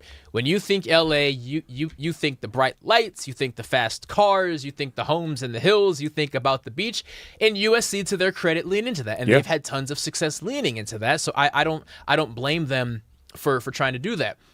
Where I feel UCLA has fallen short is they sometimes try to lean into that, but at best you're always going to be second because USC is better at doing that than they are because USC's campus is right in downtown and there's Hollywood and there's all these things and there's the Reggie Bush era and Pete Carroll. You will never going to be that. Bob Chesney is exciting because he's the first UCLA coach I can remember that is going the exact opposite way. We're going to be the blue-collar team. I want the overlooked guys. I don't care what high school you played for. You can come here and you can have a home, and people will commit to UCLA for Bob Chesney instead of for money or UCLA reasons, which is special. 42 new players for this UCLA football program in 2026. 10 of them from that James Madison College football playoff team, including an All-American in Wayne Knight, who is a running back but can do everything. Quickly before we hit the break, what do you think Brock Vereen's NIL evaluation would have been coming out of school? We talking $1-2 million leaving Valencia High? I will say this: the initial amounts. You know what? I love you, Minnesota Gophers, and I'm going to put your business out there. What Minnesota has is tons of Fortune 500 companies that have headquarters in Minneapolis. So sorry for giving the recruiting secrets out to the rest of the world. But like Pillsbury, Target, 3M, there's a bunch of companies that you use every single day that have headquarters there, and they know how to write checks. So initially from Minnesota, I like myself for 200, but I was always good at, hey, can I meet that guy from Target who was giving a speech at the thing the other day? Yeah. Oh yeah. Okay. Cool. Yeah. Go over there. Meet him. Shake his hand and say, hey, I would love to represent. And there you go. Networking. Yeah. From Brock Vereen. Yes. Well, I was the backup quarterback for Calabasas High School when we went 1-8 my senior year. Coyotes. So I would have had to pay money to go to college, and I certainly had to do that. He's Brock Vereen. I'm Ben Stevens. Plenty more on 97.1 The Fan LA on the other side.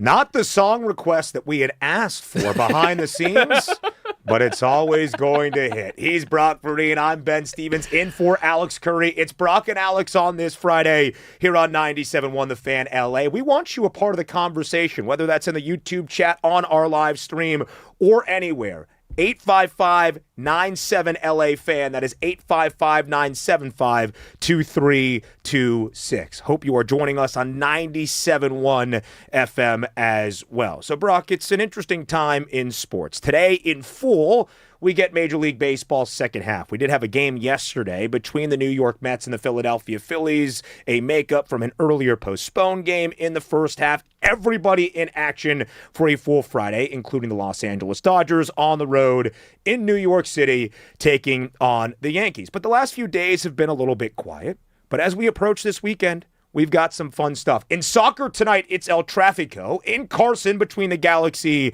and LAFC. In soccer over the weekend, we've got a third-place game tomorrow between England and France. We've got the World Cup final between Lionel Messi and Argentina taking on Spain on the other side. It's a really good time in sports, despite it being mid to late July, and as we have shared, training camp starting around the National Football League as we speak. As far as dog days of summer are concerned, this is as good as it gets. Yep. There's been one day, the day after the World Series, after the All-Star game. Yeah. What was that, Wednesday? Wednesday. So that was the only day I've had all summer where I genuinely just had nothing to do but go to bed early. Yep. We are eating. We are lucky. Yep. It's a good time to be in LA. Always something going on. My wife went to the Olivia Dean concert at Crypto on Wednesday night. Fantastic. Fantastic. I wish by I the knew way. she was performing. I saw some of the 2 nights. You had Tuesday and Wednesday. I had 2 opportunities. Brock, a man about town like yourself, you got to use those connections. You just talked about networking with the Target CEO last segment. You could have definitely been inside crypto. By the way, so I'm from Los Angeles originally, grew up in Calabasas, grew up in the San Fernando Valley, lived here for the first 18 years of my life, moved back a few months ago to the South Bay. I still will always refer to it as Staples Center. Yep. I don't like calling it crypto. I don't appreciate calling it crypto. Also, didn't Crypto.com get into some troubles? Did they get like fraud? Like, when do the allegedly, licensing or rights? Something like Yeah. yes. It will always be Staples to me, all right? Yes, it will. Always be Staples to me. But on Wednesday night, I was watching a lot of Entourage, taking in a non-sports night. Entourage still has it. And I'm glad that you confirmed that. There are so many movies and shows that just do not last. For example, anyone who's thinking about it, don't rewatch Austin Powers. Doesn't hold up. Doesn't hold up. The comedy not as good? Just live with the memories and the joy that you have. Good to know that Entourage holds up. Does. It still does. If you're looking to be like, man, Vinny Chase and his friends are cool, I would aspire to be a Hollywood celebrity, it is still a very good time. You know what else is a really good time on a Friday? What's that? One of our favorite games here on Brock and Alex. It's Do You Care LA with The producer sports Shay. world is talking, but what's actually worth talking about in LA? Producer Shay brings the stories. Now Brock and Alex give the city your verdict. Do you care, LA? It's not Brock and Alex. It's Brock and Ben. Whoa. I like that. But B&B. It's B&B. That's B&B. But this is Do You Care? Hit the music, baby. Come on. Welcome in. Get them shoulders You ever loose. see the shoulders Get those moving? shoulders loose. Is this for Spain Come or on. Argentina? This is for you two. Come on. This is just for you two. So I'm I not saw dancing him for do this Messi. like a month ago when I Yeah. was filling in for you alongside Alex. I had never seen Shay move like that. I only do And it I for- was not sure that was going to happen. I had no idea. I He had got not you off played guard, Do didn't You it? Care LA yet. Shay and I went to the same high school a few years apart, and I was like, oh, that's how they're teaching him at Calabasas nowadays, huh? No, Calabasas didn't see this shimmy. You know? Calabasas didn't do what Brock and Alex do for me, you know?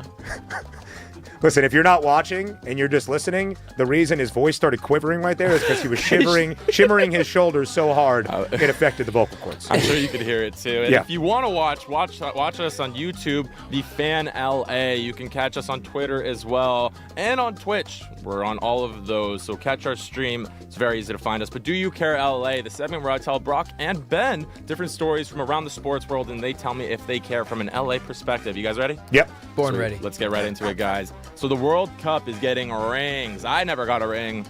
You guys never got a ring doing anything. Me right? neither. Did you? Yeah. I never. Did you ever got win a CIF ring. for Valencia? Nah, I didn't. No, Moore Park beat us. Yeah. I didn't win state either, yeah. Nothing. But yeah, so FIFA is giving the winner of Sunday's World Cup final customized championship rings. In addition to the trophy and gold medals, 30 rings will go to the winning team. But you know what the catch is, guys? 1,996 numbered rings will be sold to fans. So you can think about how much each of those rings are going to be and how much number 1 will sell for, and then all the plethora of numbers that are fun. And you could just think about that. Do you care? I don't care, but I find it hilarious that America will find a way to make it about us. Yeah. It'll always be about us, baby. The first U.S. World Cup in more than 3 decades, we give out rings, so you're going to get rings now as well. I don't care because I think the World Cup trophy is so great, and they get gold medals around their neck anyway as they're up on the podium. So I don't think the rings are necessary. It's a cool memento for those guys that win a World Cup. There's no doubt about it. But Shay, 1,996? Very random. It has to be for like that's a not reason. like this year. And the last World Cup in the U.S. was 94.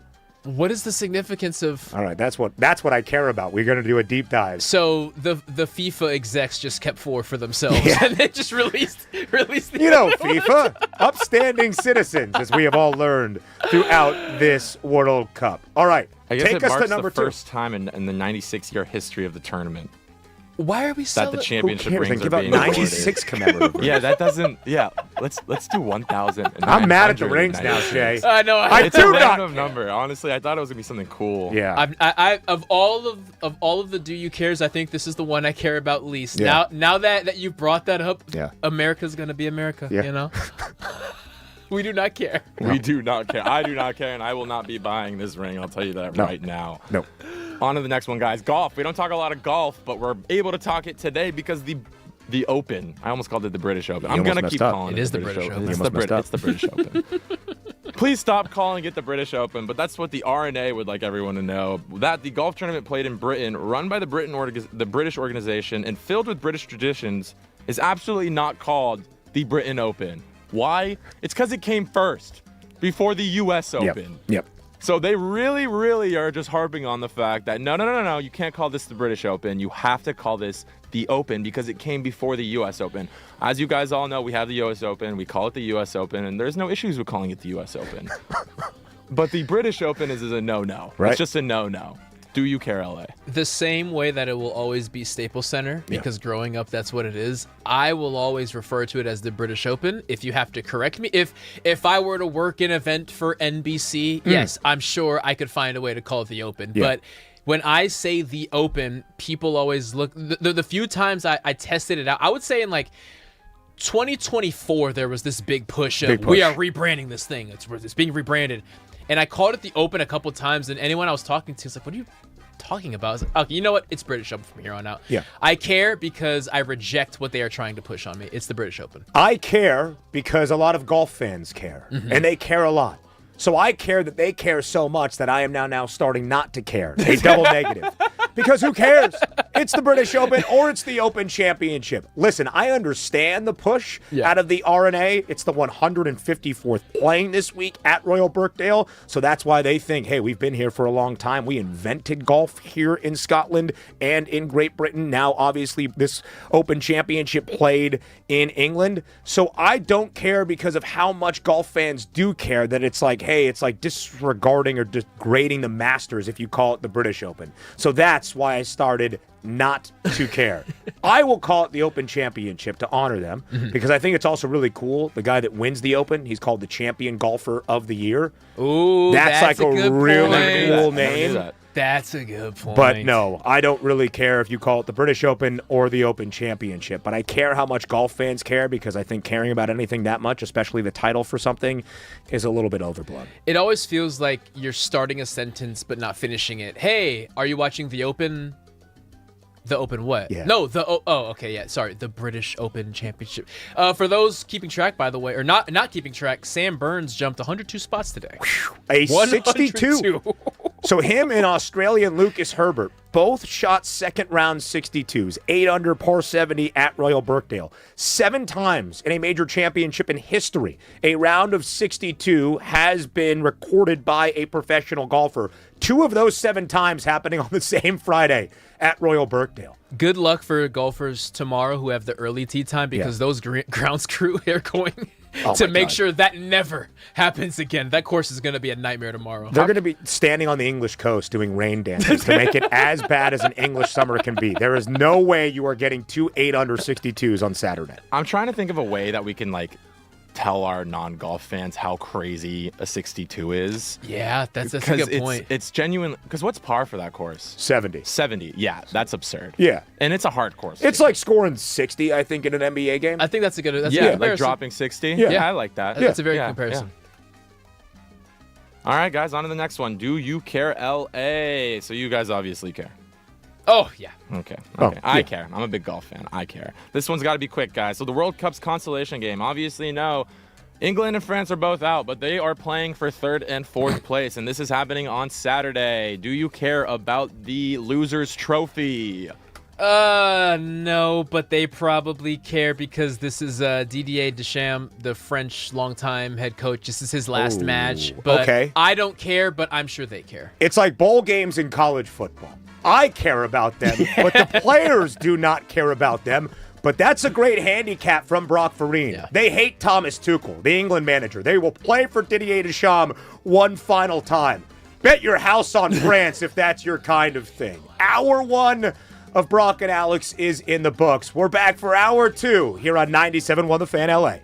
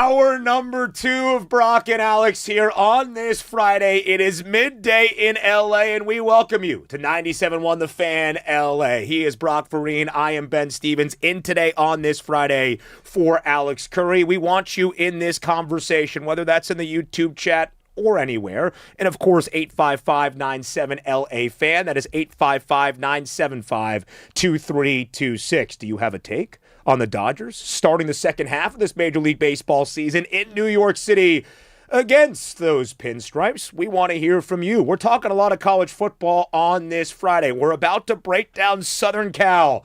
The Trojans and Lincoln Riley entering year 5 with him at the helm. Do you think this is the year that finally USC gets to the college football playoff? Maybe so. Let us know. 855-97-LA-FAN. In our next segment, one of the greats in college football nationwide, J.D. Piquel of On3 will join us. He talked with Lincoln Riley just over a month and a half ago. He's got some thoughts on USC's 2026 schedule. It is an absolute doozy for the Trojans. By the way, he will be here to break down college football on this Friday in the middle portion of July. Brock, we have said it once. We have said it twice. We'll probably say it about 7 more times in today's show. We've got the first rookies around the National Football League showing up for training camp on this Friday afternoon. So yes, football has arrived. It is here. It is in the air.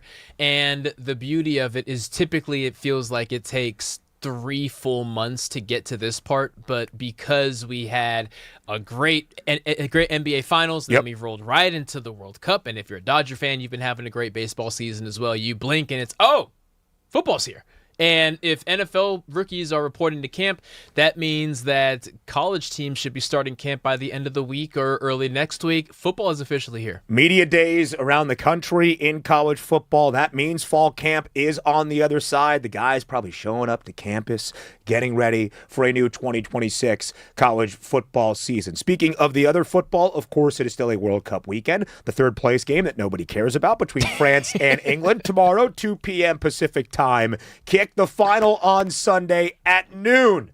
Lionel Messi in his final World Cup with Argentina taking on Spain, the reigning European champions. And Brock Vereen will be deep into Christopher Nolan's Odyssey because he is going to see it in IMAX, though. Don't get mad at Brock. It is in IMAX. He is seeing it in IMAX on Sunday afternoon. We also have the other type of football. We call it soccer here, stateside El Tráfico, as MLS gets underway, trying to ride that World Cup wave.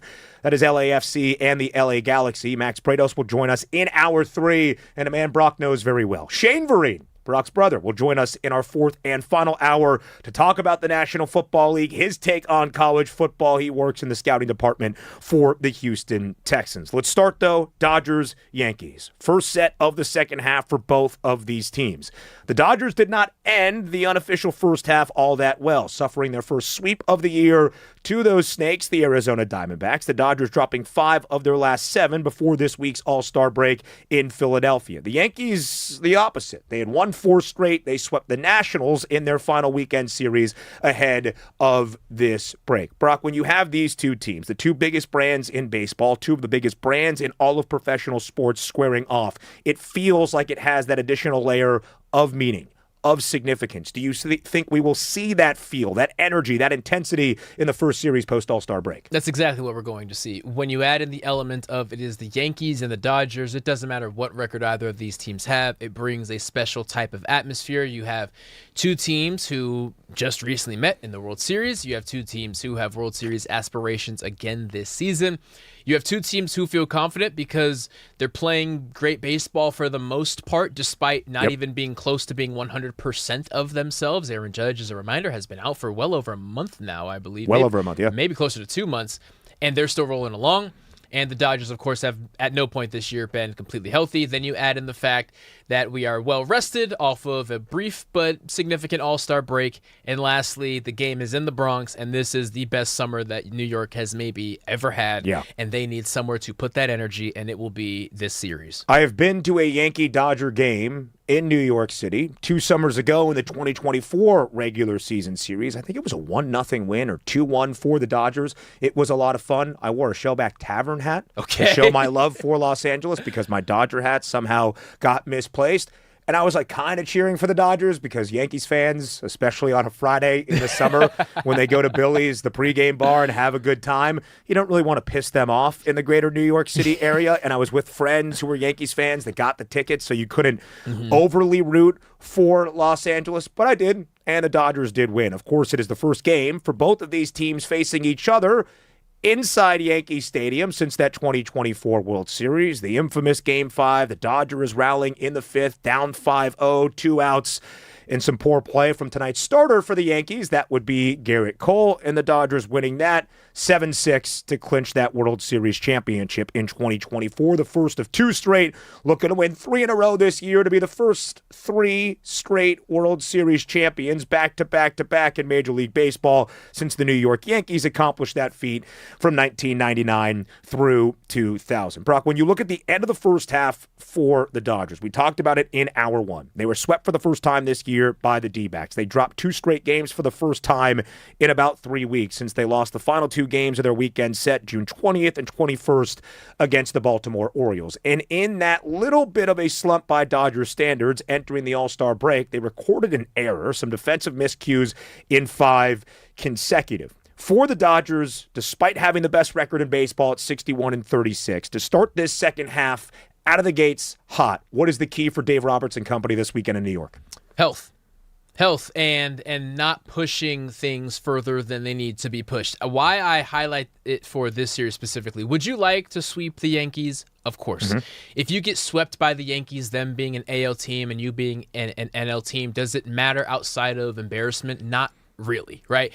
I want to go into that Phillies series with the mindset of we are winning every single one of these games, because if we do, we are even better in place to get that 1 or that 2 seed. Yep. I hope that Dave Roberts and the various Dodgers that are fighting through something right now understand that. I know that this atmosphere is going to be electric, and don't get me wrong, when I'm at home with my feet up in an air-conditioned living room, it's easy for me to call shots, but I hope that atmosphere doesn't get the best of them and Shohei saying, "Ooh, I felt a little tweak here, I need to fight through this." No. I hope Mookie doesn't say, "Oh, I feel something there." Edmonds, something like, just get through this healthy. We are starting to get guys back. Ben Kasparius is any day now, and I believe Blake Trinan is any day now as well. And Edwin Diaz is working his way through. Blake Snell is playing catch. You know, we are finally approaching the best version of ourselves. The last thing we want coming off of this road trip is, okay, we got those guys back, but now we lost 2 more. Yeah. You know, I'm over the moon for this. This is what baseball is about. When you try to convince your friends why baseball is the greatest thing in the world to watch, these are the matchups that you're talking about. Yep. But we got to think long term. 61-36. That is the record for Dave Roberts and his Dodgers. It is the best in Major League Baseball. It is a game and a half better than the Milwaukee Brewers for what would be that top spot, the number 1 overall seed in the National League postseason bracket. The Yankees are 54-42, 3 games behind their divisional foes in the Tampa Bay Rays for the best record in all of the American League. And despite the fact the Pinstripes are behind Tampa right now, they are still the betting favorites to win the American League pennant, because for both of these teams, Brock, injuries and a bad list of health in the opening half has been the story. And both have so much talent on the roster and in the organization, they have been able to withstand that. Cody Bellinger was the All-Star Game MVP. We know Belly very well. He has had a great year in New York. Ben Rice is having a career season, still providing some of that pop in place of Aaron Judge and Giancarlo Stanton. We know the guys that have done it for the Dodgers, the unsung heroes with all the injuries to the pitching staff. Justin Robleski is an all-star. We have seen Roki Sasaki, who will pitch tonight, have a good couple of starts. We have seen Eric Lauer come in, and I think Eric Lauer might be the most valuable player the Dodgers have had. There's a strong argument in the last month and a half. Andy Pages, an all-star for the first time in his career. We know how important depth is, even for those teams that both the Dodgers and the Yankees have this billing, will be expected to win a World Series, and anything less than that is a disappointing season. The Yankees expecting a good bill of health. The Dodgers, of course, with Edwin Diaz having the rehab assignment in Ontario before the All-Star break. He'll continue to work back. Blake Snell expected to enter the minors for some rehab work as well. He could be back in about 3 weeks or so, early to mid-August. Still no word necessarily on Tyler Glasnow, but he's thrown a couple of pens now at Dodger Stadium.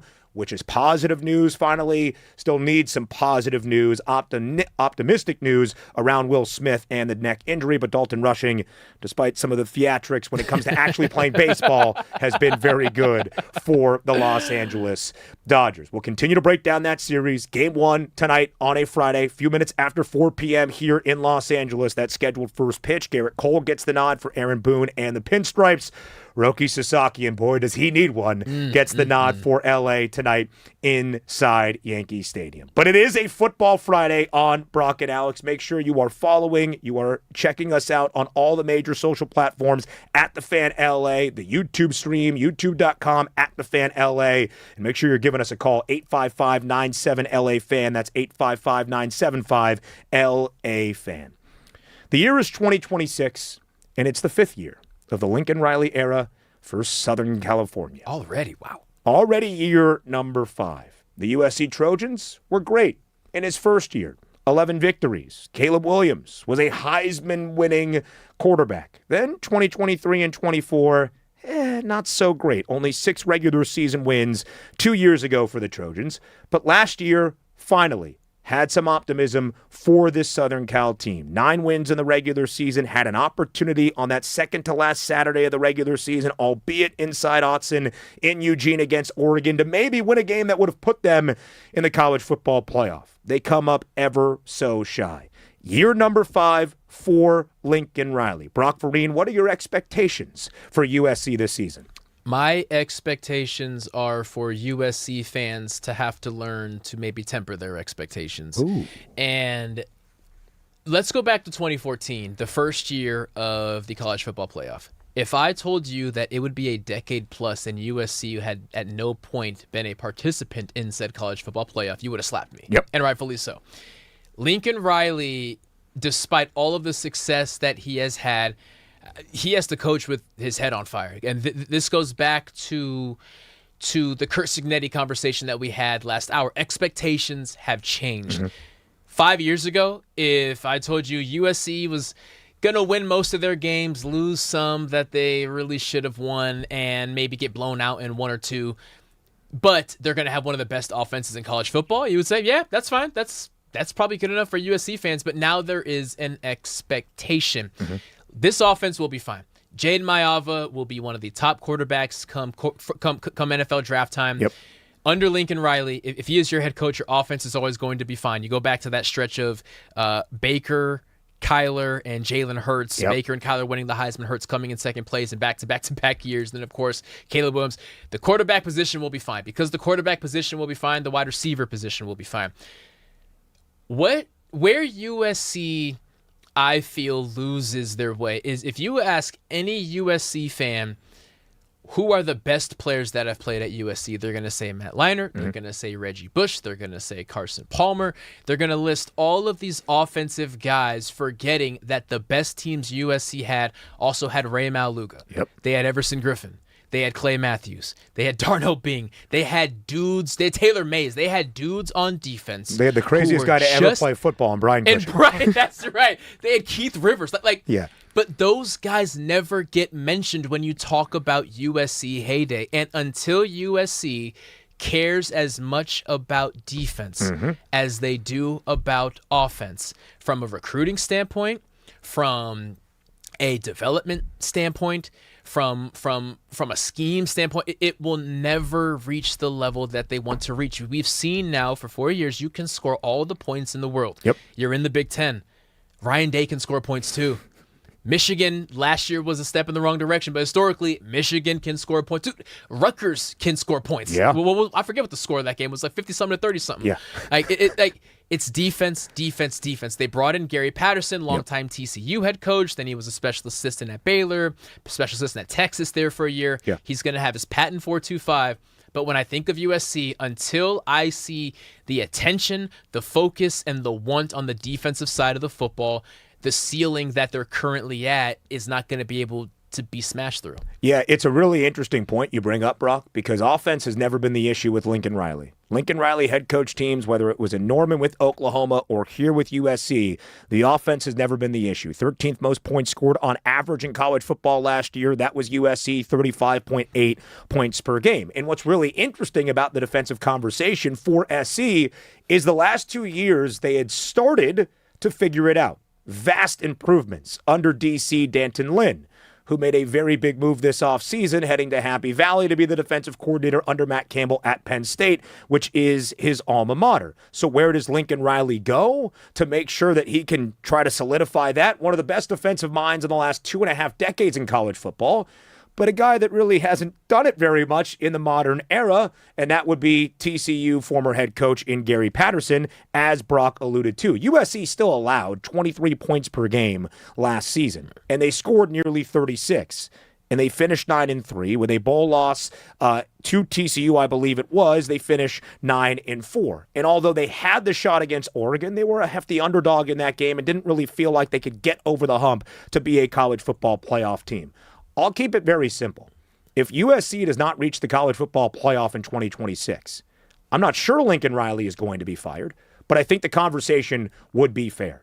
This is the USC team that needs to get to the CFP. This is the USC team that, in my estimation, in the final 2 Saturdays of the year, should be in striking distance of appearing in a Big Ten championship game as well. Because this USC team, Brock, returns the most starters in all of FBS college football. Yes, they do. There's 138 programs around this great country, and nobody has more returning starters than USC. And any time, that includes your reigning starting quarterback, Jaden Mayava, who had the best QBR in all of the sport last year, under the mastermind offensively that is Lincoln Riley, with Tanook Hines back, with Wayman Jordan back, with King Miller back, with the entirety of the starting offensive line from a season ago. All 5 guys up front are back. That is the team that needs to get you to a stage that USC has not seen now in more than a decade. And I feel the best way for USC to find success is to go against what Lincoln Riley has kind of leaned on in throwing the football.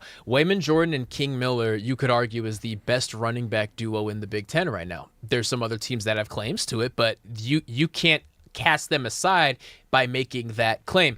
When you combine a running quarterback, a running back duo that is arguably atop the Big Ten, and all 5 offensive linemen, I want to see that ball on the ground. Running the ball is not just about slowing the game down. It's about keeping your defense off the field. And until you have a defense that you can trust, a defense that is the antithesis of the last 4 years of USC defense, I want to see the ball on the ground. You can put teams away by keeping your defense on the sideline. Now, fair criticism for the defense, but I want to shout out 2 names that you need to watch for. Safety Kennedy Urlacher, if that last name sounds familiar. Yes, he is Brian Urlacher's son. Started at Notre Dame, transferred over last year, got some run. Both safeties went on to the NFL. It's his time to shine. And nickel Alex Graham, as a true freshman, he was expected to start last year, got injured, came back in October, but the window was over. He will be the key to this defense. If they cannot hold teams to less than 18 points a game, on average, because last year was 23. Obviously, that was way too much. No matter what you do on offense, it's not going to matter. I want to be optimistic about USC, but there needs to be a collective focus on the defensive side of the football because your floor on offense is still one of the best offenses in the country. And you lose 2 great DBs, 2 great safeties from last year in Kamari Ramsey and Bishop Fitzgerald, that if you're going to play the 4-2-5, Gary Patterson would have been tailor-made for this defensive system. But the 2 guys you shout out are going to need to thrive in this defensive organization that Gary Patterson has built. Final point on USC for this segment. We'll talk with J.D. Piquel coming up in our next segment. We will talk a ton of Southern Cal football. I say right now that USC's barometer this season, and if they fail to get there, maybe there should be some heads on spikes, is reaching the college football playoff. Have to. But the caveat needs to be said that USC's schedule, and this is what you get when you're in an 18-team conference, is incredibly difficult. There are 6 Big Ten teams that have a win total for 2026 of 8.5. Basically meaning if you're not into betting, these teams are expected to win at least 8 games. 8-4 in college football is darn good. USC is one of those 6 teams in the Big Ten with a win total of 8.5. They play 4 of the other 5.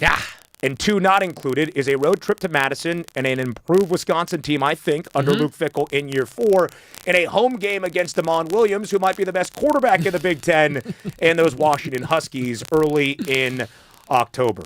It is going to be very difficult, Brock Vereen, for this USC team to get to the college football playoff. But if they do, and they get to double-digit wins and that 10th victory, this is success for Lincoln Riley in Southern Cal. Last note, Halloween night, USC hosting Ohio State.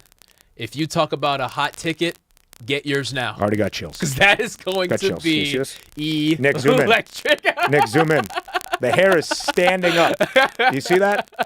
This is not me flexing, I promise. This is literally the hair standing up as Brock Vereen just set the stage for USC and Ohio State on Halloween night. I was at USC Michigan last year, midway through October. Really big game. Yeah. And USC brought the run. Even with the injury to Waymo, King Miller, shout out Calabasas High School, Shay, he was in there, the walk-on at the time, and they brought the hurt to Michigan. I said, that's Big Ten football finally. And they fell a little bit down. They forgot this how to stretch. do that later on. But they showed that it's possible. They showed it's possible. And that is the big thing for USC and Lincoln Riley in 2026. We'll talk more college football with J.D. Piquel on the other side of the break. It's Brock and Alex on this Friday on the Fan LA.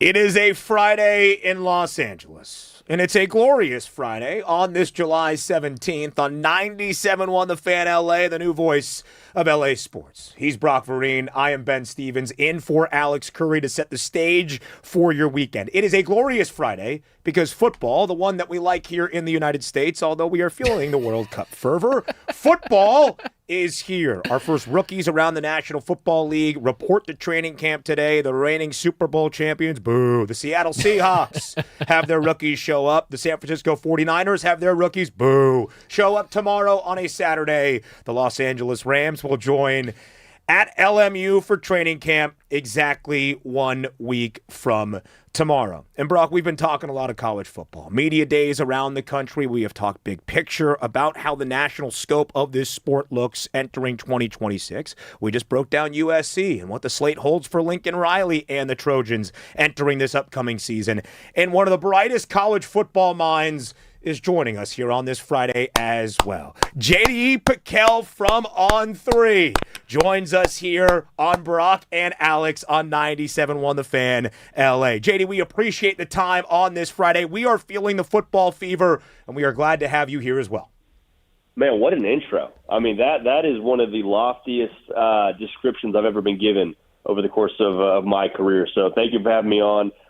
Very full circle. I used to cold email Brock and ask him about how to get into media. So now to be able to be on the phone with y'all is truly full circle. And excited to talk some ball, fellas. Almost that time. JD, you are the man. Watching you do your thing has been a treat, and you are only just getting started. Speaking of getting started, you were able to talk to Lincoln Riley not too long ago. Can you set the stage regarding what is expected of him this year? Because despite having so much success, the pressure may be heating up a little bit.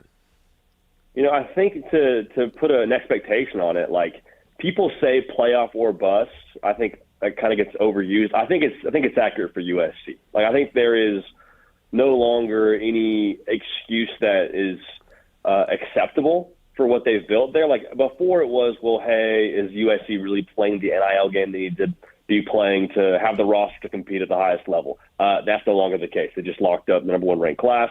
Well, hey, they're kind of young.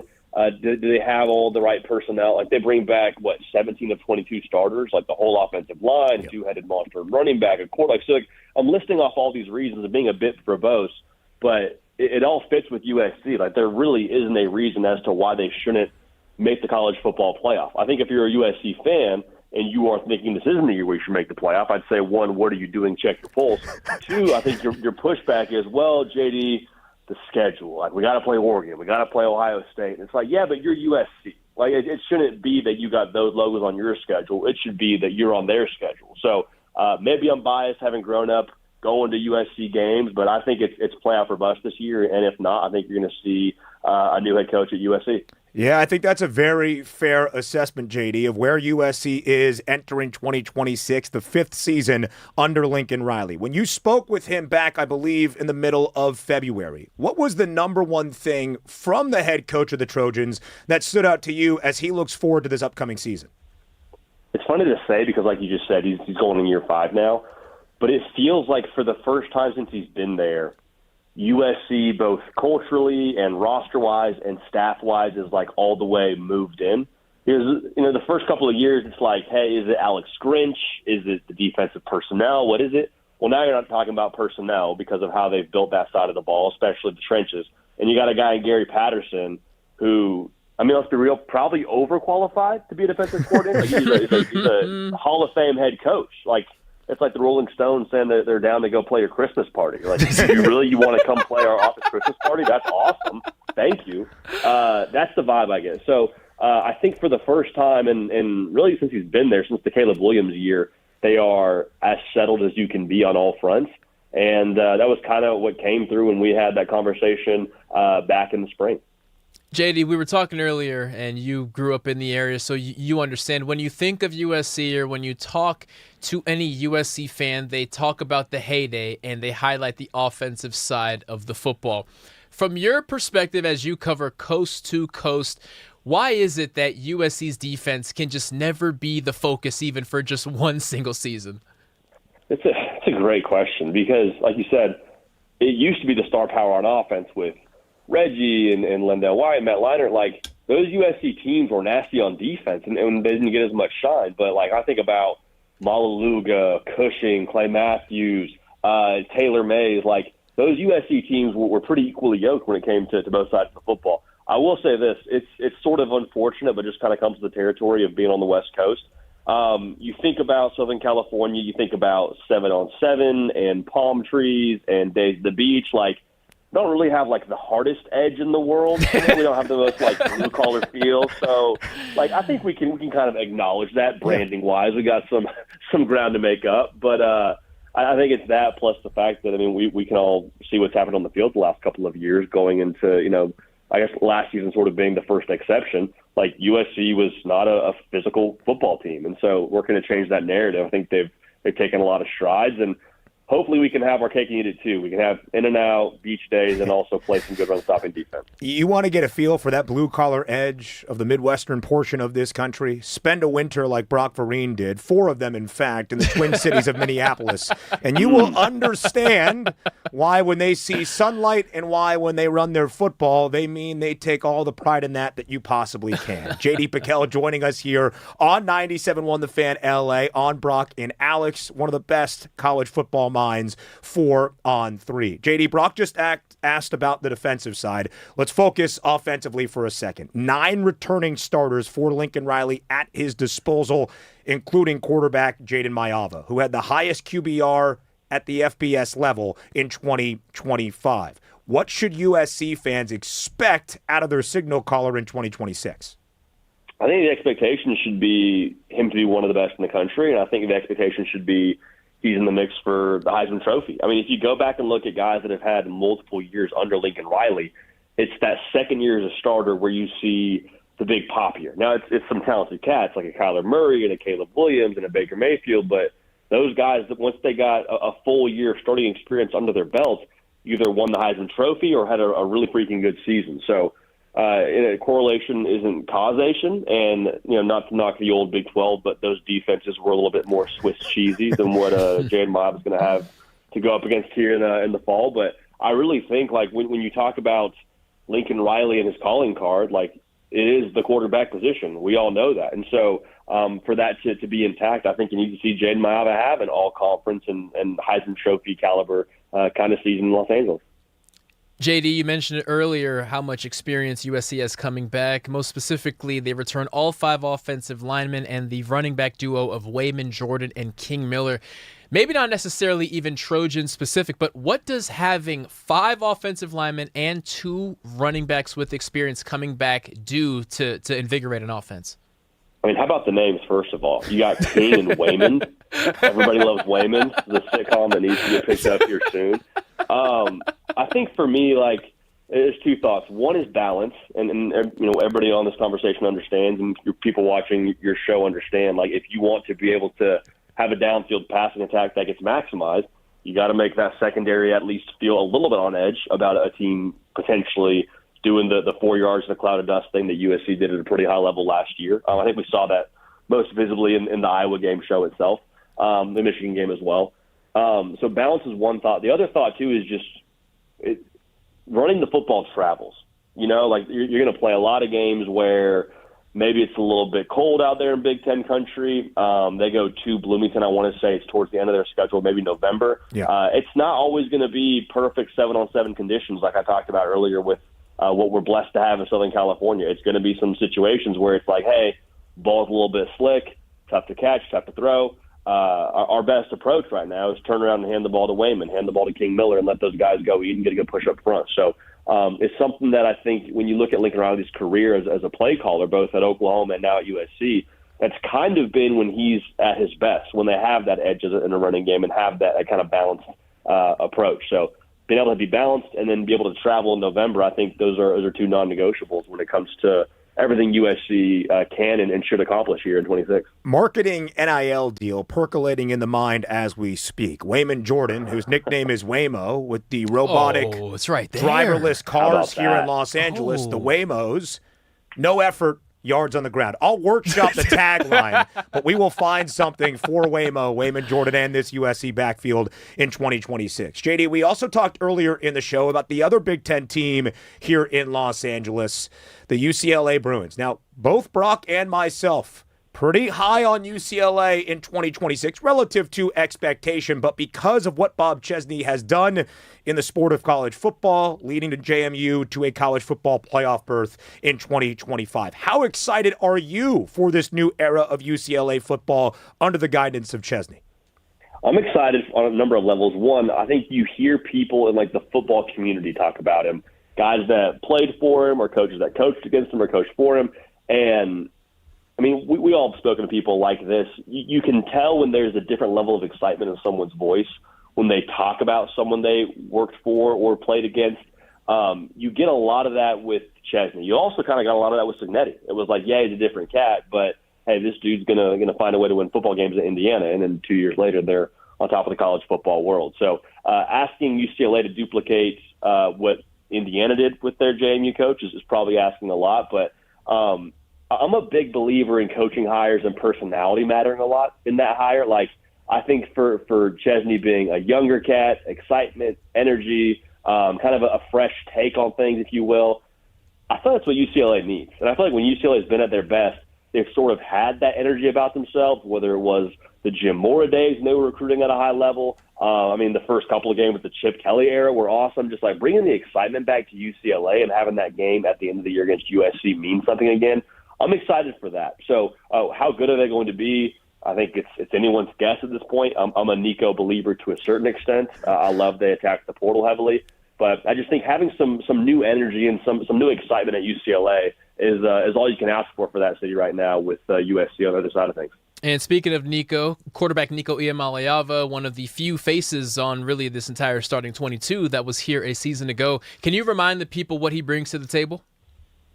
Yeah, it's tough because the last time people saw him at a national level, he was sort of a bus driver, if you will, for Tennessee on their way to the playoff. Mm-hmm. And then there's the whole fiasco after spring practice where he ends up leaving and transfers to UCLA, and it's the big national story / some people would say cautionary tale for NIL and how to maybe not do things.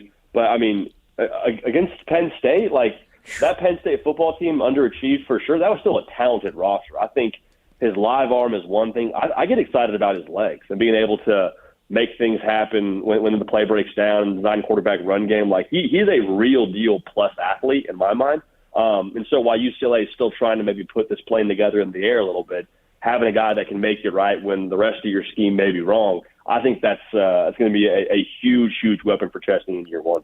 Nico had a $128 on the ground and 3 rushing touchdowns in that upset victory over Penn State that led to Jerry Neuheisel being carried on the shoulders outside of the Rose Bowl. JD, last one from me. We are here in Los Angeles. You could call it the heart of Big Ten country. Brock, a Big Ten guy, a first-team performer for the conference in 2013 with the Golden Gophers. My name rhymes with the conference, so I love the Big Ten. I ask you this question, giving you the scenario of which I set it up in the context necessary. Is the Big Ten, winners of 3 consecutive national championships, the supreme conference in college football? Absolutely. Absolutely. And I think anyone who argues against that has an agenda they're working with. And it's funny, I say that having my mentions full of this guy has a Southern accent, which I'm still trying to wrap my head around. This guy's in Nashville, all these different things. And it's like, listen, I don't have a dog in I hear about the SEC homer tag, and I don't have a dog in the fight. Like, if you don't think the Big Ten is the best conference in college football right now, then you're tuned out of the postseason. I think what's really fun right now is the discussion around why they're the best conference, because the results speak for themselves.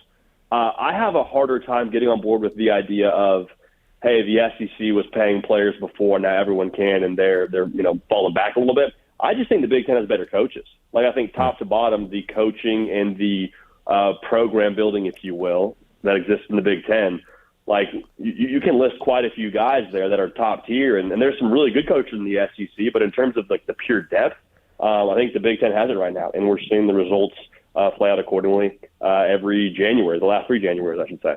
JD, one last one for you. Thank you so much for your time. Again, people, JD is at the heart of college football, coast to coast, SEC, Big 12, and everything in between, and of course the Big 10. That being said, Halloween night, Ohio State at USC. Where does that rank amongst the must-see matchups of this entire season? Oh, gosh. Halloween night, too. Now, you got to compete with Cornell Princeton that night, which will also be a big one. Gosh. There's some good. That's going to be awesome. I mean, it's right up there with any other game. It's going to be especially fun, too, if we're rolling into a spot there where, let's just say, even if USC doesn't beat Oregon at the Coliseum, let's just say that USC and Oregon go back and forth. It's a one-score game. I see a world where USC rolls into that thing with one loss. That's actually what I have predicted for myself. Ohio State, there's a world where they roll in there with, dare I say, 2 loses. Like they still got to go to Texas. They got to go to Indiana. They got to go to Iowa, and Iowa maybe kind of under the radar. They don't lose by much at home if they lose at all. I won't call my shot to say that's what Ohio State's working with going into that game, but there's a real possibility now where you got to go to the Coliseum Halloween night with your playoff hopes hanging in the balance if you're the Buckeyes. And at that point, for USC, I mean that's house money. You get to cut it loose. So it'll be a big one, man. It's going to be, I think, go a long way for USC, for all of us in determining how far along that roster and that culture truly is. Because you can show up and look good against San Jose State to start or Rutgers, but when you go play the creme de la creme of the Ohio State Buckeyes, are going to find out who you are. So it's going to be a truth-telling Halloween night, to say the least. Maybe we get J.D. Piquel back to his native land of Southern California, home, JD. inside the Coliseum for the Buckeyes and the Trojans. You want to know why people might think you're a Southern homer? Because you pronounce the word the correct way when it comes to college football. It's program. It's not program. There we go. It's program. Listen to any coach. Did Nick Saban say program No, he wrong did not. for 17 years? No, I don't believe he did. JD Piquel of On3 joining us here on Brock and Alex. JD, we appreciate the time on this Friday. Have an awesome weekend. You're the man, JD. Appreciate y'all, you. Man. Appreciate you. Hey, we're almost there. Almost there. Keep fighting the good fight, fellas. We are almost there. Just a month and a half away from that Week 0 opener, by the way. Saturday, August 29th for USC and San Jose State inside the Coliseum in downtown Los Angeles. Plenty more where all of that came from. Brock and Alex keeps on rolling on 97.1 The Fan LA.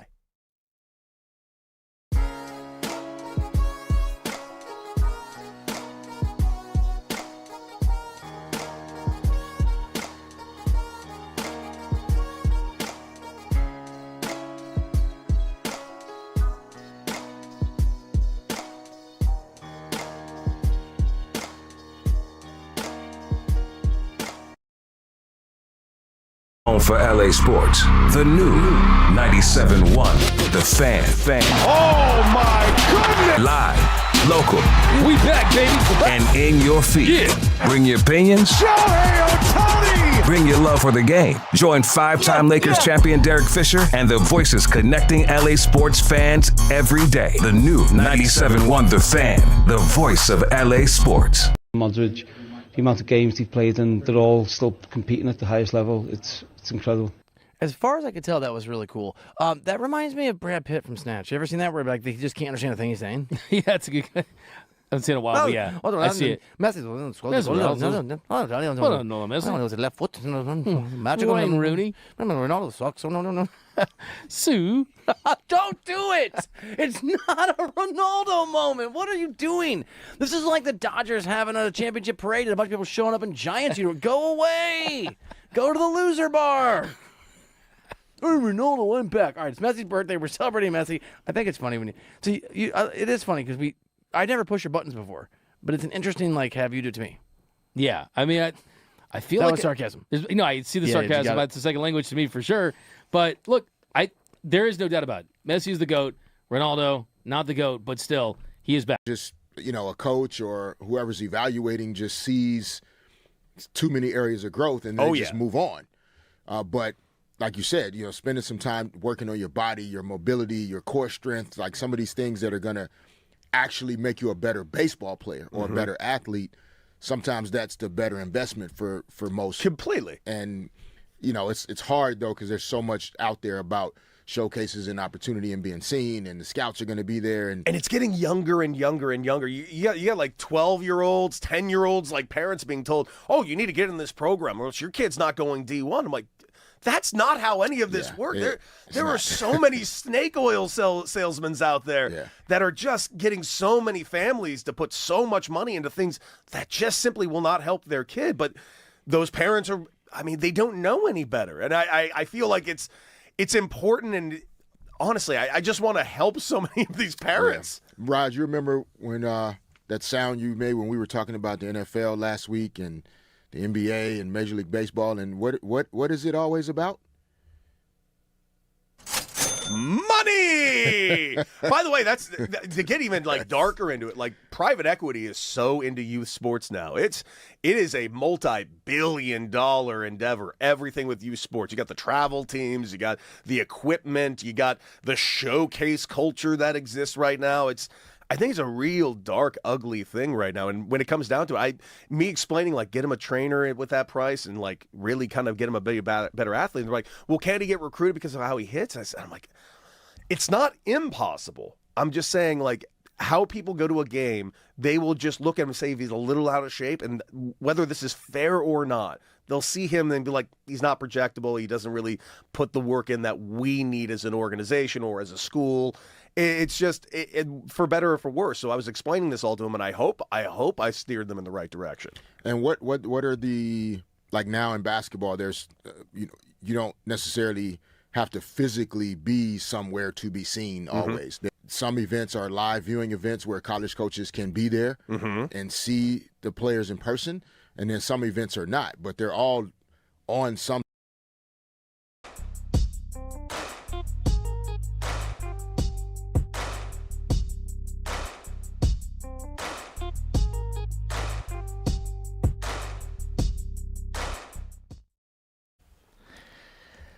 It's a Friday in Los Angeles. It's Brock and Alex on the new 97.1 The Fan, the voice of LA sports. He is Brock Vereen. I am Ben Stevens. In today for Alex Curry. There has been a ton of football conversation on this Friday. We just got off the phone with JD Piquel of On3 Sports, breaking down USC for 2026. And, of course, we want to hear from all of you. It is 855-97 LA Fan. That is 855-975-2326.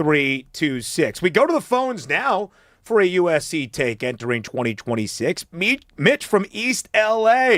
What do you have on Lincoln Riley and the Trojans entering his 5th year with Southern Cal?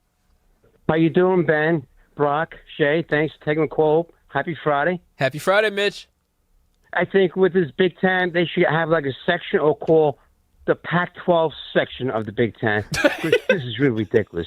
$1 billion business, and they fumble it to TV, but it's not what I call. I'm saying that we have a great set. We're going to lead the nation in sacks. We have, I think, 9 guys, 10 guys you can be seeing on the defensive line, resting others, getting at that quarterback, stopping the run. That's the name of the game. Good wide receivers. We're deep at running back. That we're going to be known as Tailback University again. I think Jaden Mayava is the second best quarterback in the Pac-12, in the Big Ten after Moore. Top 5 in the country, no less than 5. Okay. He might win the Heisman because we're going to be doing with the offensive numbers. We're going to lead with sacks to make the back 7 look good. And one more thing, I think we'll be top 5 definitely in the playoffs. Lincoln Riley, he's good in my book now. I love his recruiting that he did, and he's still doing well with the recruiting. If you look at the next couple of years. Thanks for taking my call. Have a nice weekend. Stay cool. Mitch, we appreciate it, man. Thank you for being here on 97.1 The Fan, on Brock and Alex. I want to dive into something Mitch just said right there. Yes. Jaden Mayava could win the Heisman Trophy. Dude, okay. What did I just Google on my screen, Ben? Please read it out. Our first time working together, but you can see the wires starting to be together. Heisman odds is what Brock Vereen has Googled. While I'm not a gambling man, I directly wanted to come off of that saying, if you are, put it on Jaden Mayava. Not just because he's the quarterback of USC, but because he's the quarterback for Lincoln Riley. And if you succeed under Lincoln Riley, you will forever and always be played into the Heisman conversation. CJ Carr, I'm listing the Heisman odds from top to bottom. Yeah. C.J. Carr, Notre Dame's quarterback, that is mostly going off of projection versus off what he's done. Arch Manning, Texas quarterback, that is off of projection, not off of what he's done. I'm shocked we didn't learn our lesson last year. I guess we're just doing this all over again. Trinidad Chambliss, I would argue, is a true number one Heisman vote expector because he will have to carry that offense, and if he's successful, they'll show him some love. Julian Sayin performed very well for a first-year starter. He didn't perform at a Heisman level. Jeremiah Smith, obviously, is in the Heisman conversation. And Josh Hoover, Indiana's quarterback, and Dante Moore, I put in the same category of they should be there, but I don't necessarily assume them to be there. If you are a gambling man or woman or legal teenager... Wait, do you have to be 18 or 21 to gamble? How old do you have to be to gamble? In various other states, you have to be at least 21 years old. Okay, teenagers, Yeah. stay away. Ignore this. Yeah. If you are 21 or older and of legal age, put money on Jaden Mayava because he is in line to come out of nowhere. And I feel like week 7 or week 8, we're going to look down and say, oh, yeah, Mayava has to be the guy. Let's just run through the stats. 3,711 passing yards in 2025. That was the 5th most in the country in college football. 24 touchdowns to 10 INTs. If he can clean that up a little bit and expand the touchdown tosses, those are Heisman-worthy numbers based on last year's sample size. And we have talked about all the returning talent for the Trojans offensively. No Mekhi Lemon, no Jacoby Lane, sure, but Tanuk Hines, if you haven't seen him play, is an absolute go-getter and can take down any pass from Mayava, and there will be the compliments of Wayman Jordan and King Miller alongside him.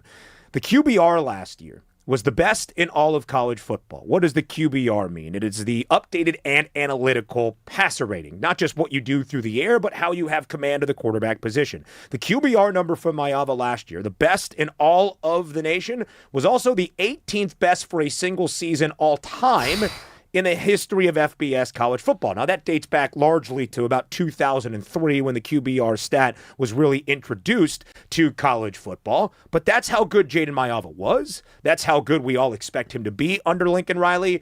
And if your head coach is Lincoln Riley and you have 3 Heisman winners under him with a Heisman runner-up in Jalen Hurts, you have the opportunity, just based on pure production and stats, to be a Heisman Trophy contender.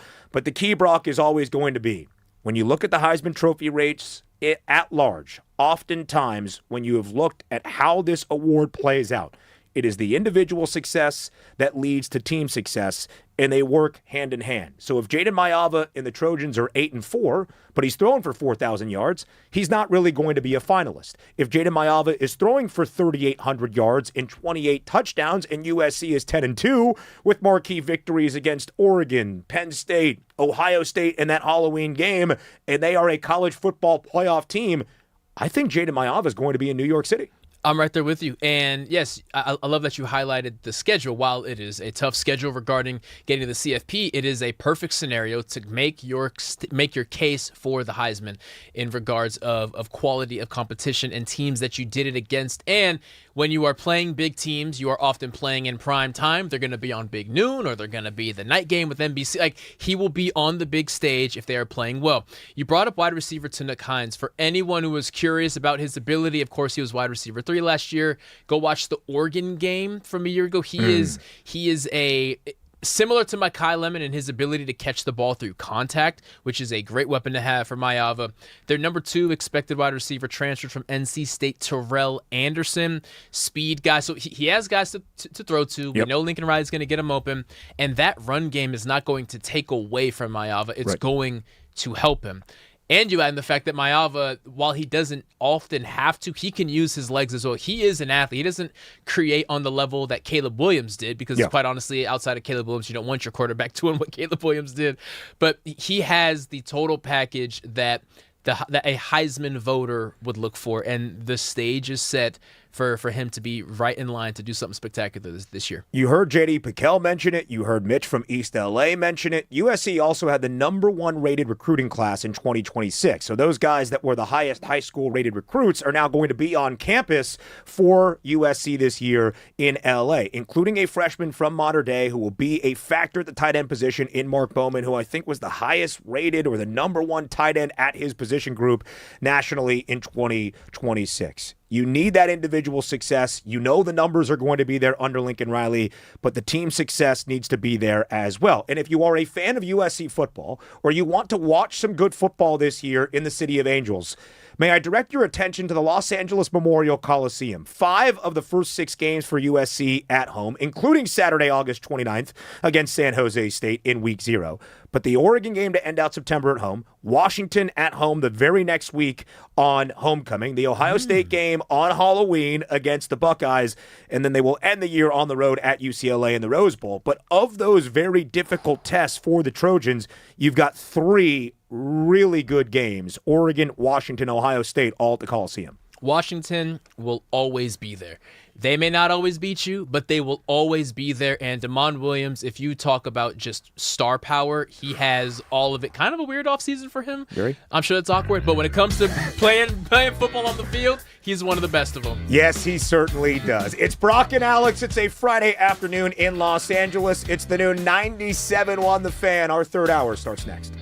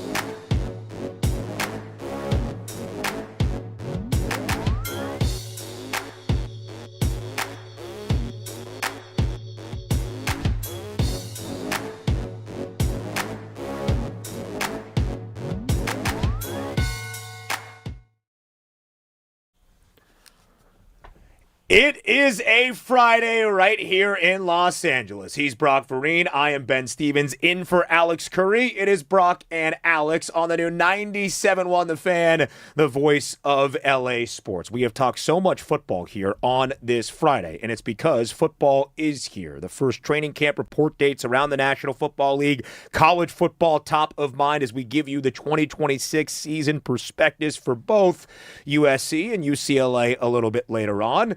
And football internationally, still top of mind as well. A World Cup weekend, third place game tomorrow between England and France. The World Cup final from New York, New Jersey Stadium. We also just call it MetLife in East Rutherford. It is Argentina and Spain. The Argentines looking to go back-to-back. And here in Los Angeles, El Tráfico. Tonight, LAFC and the LA Galaxy as MLS starts its second half, if you will, following the World Cup break and, of course, trying to capitalize on that World Cup fever. Max Brados will join us in our next segment to break down El Tráfico, one of the great rivalries in all of Major League Soccer, Brock Vereen. Which side do you sit on? I'm a Galaxy guy through and through. Oh, okay. So LAFC wasn't here when I was growing up. Yes. And I remember playing, this is going to date me, backyard soccer. And one of the stars of backyard soccer was the Galaxy GOAT, if you ask me. Landon Donovan's there as well. Kobe Jones. Yeah, Kobe Jones is the man. Is cool. He had the cool factor. Yeah, cool factor. So I've always been an LA Galaxy guy. So my soccer awakening was later in life, and it was mostly international. I loved Didier Drogba, and then I found out that he played for Chelsea, so I said, well, I guess I'm rooting for them now. For sure, fair. And then I would say my appreciation for MLS did not come until after LAFC came around. Yeah. So I was up in the air, but I was given an LAFC jersey, so I feel like I have to ride with them now. sure. And sometimes you just let the universe tell you which one to root for. So let's go United. A couple of good things that soccer does that I think we need to bring here to the States. They call a jersey a shirt. He's wearing a shirt. He's wearing the Man U shirt, the LAFC shirt. Love that. Or kit, even, if you will. I also love calling cleats boots. Oh, boots is Boots good. is sick. Yeah, Boots is sick. Boots is solid. Pitch comes naturally to me when I'm talking about soccer. Really? Only because when I would watch Drogba, I would watch the European broadcast with the accents, and it just felt more pristine. Boots never sticks with me, so every time I hear it, I get all giddy, and I'm like, oh, yeah, Boots sounds good. Yeah, I like Boots sounds good. Boots sounds like you're working. Yeah. And if you're working on that soccer pitch, I can appreciate it. I also interned for Spectrum Sportsnet back in the day, following my sophomore year of high school, or college, I should say. And that's when the Galaxy were big. I think they're still on Sportsnet. I'm not entirely sure. Maybe they not were at because that time of for sure. The Apple TV coverage and all that stuff. And so we knew the Galaxy players, I think, probably better than most around Los Angeles. And myself and my fellow interns went to a bar, conveniently Shellback Tavern in Manhattan Beach. And who was there hanging out? Giassi Zardes, Omar Gonzalez, and a lot of the LA Galaxy. And we went up to them. They're just kicking it on Friday night. And we went up to them. We're like, oh, you're Omar Gonzalez. Hey, you're Giassi Zardes. And they're like, you're the only people that have ever said anything to us inside a bar. So, yeah, I'm a Galaxy guy. Have you ever been to an El Tráfico? No. Oh, I want to go to one. I have not been we go tonight? there. Should we go tonight? Should we go tonight? Should we just Shay, you go tonight? Should we just abandon all of our responsibilities? And Yeah, go tonight? me and BTS Nick will be there. And then Lindsay actually, so check out our socials tonight. Lindsay's going to be doing a cool immersion experience. So wow. If you want to see how VIPs do it, Whoa. at El Tráfico, because I guess there's this crazy event that they're doing. I only know a little bit about it, but Lindsay, if you really want to see what she's doing tonight, check out the fan socials. She'll be going live. She'll be posting. She'll give you the full feel of El Tráfico. So if you guys don't go tonight, just watch our socials. Call that a tease right there. That was Shay, so that's mysterious. Your second promo of this show, and you do it better than I do, than Brock does, than I think I've heard anybody. I just hope Andrew was listening. Yeah, I that hope he was so as well. mysterious. I'm so intrigued. I'll be clocking Immersion experience for the VIPs at El Tráfico. Didn't know that was a thing. At the Fan LA, by the way, for all of those social media channels to make sure you get that full El Tráfico experience. BTS, Nick, you're doing great stuff back there, man. Nick was the first guy that I met when I came in to host some of the night shows. It was Nick and Shay who greeted me at the door. So I feel like we're day oneers We're pretty together. brutal first faces to see, huh? I disagree with that. I mean, you and I went to the same high school. We did. We had a lot in common. I was probably the best person for you to actually meet first. I Yeah, think now so. that I think about it. Yeah. Just a complete 180 Yeah. in 4 seconds. Yeah. just from the I worst was to the being best humble. I in was being 4 humble. seconds. All I right. was You just trying to needed me be to. humble. Oh, okay. You're just trying. egging on for a compliment. You're fishing for him. That's Good what I stuff, do. Shay. That's what I do, yeah. That's the last time I say anything nice about your promotion abilities. Hey, man, we're from Calabasas. Come on, you should know. It's great stuff. You know who's not from Calabasas? Who's that? He's from Akron, Ohio.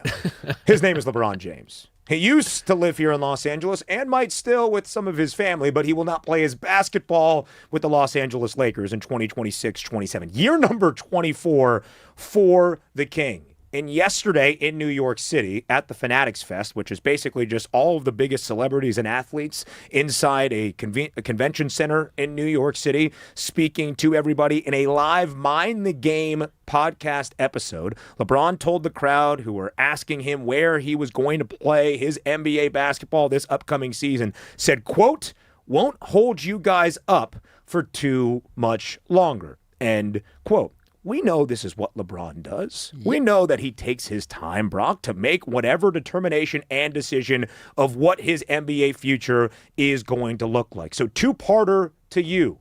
When do we find out when LeBron James is going to play next year? And where will LeBron James be playing next year? As for the when will we find out, it's when LeBron feels that his attention quota is filled. At the start of this offseason, for the first time in LeBron James' career, he wasn't the focal point of it, right? The sun used to rise and set with LeBron James when his contract was up. For the past 23 years, that's been the case. And through the various quotes of changing priorities, whether it's win a championship, I need shooters. No, I just want to be happy. No, I want this or that. From the Rich Paul with the whiteboard and saying this and that, like from the Lakers didn't fire me, I quit. You know, like there is a. He wants to be courted. He wants to be wanted. Mm-hmm. And for the first half of the month of free agency, he didn't get that. Things were moving without him. Victor Wembanyama's getting paid. Let's talk about that. Kawhi Leonard's situation going on. Let's talk about that. Jaylen Brown's going on. Let's talk about that. And I just don't think he's used to not having the attention on. Like Richard Jefferson said a week ago in a clip, I forget what it was for. I wish I could. I would give credit, but he said, "Yeah, LeBron knows where he's going, and he told me." Like, so what are we doing? And RJ, it's because one, I'm sure he got a very stern phone call after that. But two, it's this. Every time I feel that LA is being too harsh on LeBron, because I am shocked there is an overwhelming celebration that he's leaving, which I was not expecting. I know there's some contingency, but overwhelming is what's throwing me off. Every time I start to go on the side of people are being hard on him, I'm reminded of this is just part of the LeBron experience. He's going to milk this until he's done milking it. Yeah. To the second part of your question, I would love for him to go to Philly, but I feel he's going to Cleveland. Me too. Yeah. I think he's going to play with the Cavaliers. Mm-hmm. I think the song and dance and the Philadelphia 76ers getting involved with Jaylen Brown and Rich Paul's whiteboard where he really starred Tyrese Maxey's name and how great that fit would be. I think you could call the 76ers the favorites in the Eastern Conference. I'd call them that. Because LeBron James, despite turning 42 next NBA season, in his 24th NBA year, is still a positive, beneficial ad. He is not the LeBron James of even 5 years ago, where he is going to move the needle entirely by himself, but he is still a positive ad. He is a beneficial addition for any NBA roster. I think he is going to end up playing in Cleveland. It is the Hollywood ending. It is tying the script with a very large bow. And anything else I feel like is just a fun idea. I think it's always been the Cavs, and I think he will play in 2026-27 in Cleveland. Basketball coverage on the new 97.1 The Fan, the voice of LA Sports, is presented by Xfinity. Score the most reliable Wi-Fi, one price, 5 years guaranteed. Xfinity, imagine that. And of course, as we are talking LeBron James in his NBA future, like you, Brock, I believe he is wearing a Cavalier uniform next season. And then I think there's a really good chance the Cleveland Cavaliers are going to be the favorites to win the Eastern Conference, despite the New York Knicks being the reigning champs and the 76ers adding Jaylen Brown. You know, the Knicks are in this weird spot where they were doubted up until the clock hit 0 on the final game. Yeah. And the second that the celebration ended, well, it's still going in New York, but the second that the new league year started, they went back to being overlooked. Like, and I'm guilty of that. The Knicks don't scare me. Like when I think of what the Lakers need to do to become a championship team, I think of Oklahoma City before I think about the Knicks. If LeBron goes to Cleveland or wherever LeBron goes, I think of that team. Before I think of the Knicks, I think of the Spurs. Before I think of the Knicks, I even caught myself thinking, man, if this Paul George thing works out, like I'm thinking about the Celtics before I think of the Knicks. And to the Knicks' credit, that is their superpower. The fact that, yes, you have Jalen Brunson, who was a star, who I would argue officially became a star this year. If you didn't religiously follow basketball, you didn't know about him until like 2 years ago. And Karl Anthony Towns, who got ousted from Minnesota because they couldn't build around him anymore, right? So that is their power being overlooked.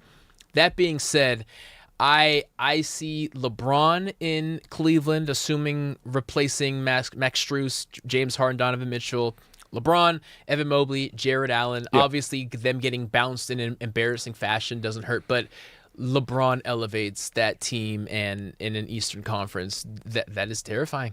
It is. Then the Lakers, ironically, are still the best fit for him, but that bridge has been burned for a while now. So he'll take the second best fit, which is Cleveland probably, and have a documentary about it, and we'll all cry because they're going to have photos of Bronny being a baby courtside, and now him and his, they're playing together and all that, and I'm sure it'll be special. Bronny, a Los Angeles Laker, by the way, guaranteed contract. So thank you to his father, LeBron James, for pulling that off. I do think Bronny could be in the rotation because I think what Oklahoma City and San Antonio are proving in how NBA rosters are now constructed, it's not the super team era. It is depth. It's 9, 10, 11 guys that can all make consistent impacts regardless of what that role looks like. And it's a different role now for LeBron James in wherever he goes next. But yes, to your point, whether it's the Knicks, the Cavaliers, the Sixers, if somebody adds LeBron, if they do not, still when you are the Los Angeles Lakers and you're Luka Doncic and you're Austin Reeves and you're Walker Kessler, you are looking up at how do you climb the mountain to get past San Antonio and Oklahoma City, who are the two teams with the largest gap, I think, in front of everybody else that the Lakers are going to need to climb and tighten that gap as they go into 2026-27. So LeBron James no longer playing his professional basketball in Los Angeles. I guess he could go to the Clippers, but I don't see that happening. A star here in LA, his name is Puka Nacua. It's year number 4 for Nacua as a member of the Los Angeles Rams. And Brock, it is no surprise that when you talk about Puka Nacua, he has had historical stats already. The most receiving yards ever by a rookie in his first campaign in LA in 2023. Last year, he led all of the National Football League with 129 grabs, 80 of them for a first down. Puka Nacua, one of the best wide receivers in the NFL. And ESPN has been releasing their top 10 lists as ranked by executives, scouts, front office personnel around the National Football League. We've talked about the quarterback list, defensive players, of which Myles Garrett ranks at the top. Matthew Stafford, number 3 in the quarterback rankings, by the way. Here is the top 10 for ESPN's exec list for the best wide receivers in the NFL. Lay them on me. Jamar Chase, number 1. Okay. Justin Jefferson, number 2. Reigning Offensive Player of the Year and Super Bowl champion Jackson Smith-Njigba is number 3. And then there's Puka Nacua at number 4. I'll complete the list and then I'll ask you. Amon-Ra St. Brown at 5, CeeDee Lamb at 6, George Pickens at 7, Nico Collins at 8, A.J. Brown, the newest New England Patriot, at number 9, and another Ram in the veteran Devontae Adams rounds out the top 10. Let's start with Puka Nacua, listed as the 4th best receiver around the National Football League. Does that feel like a fair ranking to you? It does, because he provides something that the previous 3 ahead of him do not provide. I was going to say none of the 10 provide, but Amon-Ra St. Brown, to his credit, provides this. It's his willingness to block. People ask what makes Puka Nacua special. He's not the tallest. He doesn't jump the highest. He's not the fastest. He has great hands, but they're not Devontae Adams. He's like, what is it that makes Puka so special? It's his toughness. And in Sean McVay's offense, which is tight end heavy, really he learned it from Cooper Kupp. Cooper Kupp's ability, why he was so special, was a willingness to block. There are plays that Puka Nacua is pulling like an offensive guard and digging out a linebacker. He's willing to do that, whereas Jamar Chase ain't doing that. Justin Jefferson will check himself out of the game before you ask him to do that. And you know what? They're not wrong necessarily. Right. And Sean McVay wouldn't want them in his system for that reason. Puka is willing to do the dirty work. There is a level of toughness for him, which is kind of shocking because every single game he'll miss a series with a random injury that you think he's done for the year, and then he just comes back better than ever. Yep. That's just part of the Puka experience. It's his willingness to block. He runs these very long crossing routes as well. He's fighting through linebackers that are trying to reroute. The amount of times he gets a helmet in his chest that would knock down most receivers, but he just keeps fighting through and catches a ball for a 20-yard grab. Yeah. I love the respect that he was given on this list, and the people who voted for this list clearly see that. I think Puka Nacua is right there. If you put him in the top 3, I would not be surprised. I do think Jamar Chase and Justin Jefferson, when you think of the prototypical NFL wide receiver, are probably the top 2 in the sport, interchangeable depending on who is having the best season. I do think JSN, because of what he did last year for the Super Bowl winners and the Offensive Player of the Year hardware, deserving of number 3. So I don't think it's a slight for Puka Nacua to be at number 4. I think the most fascinating conversation around Nacua, especially right now, just over a week away from the Rams reporting to training camp, is when is the second contract coming? Mm-hmm. Is that contract extension coming? Puka Nacua, of course, a 5th-round pick in 2023. His rookie deal has 4 years on it.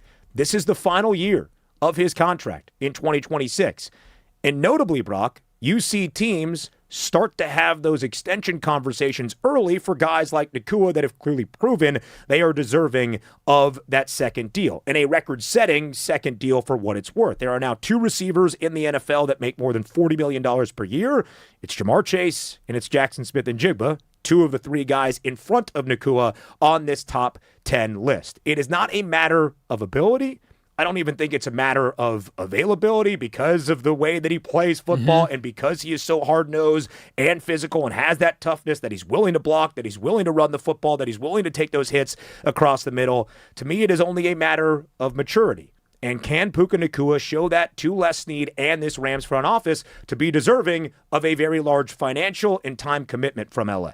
Puka Nacua has not been paid because of Puka Nacua. He has no one to blame but himself. To your point of contract, typically a first-round draft pick waits longer to be renegotiated because they have a 5-year contract, and then you get franchise tags and all this stuff in those games that they play.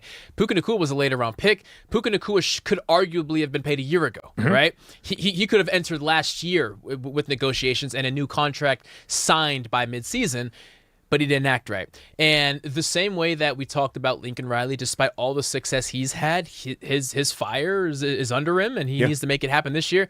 There is a world where Puka is not a Ram next year, despite having the 1,300-yard season, because what he's been doing off the field can have Sean McVay, and more importantly, Les Snead say, you are great, but we would rather attempt to find a lesser version of you, pay him less money because we know he's going to act right. We cannot give you $40 million, 38, probably closer to $38 million if we cannot trust you. So I hope Puka seeing JSN getting cashed out, saying that guy was a first-round pick in the same draft as me. Historically, I should have been paid 18 months before he got paid, and it's my fault. He has to act right. The ability is there. He is on a trajectory to be among the when Justin Jefferson passes the torch and he's officially an old vet, for Puka to be there as the receiver in the NFL. But it's up to him to live up to that expectation off of the field. He could certifiably become one of the faces of this franchise, right? As Matthew Stafford calls it, a career, whenever that is, the next year, the next 2 years, you're going to have Myles Garrett, of course, who is going to be a main component of this.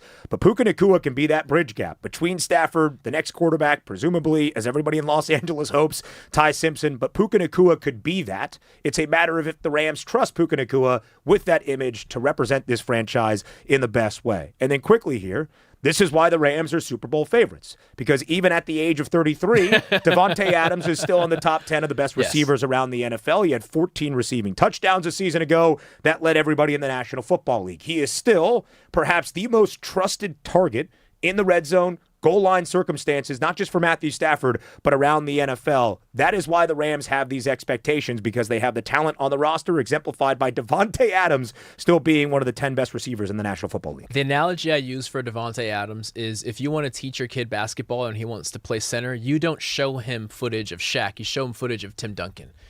Devontae Adams is Tim Duncan. He is the most technically sound wide receiver the NFL has ever seen. He has redefined how you run a slant route. Him and Aaron Rodgers essentially created the back shoulder fade. Devontae Adams' impact on the wide receiver position alone puts him in the Hall of Fame. And the fact that he is still doing it at this late in his career, mostly as a red zone threat, but still, the second that Matthew Stafford crosses the 25, it's where's Devontae, because he's going to be open in the end zone. Cannot speak highly enough about Devontae Adams and his impact on wide receivers that are really any wide receiver younger than him. Here's my take, by the way. I think option number 3 this year becomes the second-year tight end in Terrence Ferguson. I think he is going to have a breakout season in 2026. Let's go Big Ten. Yeah, let's go Big Ten. Oregon's finest. Oregon's finest.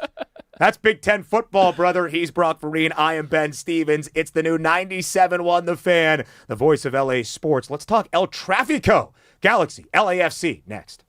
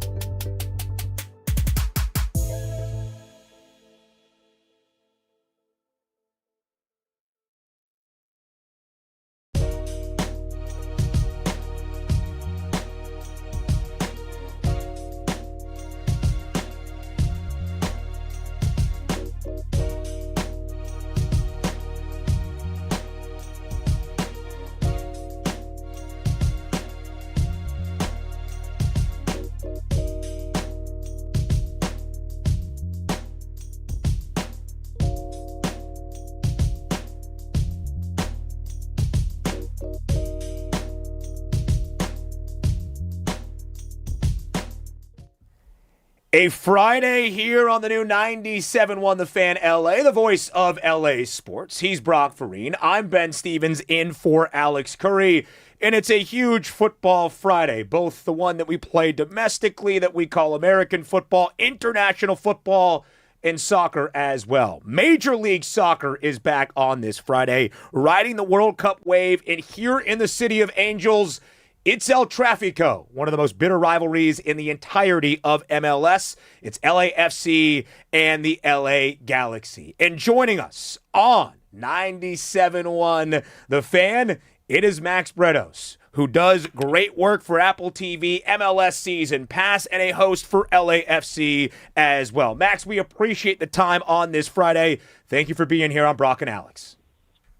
Ben, I mean, you guys always have the best intros for me. I don't know what to say. I will come on anytime you need if those intros continue in that direction. You know they certainly will, Max. That is my promise to you, whether it's Brock Farine or Alex Curry or myself, Ben Stevens, doing that introduction. The soccer OG, and we are so glad to have you here as the voice of LAFC. Good to be here. Max, it's really cool when you talk about El Tráfico because it is, in my estimation, the best rivalry in all of Major League Soccer. Tonight, the 27th all-time meeting between these crosstown foes. Where do you think El Tráfico ranks among those best rivalries in the sport? Well, it really is the best when you think of, where LA Galaxy stand and LAFC in the big picture of clubs with how important they have meant to this league, what they want to do on the world stage, the players, the high level of players that have played for both of these teams. It truly is remarkable. I would still give the number one rivalry to Portland and Seattle, just based on history. We don't have a lot of history in this league, so we got to gravitate towards it. So I will still give them their flowers. But to be honest, Ben, it's just a matter of time. This LA situation is through the roof. LAFC is the club of the moment, even though the Galaxy did win the title a couple years ago. But the Galaxy aren't going to be there standing pat, with the AEG and how they want to stand. They have a great stadium. LAFC has a great stadium. It's really cool because it's the only really rivalry. I know they have it in New York where you could drive from stadium to stadium in about half an hour with the toll roads in LA. That gives it a more European feel or South American feel to it. So they've done it all the right way, and the games are always interesting. And if you like goals, there's no question whatsoever what the top rivalry is. This game has averaged 4 goals a game. And I remember Giorgio Chiellini, who played for LAFC, would tell me, he goes, it's not a rivalry. I go, why not? He goes, because in order for it to be a rivalry, the scoreline has to be 1-0 or 1 because that is the reality of a rivalry. The big rivalries where River Plate Boca, Celtic Rangers, Tottenham and Arsenal, they all end 1-0. We have this weird rivalry where goals just fly in. And I don't think that's going to be any different tonight. Max, what is the difference between an LAFC fan and a Galaxy fan? Is it a territorial thing? Is it how recently you got into soccer? What differentiates these fan bases? That's a really interesting question. And I don't know if I'll have the greatest answer for it, but it is, the Galaxy deserve a lot of respect. I work for LAFC, and we don't hand out compliments either way. But the Galaxy were able to build, a culture when there wasn't any. When soccer was kind of a bit of a punchline, but now it's anything but. We had to there was a really rough years for the league, and the Galaxy were that flag that stood above it. So those fans have earned, the die-in-the-wool status. They've won a lot of titles. They have been the most successful one. But the LAFC fans arrived in 2018, even earlier than that, with a supporter culture that they knew about soccer. I guess sometimes you would look at it. I don't want to take this away from the Galaxy fans, but the LAFC fans, feel that Angelino vibe a lot more. Heavily Latino, although, everyone's welcome, and they've created this culture with the drum beats, which the Galaxy would have probably been able to do, but that was like MLS 2.0, where you're able to really develop that supporter culture in the stands. And the Galaxy have responded in turn as well. There's a lot of similarities. I think that's worth mentioning that there's a lot of households And it's a great thing that have Galaxy fans and LAFC fans. The Galaxy have the history. They're like the originals, and they will be the first to tell you that. The LAFC would like to say there's this cool brand that has come by storm, wear the cool black and gold garbs, and are winning fans all over the city. But both play an important role, and you know, but the Galaxy did have a big head start on that, and they deserve to have their position in the LA status for sure.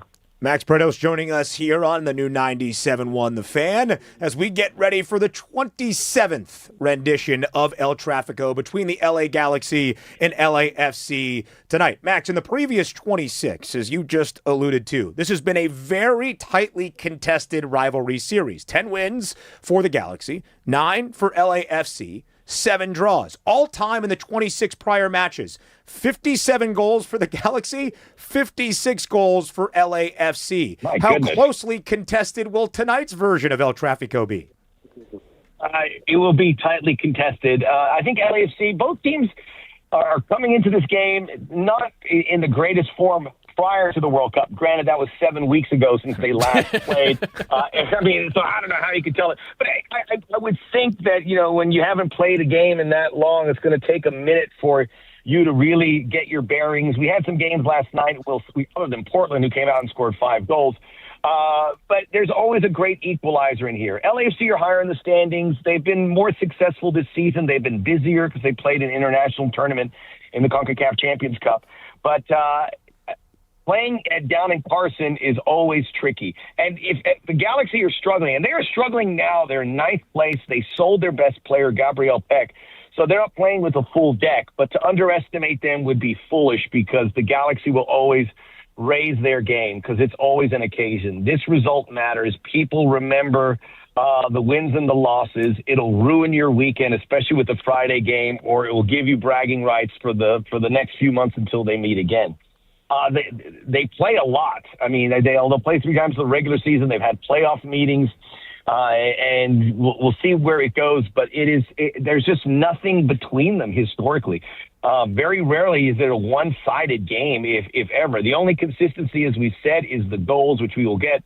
But with 7 weeks to go, these teams, the coaches might have downplayed it a bit because they're just getting back into it.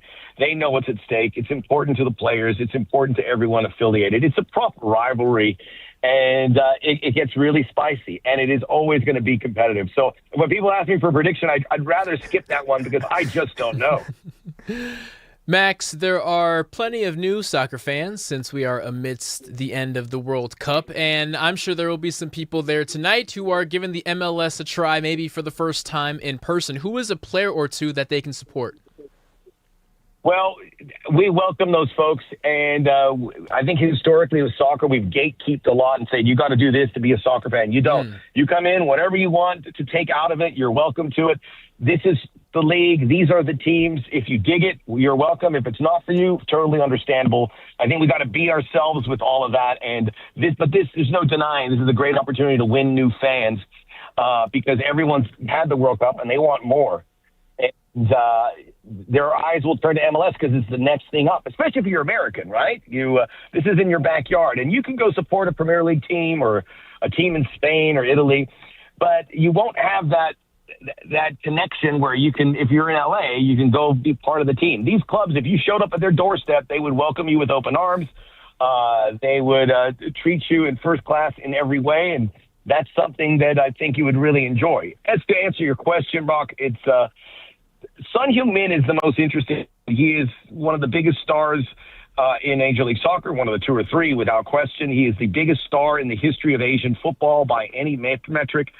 He's not having a good season, didn't have a great World Cup with South Korea, and that's putting it very kindly. So how he reacts, because now that he's got the burden of the World Cup off his shoulders, maybe he will have a freedom about him, and he can change games. Because when he arrived with LAFC, he was phenomenal, and LAFC are still waiting for that player to come back. He's been okay, but not at that level where the expectation is with Lionel Messi, where I think a lot of people expect he can have that sort of contribution.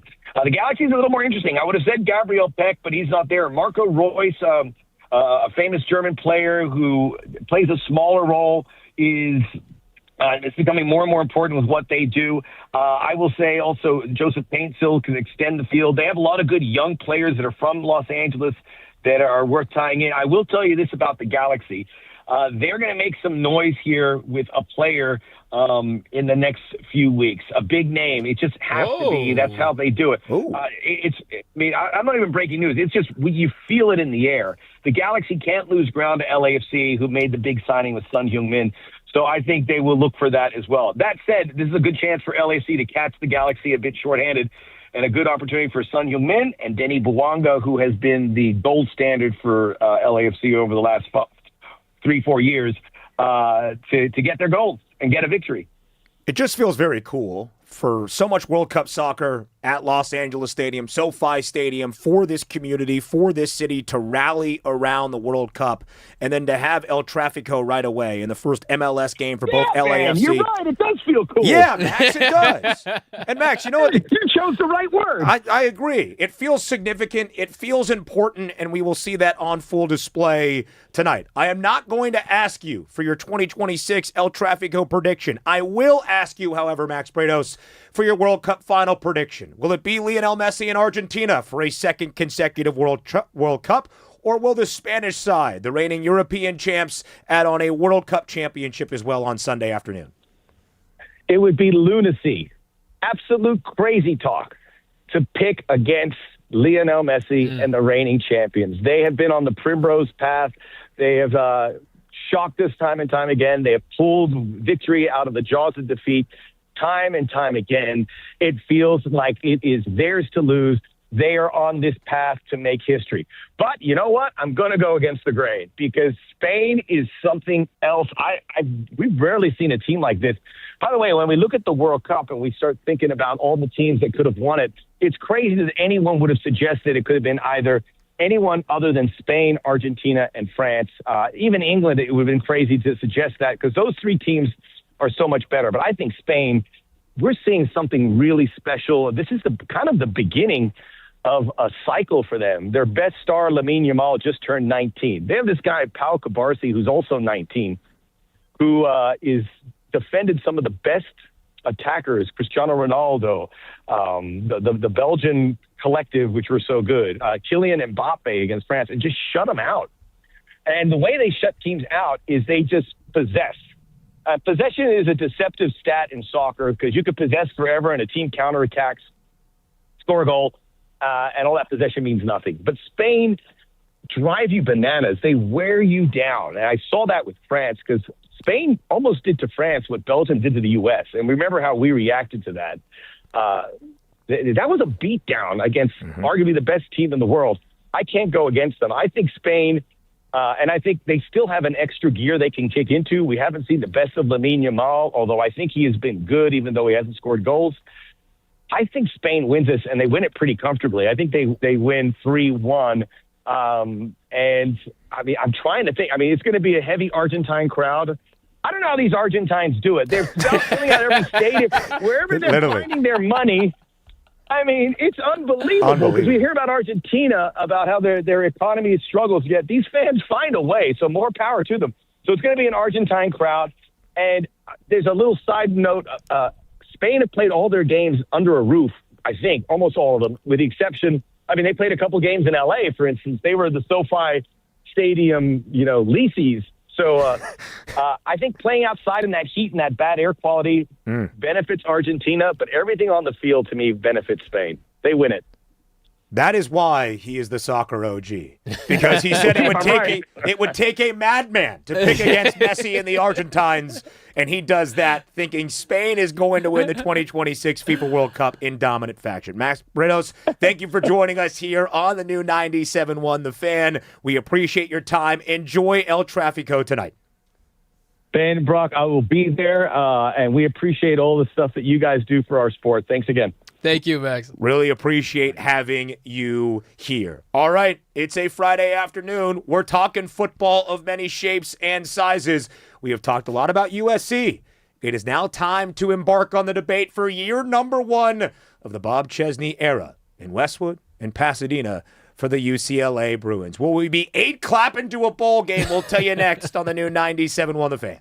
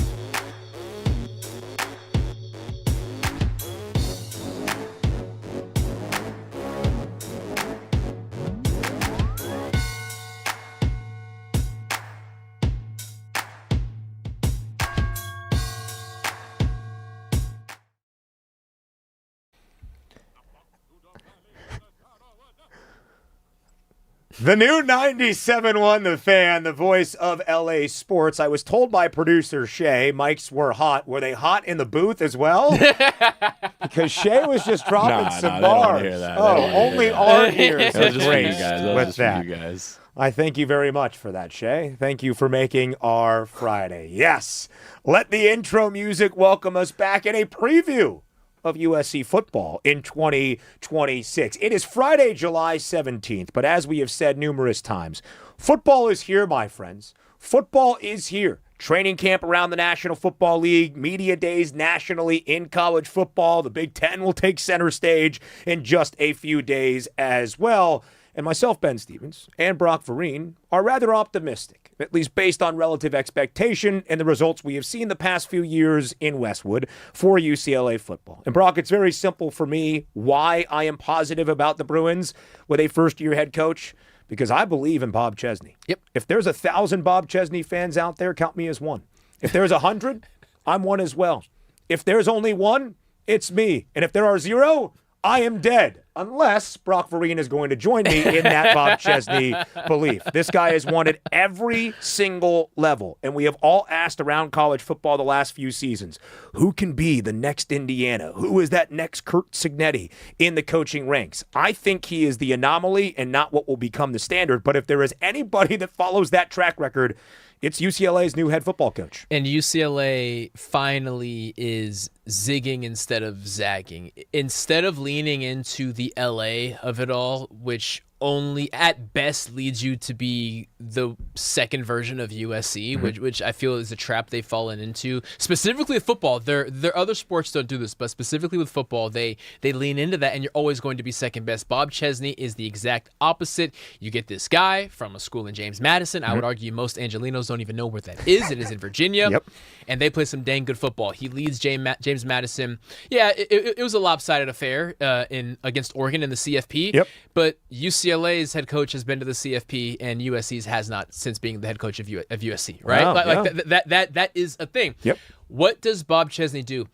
He knows how to create a culture that you want to be a part of. UCLA has attempted to say, come play for UCLA and represent LA. That's USC's thing. They needed a coach that says, no, come play for that guy.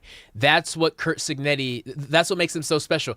Players don't want to play for Indiana, the losingest team in college football. They want to play for that guy, Curt Cignetti, and now players want to play for Indiana.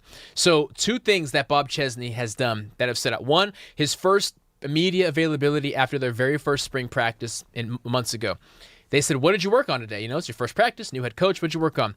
He said, the things that don't take skill, the things that don't take great genetics, the things I wanted to focus on today more than anything was the effort. And I said, Coach, I'll run through a wall for you. The second thing that he's done is almost immediately upon arrival, he hosted 180 high school coaches from 3 states, California, Nevada, and Arizona, I believe were the states.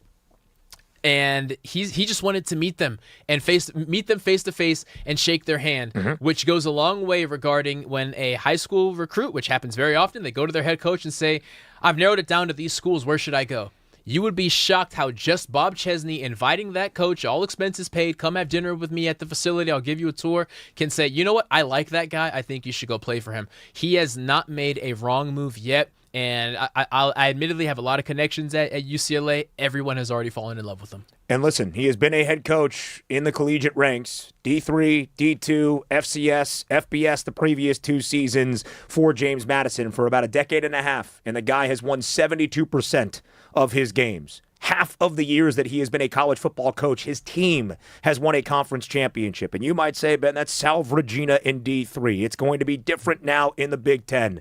Winners win. And if that's been anything proven by Curt Cignetti, that if you have that winning mentality, if you say those things that fire even guys that are talking into a microphone, albeit one a former All-Big Ten selection, the other a backup high school quarterback, but you are firing us up with your mentality, that means that it works. And it's what Bob Chesney does. Now, let's talk about the practical nature of this UCLA football season, because we are not saying UCLA is going to go 12-0. We are not saying, like Curt Cignetti did in 2024 in Bloomington, that UCLA is a college football playoff contender. Weird and wacky things can happen in this lovely sport, but that's not necessarily our expectation.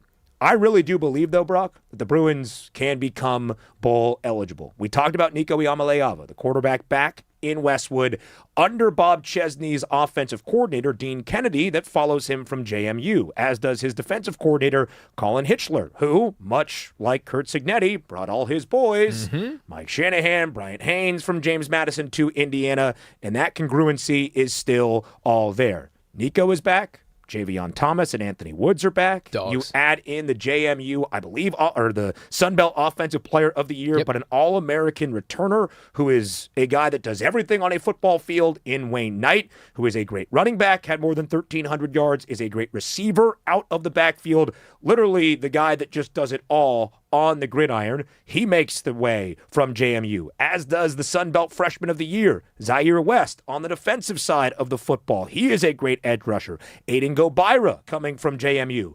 There's 10 guys that have made that move from James Madison to Westwood. There will be 42 new faces on this UCLA roster in 2026. That is a lot, and there will take a lot of gelling pieces. But I believe in Bob Chesney. I look at this UCLA schedule. Not nearly as difficult as that for USC. Nope. I think the Bruins are getting you at least 6 wins, and that might be an even 500 season at 6-6. But that is drastic improvement in year number 1 under Chesney, and a bowl game is always something to celebrate, in my opinion. Funny enough for UCLA, I see it coming down to week 1 at Cal, which is not an easy game. No. Cal has a team and a new head coach. Former Oregon defensive coordinator Tosh Lupoy is taking over Cal, and he is getting all the Polynesians, baby. They are ready to knock heads off over at Cal. However, UCLA should go in there expecting to win. If they win that game, you got Cal, San Diego State, Purdue, Maryland. UCLA coming out of the gates 4-0 is not out of the question. And if UCLA comes out of the gates 4-0, they are finding 2 more wins on that schedule. And if you are Bob Chesney and you are the UCLA faithful, a 6-win season coming off of a year where you lost 9 games, which ties for the program worst, that is a massive – that is your CFP. Yeah. Then you add to the fact success breeds success. I mentioned how Bob Chesney is doing a great job reaching out and redefining a culture at UCLA. They currently have the 17th ranked recruit class in college football for 2027. That's crazy, by the way, people. Number 1 in California. People are already buying in. You go to a bowl game. Now you are not only recruiting guys. Now you can walk into other commits and take them. Hey, come over here and be part of what we are building. I am over the moon excited about the potential that UCLA has. You mentioned about the running back room.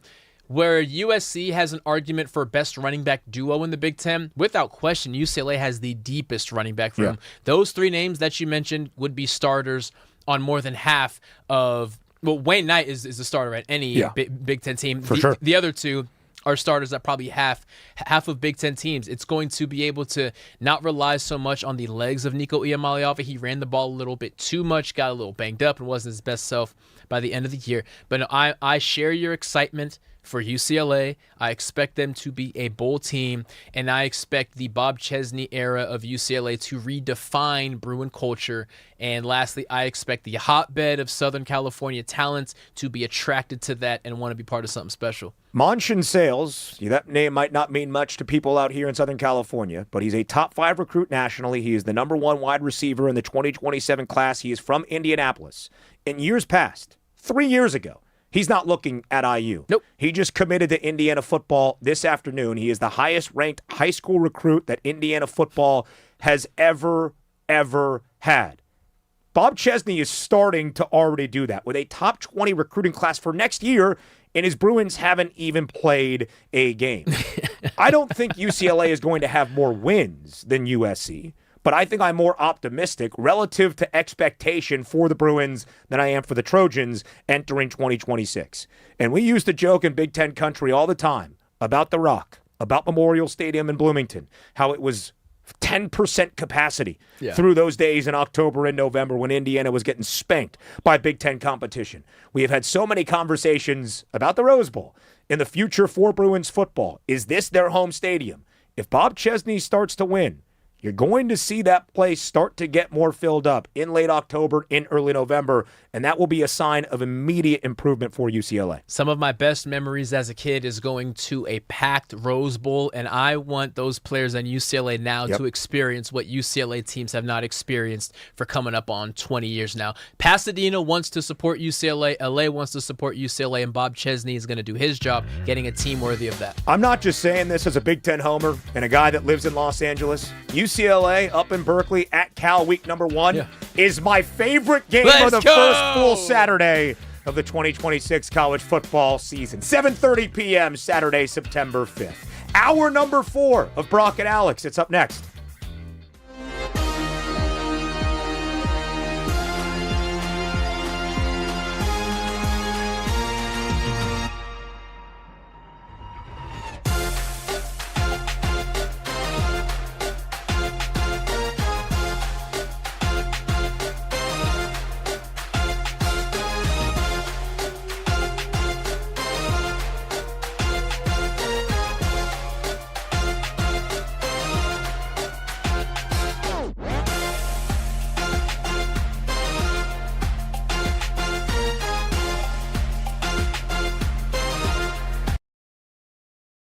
That it is amazing to be coaching a basketball team with Juju Watkins back on the court. Really blessed to just be here, feeling back like myself and being able to practice with the team. I mean, it's just been a long time coming. I mean, I've just been working out, grinding every day so that I could be in this position. So to see all of that hard work kind of pay off right now, it's really fulfilling. Just being around everybody, shooting the ball, like, I don't even know, like, the smallest stuff just gets me excited. But I definitely being able to scrimmage again, it's all I could ask for, honestly.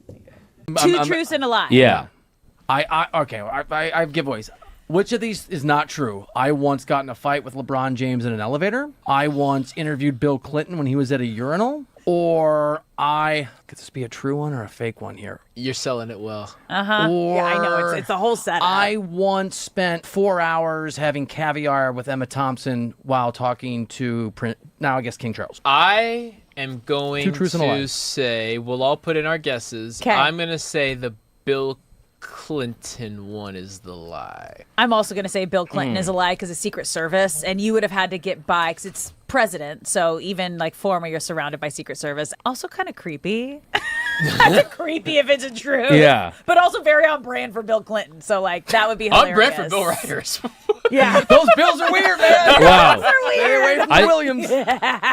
Can I play? But I feel like I have unfair advantage. I know a little you bit. know one of these. Okay. Yeah, I know one of them. I'm going to say the third one is the lie. I did not get in a fight with LeBron James in an elevator, though I just written a scathing column, and we were in the elevator in awkward silence. I did, in fact, hang out with Emma Thompson and hang out with King Charles when I was a young reporter, and I did, in fact, once, as a very aggressive reporter, march past the Secret Service. No! And I used to be able to do it. I used to cover Bill Clinton back when I worked at a newspaper in Arkansas early in my career, and it was, Bill Clinton, what are you doing? That's really good. Yeah. That's really So good. you interviewed him at a urinal. Yes, he was the first white person inducted into the Arkansas Black Hall of Fame.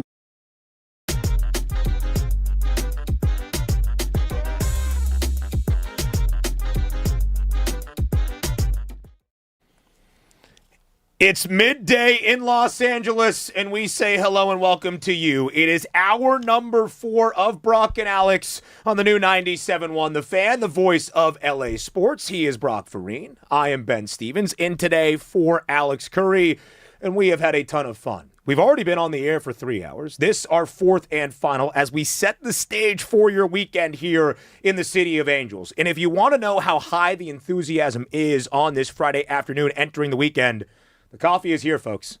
It's 1 p.m. Pacific, and Brock Farine has his first coffee of the day. I learned of this tradition when I was filling in for you a couple of weeks back alongside Alex.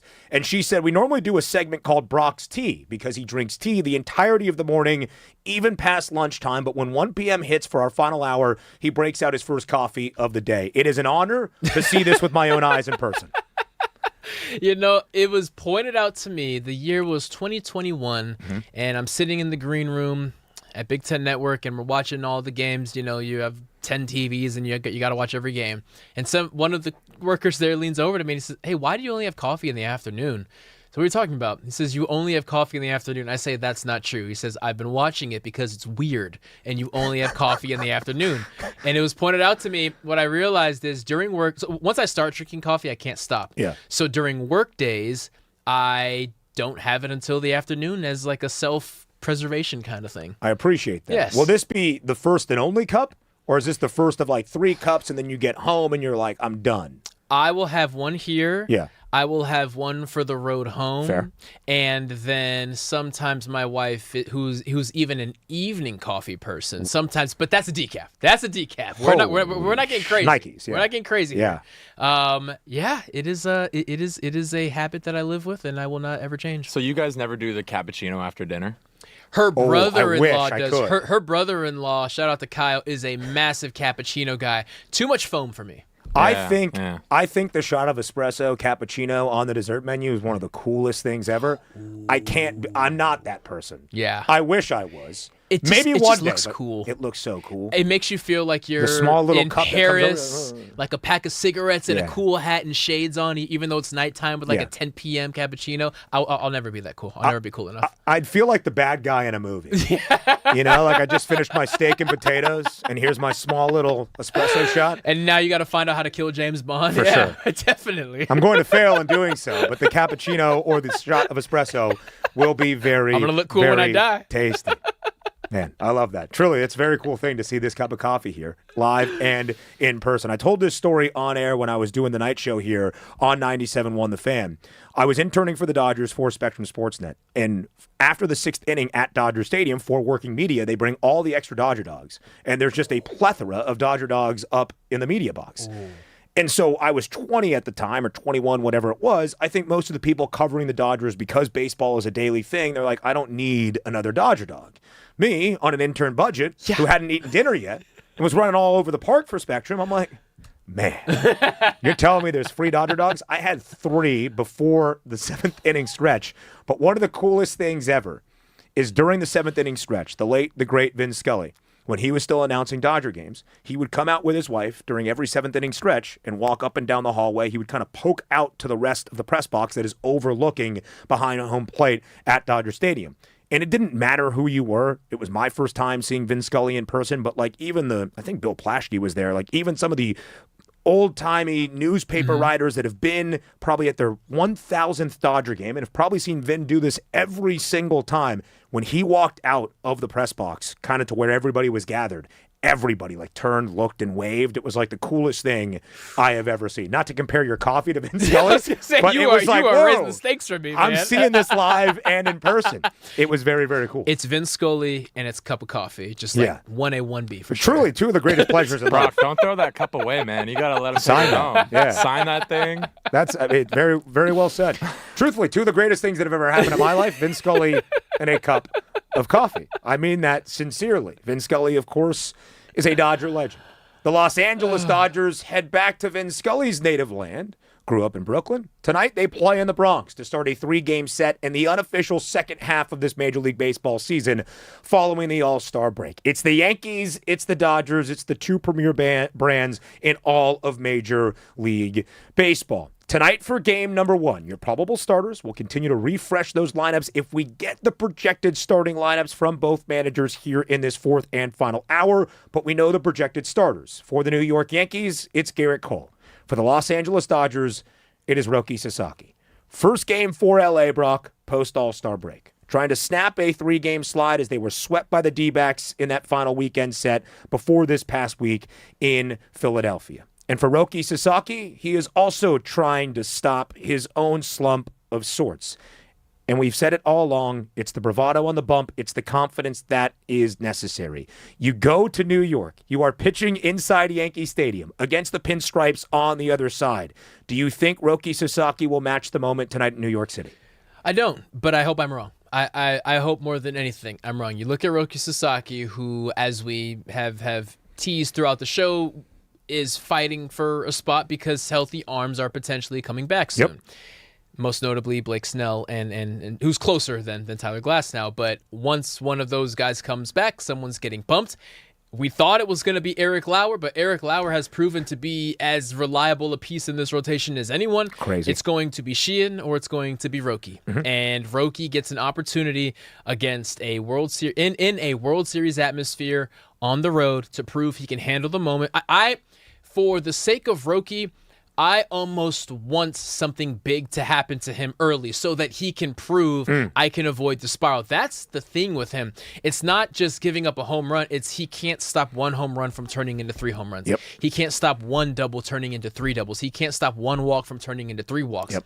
The best situation for Roki here, other than, a perfect game, is giving up a homer early and then being money for 5 more innings, right? Prove to Dave Roberts that you can avoid the spiral and handle the moment because, as I said, him or Emmett Sheehan, your number of starts are running out because once Blake Snell is back, one of you are getting bumped. And right now, I'd argue it would be Roki. The Dodgers have the best record in baseball as this second half begins. 61-36, a game and a half better than the Brewers for not just the best record in the National League, but in all of the bigs. That's what we expect. Nobody is going to hand you flowers for doing exactly that. And so you can be a little bit overly critical of a team that has won 2 consecutive World Series when they are expected to win a third, when there are some signs of issue, which is what we have seen here in the last week or so entering the All-Star break. The Dodgers dropped 5 of 7. They were swept for the first time this year by the Arizona Diamondbacks in that final series. And one of the other issues for the Dodgers, not anything that does with their performance on the field, but it's been the injuries, Brock, and mainly to that starting staff. Blake Snell, Tyler Glasnow have barely been a part of this Dodgers team this year, not to mention the back end of the bullpen and Edwin Diaz. Well, Edwin Diaz, a relief appearance, a minor league rehab appearance for Ontario before the All-Star break. We expect to see Blake Snell start to get some rehab work with the minor league system here in the coming days. Tyler Glasnow, no exact rehab assignment on the docket, but has started throwing bullpens with some positive progression. That's a really good thing. What is so in flux for the Dodgers here as this second half begins is the health, and namely what that starting staff is going to look like on today, July 17th, we know, on August 17th, on September 17th, and most notably October 17th. And who are going to be, even if not as a starter, those high leverage arms that Dave Roberts can turn to in playoff baseball. Roki Sasaki was out of the bullpen last year. He needs to continue building that confidence as a starter right now, and we'll see how much longer Roki Sasaki has as a member of this starting staff, because the last 5 starts, including the first 2 in this month of July, have not been great. 22 earned runs allowed in total, at least 3 earned runs given up in all 5 of those outings. And you mentioned the home runs. He has given up a total of 5 long balls in the 2 starts in July. He has allowed at least 1 home run in all 5 of the outings. That has really started this slump for Sasaki. 9 in total. And with the short porch of right field at Yankee Stadium and guys like Ben Rice and Cody Bellinger looking great over the All-Star break, Ben Rice in the home run derby, Belly the All-Star game MVP, you have to be on your P's and Q's tonight on the mound. And where my nervousness comes from Roki starting a series is when Roki has one of his not so great Roki days and he gets yanked in the 3rd or 4th inning. Now you're asking the bullpen to essentially have 3/5 of a bullpen game. And now it sets the precedent for the remainder of the series when Roki leads the series of, well, Edgardo Enriquez had to pitch 2 innings yesterday, and Jack Dreyer had to do 2 innings. Tanner Scott, we can't use him as a closer because he had to pitch 2. If Roki has a bad day, it can affect the entire series because when he does have bad days, the bullpen is asked to do so much more. So much is riding on Roki, and while your gut instinct is, I don't know how this is going to go and I'm nervous, I'm starting to become excited because it's now or never. If he can shine in this moment, that gives a level of comfort until someone is able to come back. If he cannot shine in this moment, I can officially, emotionally move on and say, okay, it's not his year.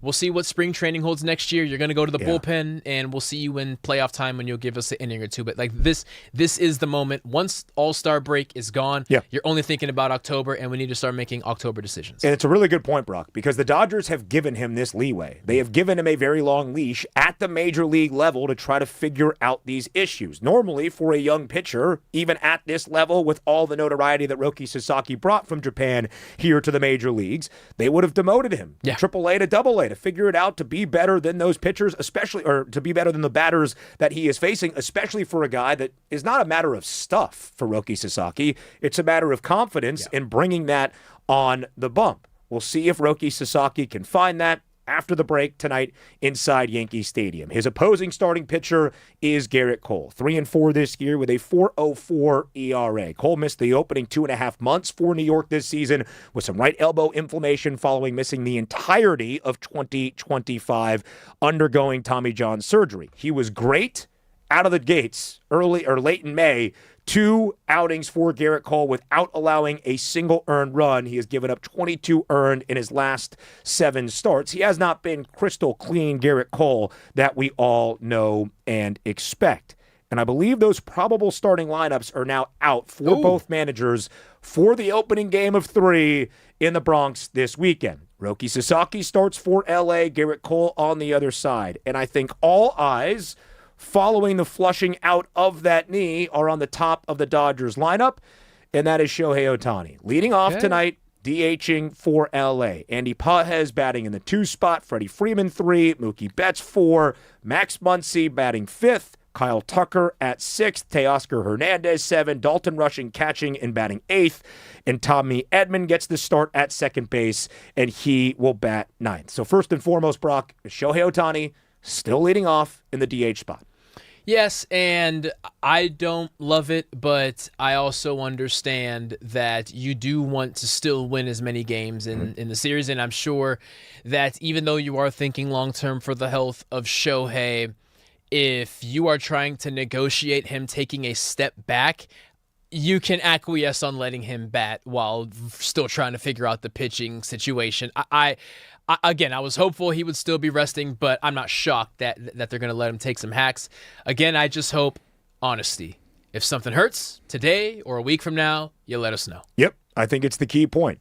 And we'll see what Shohei Ohtani, who was not scheduled to start in this series against the Yankees on the road anyway, but of course being scratched ahead of that final start against the Arizona Diamondbacks prior to the All-Star break, if he is on that projected starting lineup as a starting pitcher in the next series for the Dodgers on the road against the Philadelphia Phillies. Just to tidy up the lineups for the New York Yankees, Trent Grisham is leading off in center field, Ben Rice DHing and batting second, the veteran Paul Goldschmidt, who knows this team very well, batting third, playing first base, Cody Bellinger, the All-Star Game MVP, bats cleanup, Jason Dominguez at the 5 spot, Jazz Chisholm, Jose Caballero, Ryan McMahon, and Austin Wells catching for Garrett Cole tonight and batting 9th. You will not see Aaron Judge. Of course, he has missed more than a month with the shoulder issue and all that he is dealing with. Giancarlo Stanton still on the injured list for the Pinstripes as well. Injuries have been a huge component for the Yankees this year. Garrett Cole missed the first 2.5 months. Carlos Rodon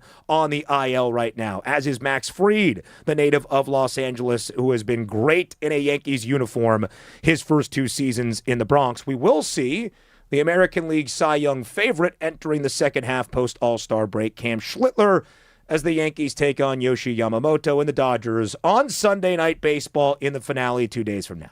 That's going to be special. Yeah, it's going to be awesome. That is going to be special. And one thing we know about Yoshi is he will elevate his level of play to the moment, and all we have are playoff example after playoff example after World Series example of I'm going to be dialed in because I crave opportunities like this, and you can't rattle me. I can give up 3 home runs. I'm convinced that this 4th batter is mine, and that's it. Back to tie it back to the Roki conversation. That's the mentality that it takes. So it starts with Roki. It starts with him having an opportunity to prove himself once and for all. And it starts with him not asking too much out of the bullpen so that on Sunday, when Yoshi does hand it off to the bullpen, they are rest and ready to hopefully close out a solid series against the Yankees. And the Dodgers have done that against the Yankees. Again, with the changes in scheduling for Major League Baseball and those scheduling philosophies, we got rid of 19 divisional games down to 13 against the other 4 teams in your division. A lot more interleague matchups that we see around the bigs now. We have seen these 2 biggest brands in baseball, the Yankees and the Dodgers, square off in 3 regular season meetings, once every year since 2023.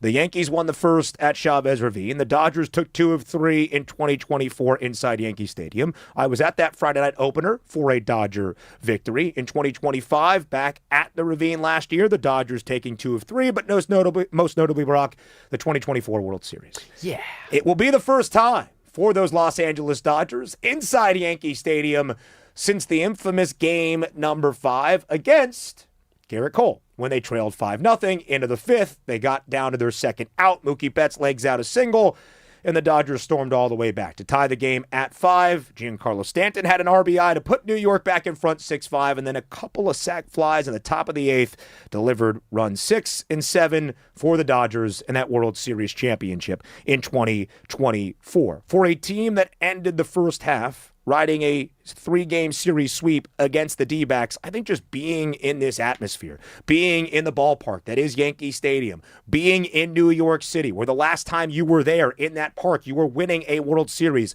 knowing that is your expectation and your goal for this year, Brock, it's a really great way, I think, for the Dodgers to kind of put all the negative energy aside and start this second half with a bang. That's well said, because the past 3 series were just not what they needed to be. San Diego, Colorado, and Arizona. Is the NL West in jeopardy? Absolutely not. It wasn't about that. It was about the level of play. It was just sloppy. And what makes the Dodgers great is whether they're playing the best team in baseball or the worst, they force that team to play to their level. And that's just not what we saw down the stretch of the break. What's the best way to flush something is to have an all-star break. Go and hang with your family for 48 hours if you're not taking part in the game. If you are taking part in the game, go out there and bring your family, see some other stars, and get praise and love, and toss away these errors. I'm looking at Max Muncy on the defensive side. I want to say 4 of the 5 plays, some of them were errors, some of them should have been, but they weren't counted as errors, kind of fell on him. I'm looking at Miggy Rowe. He will not be starting today, but we will see plenty of him during this series. He did not have a fantastic series defensively as well, some physical and mental lapses of judgment. But offensively, there's really no worries there. Yes, the bats go cold every now and then, but I feel a sense of calm when Andy Pages steps in. I feel a sense of calm when Freddie Freeman steps in. When Tommy Edman, the 9th hitter, when your 9th hitter brings a sense of calm when he's in the box. For sure. Runs are not going to be an issue. I feel they're going to feed off of that atmosphere. But defensively, especially with Roki on the mound, we got to flush those past 9 games away and get back to playing Dodger defense. 506 runs scored by the Dodgers in their first 97 games this year. 3rd most in Major League Baseball, behind a tie for the top spot. Probably not the 2 teams you would expect for the best offense, or at least the most runs generated this year. The Pittsburgh Pirates and the Washington Nationals have each scored 516 runs. The Nats are a very, very fun young team. Abrams scares me. He is fantastic. Got the start at the shortstop spot for the National League in the All-Star game. James Wood is awesome in Major League Baseball this year. The Nats just have 0 pitching, and their bullpen is so bad. Like, so bad. Like, their young offense will go out there and give you like 4 or 5 in the opening 5-6 innings. And even if their starter is out there doing something of worth, the Nats bullpen just collapses games. I think they have 26 blown saves. 26 blown saves, at least as of Saturday. In the second to last game before the All-Star break, and they had 27 saves, 27 converted saves, 26 blown saves, and they're 48-49, which is just a wild thing for the Nats. Again, the Dodgers have the best record in baseball at 61-36. They have the best run differential in the sport at plus 149. The Yankees have the best run differential, by the way, in the very weak American League at plus 91. The Dodgers have a 1.5 game advantage on the Milwaukee Brewers for that best record in all of baseball, and of course the top spot in the National League, which will also start to become part of the conversation. An 11.5 game lead for the Dodgers in the National League West, the divisional championship probably not really up for grabs at this stage, Brock. They've won it 12 of the last 13 years, hoping to make it 13 of the last 14. But with the Brewers, with the Braves, the Phillies are playing great baseball, certainly since that 9-19 start, and the interim manager, Don Mattingly, was named. Can the Dodgers keep that cushion for the number 1 seed in the National League, or at least one of those top 2 seeds? We would believe that would be the case right now to earn the opening round bye. But as we start to get closer to September and, of course, October, that postseason bracket and how it looks in the National League, matchups included, will start to take shape and start to be a part of this discussion. those top 2 seeds are the ultimate goal. Yeah. And whether you are talking to Shohei Ohtani, to Blake Snell, to Edwin Diaz, to Tyler Glasnow, to a unfortunately very long list of banged up guys, you let them know if you are out. Kike Hernandez is a key one. We haven't seen him in a while after he went like 8 for 8 in 24 hours and then we never saw him again. It's just a matter of we need a top 2 seed to keep that advantage. Yep. Other than that, just focus on your health. We know what we become when the lights are bright. We become the Dodgers that this entire league fears, that this entire league hates. That's the speech that Dave Roberts gives. The tough part of that speech is you look directly at Shohei and you say, are you on board with this plan? Yeah.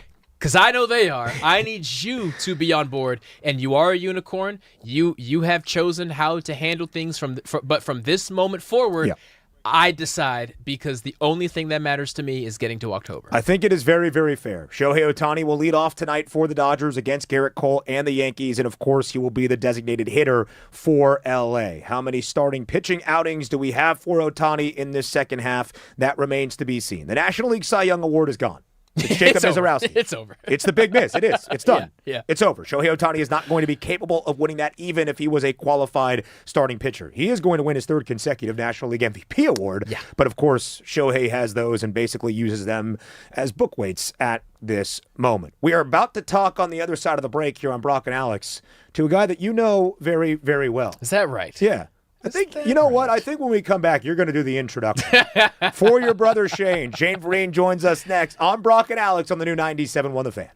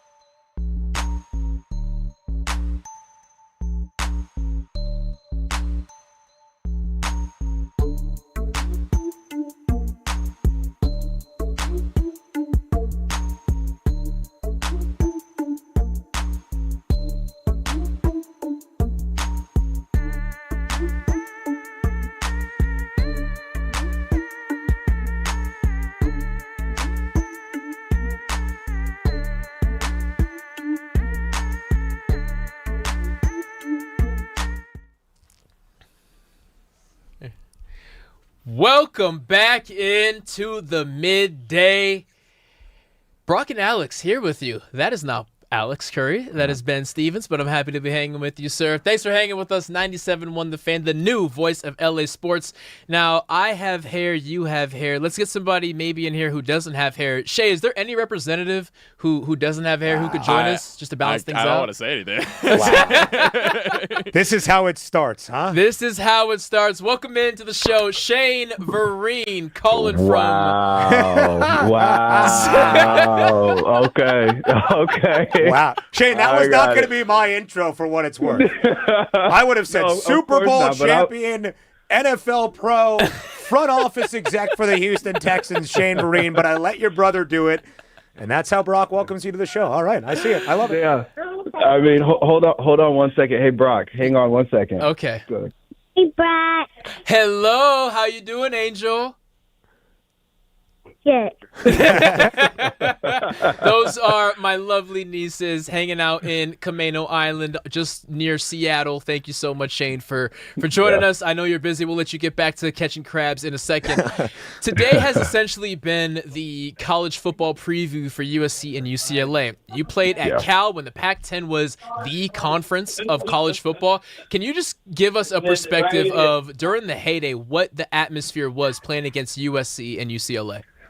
Well, I'll tell you this. Let's just start with, how about a sellout at the Rose Bowl? Right. Like, when is the last time that we saw that thing packed out? Sellout at the Coliseum. When's the last time we saw that thing packed out? And I mean, UCLA, USC, they were still at the top of their game. I mean, when I was a freshman, freshman and sophomore year, Mark Sanchez, I mean, Ray Maluga. I mean, just go down the list of like just the greats that were at USC. Clay Matthews, and so. Yes, I understand that like the talent level maybe isn't the same. I think more than anything, the talent level is just now more spread out throughout the country, and the California kids aren't staying in California. I think that also was part of the hype around UCLA, USC, Cal, Stanford. Is most of us were California kids, and we knew each other, and we grew up together, and we played against each other in Pop Warner and in high school, and that just led to the anticipation, that led to the moment, and it led to the competition level that it was at. I mean, the Pac, like I say this all the time I used to say all the time in the locker rooms when I was playing, and I say it now, like the Pac-10, when I was there, I think we could have held our own against any SEC school. Yeah. I mean, I'm not saying we would have won every game. I'm not saying we would have dominated, but we would have held our own, and we would have gotten a couple of really good teams that had a lot of NFL talent, because we put out NFL talent as well. I think from my freshman class at Cal, of the 25 guys that came in with me, I want to say 15 to 17 of us either got drafted or played in the NFL. And that's just my class. So it feels almost like a different world now, just with the recruiting and everything like that. But at the end of the day, like, you could look no further than the West Coast, look no further than the Pac-10, just in terms of just the biggest stage, the brightest lights, and fun. Like football, the style that we played, it was fast, it was physical, we aired it out, we ran it well. There was speed at every single position. Javed Best was my running mate. I mean, there isn't a more electric player, in my opinion, in the Pac-12 or Pac-10 than Javed Best. So, I mean, it was just like a different kind of thought process almost. Like, you can't even really wrap your mind around it now, just at how big it really was. You guys grew up here. I grew up here in the San Fernando Valley. The Pac-10 of my childhood, it was the coolest college football conference there was. Yeah. The USC of its heyday in 03 and 04 was like the coolest thing in the world. They leaned into Hollywood. They had that big buzz. There was no professional football here in Los Angeles at that time. So USC and UCLA was a huge part of that conversation. Shane, I want to get your thoughts on USC entering this upcoming season. Not necessarily a roster breakdown or what do you expect, but knowing what the Trojans once were in that heyday with Matt Leinart and Reggie Bush under Pete Carroll, and knowing where they are entering the fifth season under Lincoln Riley, What do you think it would take for a program like USC to get back to that pantheon of the sport? You know, one thing that is tough about USC, because I went to Cal, but I'm speaking facetiously, is just that they can always recruit. They can always get talent. They can always get guys. I think a big portion of that as well, and that's what the scouting world is looking at, is what's the mental makeup of these guys. They're in high school, whether they're at a good school, at a good private school, and they're playing lesser talent, and then they finally meet some guys that are better or just as talented as them. How do they handle that mentally? And I think that that's what a lot of highly touted players that went to USC are kind of dealing with. And you can't really figure that out in high school recruiting, but that is our job as a pro scout. Mm-hmm. That is our job, is to figure out what are these guys made of, not necessarily how talented they are, but what is their mental makeup. And I think that is kind of like the toughest part right now with SC. They have talent all over the field. We look at guys that are coming out of high school, 5-star this, 5-star that, and we know about them coming out of high school, going to USC or going to UCLA. But then a couple years go by and, whoa, what happened to this guy? Where is this guy at? And you can't put that all on coaching. You can't. You can put some of it on coaching. You can put some of it on scheme. You can put some of it on the air raid, or USC's defense is starting to get better. You know what I mean? But at the end of the day, it's the mental makeup of these players and how do they respond in the face of adversity. Under Pete Carroll, when they were rolling back in 2003 all the way up until Pete Carroll left, they walked onto the field. You felt the aura. You felt the energy. You felt the confidence. You felt like the mentality. And that's the first thing that comes to mind when I think of USC football. And if we go a couple miles north to UCLA, they have just hired a new head coach in Bob Chesney. Carried James Madison to a CFP appearance just a year ago, and now takes over the Bruins. And what he's done in just a few short months is kind of a breath of fresh air. He's doing the exact opposite of what USC is doing. He's leaning into the small town feel of things, and he's almost anti-Hollywood. And me and Ben have been talking about it today. We think that philosophy is going to work. I think it will work. I mean, look at Indiana last year. I mean, that's where the James Madison tree kind of started. And so, I mean, you're looking for talent, of course, but what I think trumps talent is the less talented guy that's going to work himself into being more talented. The less talented guy that's going to go that extra mile, the less talented guy that's going to show up and watch that extra bit of tape, the less talented guy that's going to stay on the field after practice and do the extras. Those are the cultures that we look at. Those are the cultures that we're like, okay, we have a higher rated player here, but this guy comes from this program, and we know that's the blue collar program. We know they're going to work. We trust the coaching. We trust their day to day. We like those type of players. Well, we're willing to take a chance on those type of guys because we feel like the ceiling is going to be higher. They're good. They're better in the locker room. They're going to perform. They're going to actually get better. So UCLA might win 3-4 games this year, but I bet you the product is going to look a lot better than it has in the past few years. And I think that that's the important thing is wins and losses. Yes, we understand that like everybody wants to be a 10-win team and go to the playoff game and go to a big bowl game and all that type of stuff. But you have to realize where UCLA is right now just as a football program. And they got to rebuild. They need to build a foundation first. And once they can build that foundation, then they can start adding players that maybe we're 50-50 on him, but once we get him into this building, into this program, he's going to learn how to work because everybody else around him is going to be working hard. And that's the type of cultures that sustain. Those are the type of cultures that continue to grow year after year after year. And as you guys know, in college football, the more you win, the more you attract. And not just attract guys from high school. Now we're talking about attracting guys from the portal as well.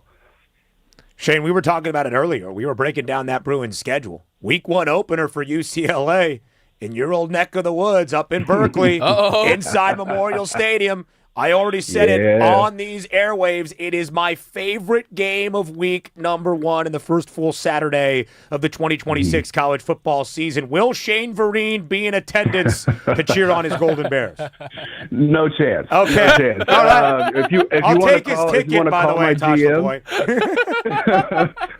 why don't you call my GM and tell him that I won't be at work for 2 days because I got to go to it. You know what I mean? Why? What's happening in September in the NFL? What are they doing? Yeah.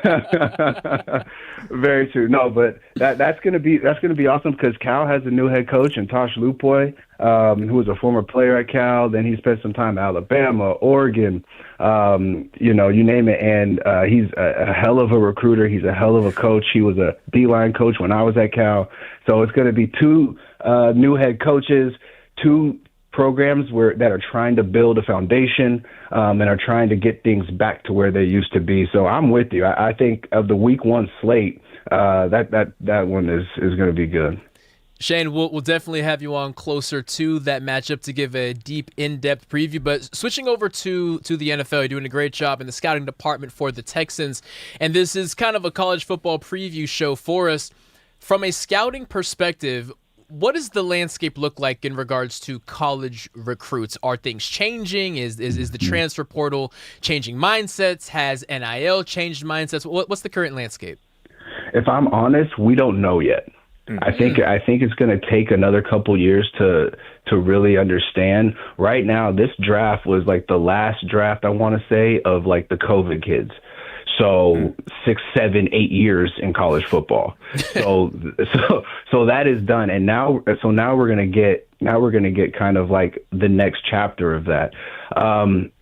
Not everybody looks at NIL as a bad thing. I would say because if they're already getting paid, then we have a glimpse as to who they are once they get a little bit of money.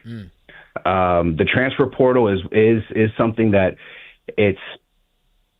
some people look at it as like a great opportunity. If you go from a smaller school up to a bigger school, if you go from maybe a school that doesn't have that great of competition and then you want to go play at the SEC because you want to challenge yourself, we love that. If you are spending 2 years at this school, 1 year here, 2 years at this school, and at the end of the day you played at 3 schools and you maybe you don't have that much tape, and that tells us something as well. Before we even turn the tape on, we can just see like, okay, he transferred 3 times. He didn't really play here. He played a little bit here, but what happened at this? And then that's on our college scouts to go into those schools and figure out what exactly happened. Who exactly is this person? And so we don't really know exactly how it's all going to pan out just now, but we're starting to get clues and hints as to how it is affecting the players more than it's affecting us as scouts. Shane Vereen, former NFL superstar, Super Bowl champion, and wonderful big brother. Have a great time up there. I hope a couple crabs pinch you, though. Don't worry, one already got me the other day, but that's okay. We ain't gonna worry. We're not gonna worry about that. As long as they didn't get Peyton or Kenny, and we don't hear like screams all across the beach, I think we'll be good. Yeah. Thank you guys. I appreciate it. Shane, was Brock invited to this weekend off the coast of Seattle? Oh, that's a great question. Here's the thing. All the hair comments. Here's the thing. I try and invite Brock to things, but not too many things because of that intro. You hear that intro that I got? Shane, I get it. So it's my fault. I completely understand. Yeah, I think it's deserved for what it's worth. I think you should not invite him to things if that's how he's going to greet you live on air. And you know what he did? You know what he didn't tell you is that he went to a World Cup game in Houston with who? Oh, one big guess. Yeah. You know what I mean? Wow. You know what I mean? How did we get the tickets to the World Cup game? I don't know. Did they do tickets for World Cup games just grow on trees, or did Big Bro just hook it up? I don't know. You got to ask him that. The best apology is changed behavior, and the behavior from July 17th onward will change from the coalition of younger brothers. Shane, love you. Thank you so much for your time. You have a great weekend. Thanks, Shane. Love you too, man. You guys take care. That is Shane Vereen. I'm Brock Vereen, and this is Ben Stevens filling in for Alex Curry. We are going to step aside before we wrap up another edition of Brock and Alex Midday in LA on the new 97.1 The Fan.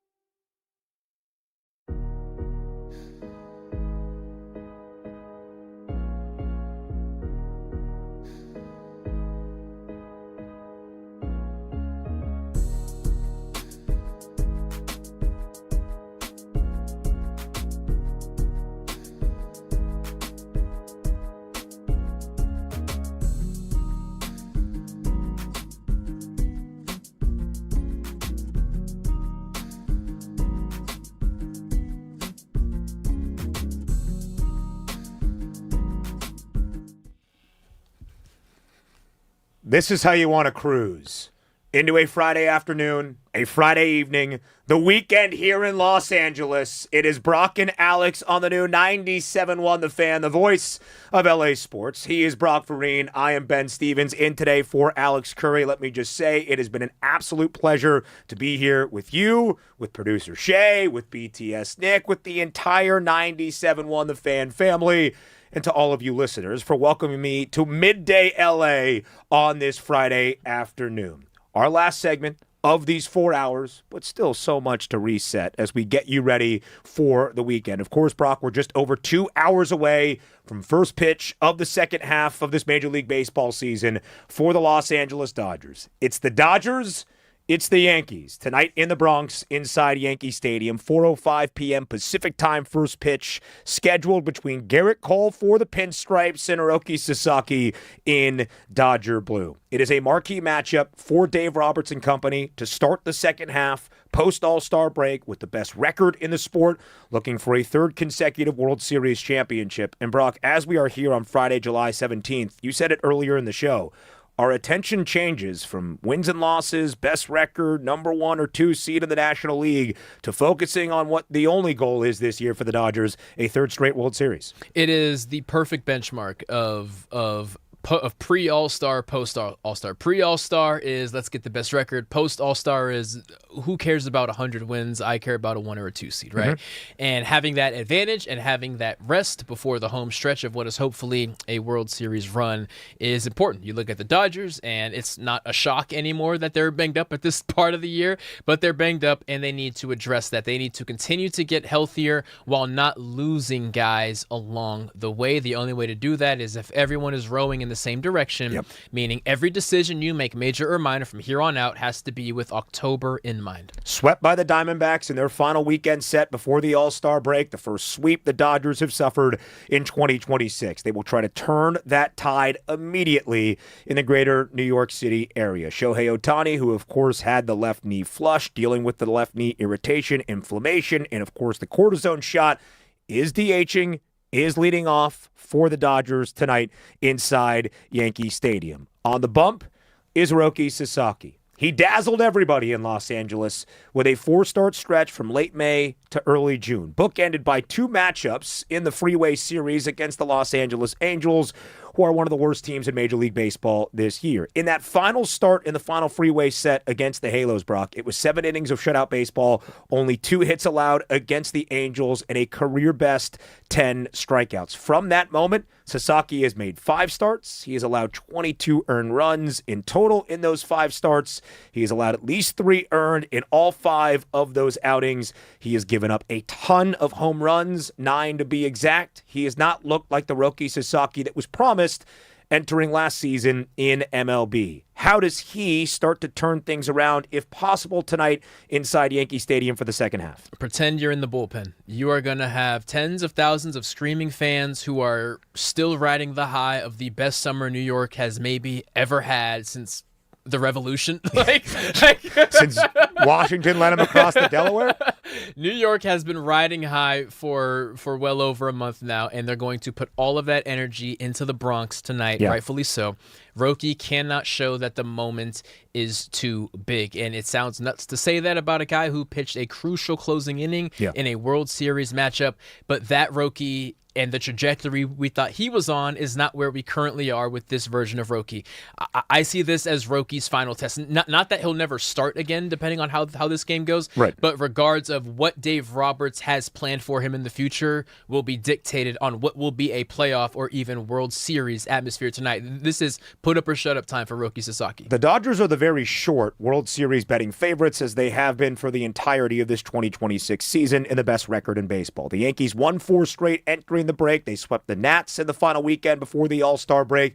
They're 54-42. Sure, they're 3 games back of the Rays. Yeah, they hit a little bit of a slump late June, early July. They still have the second best record in the American League. They are the betting favorites to win the American League pennant. This very well could be our World Series matchup in late October, in early November. Sure, it's the middle of July. Sure, it's the first series post-All-Star break.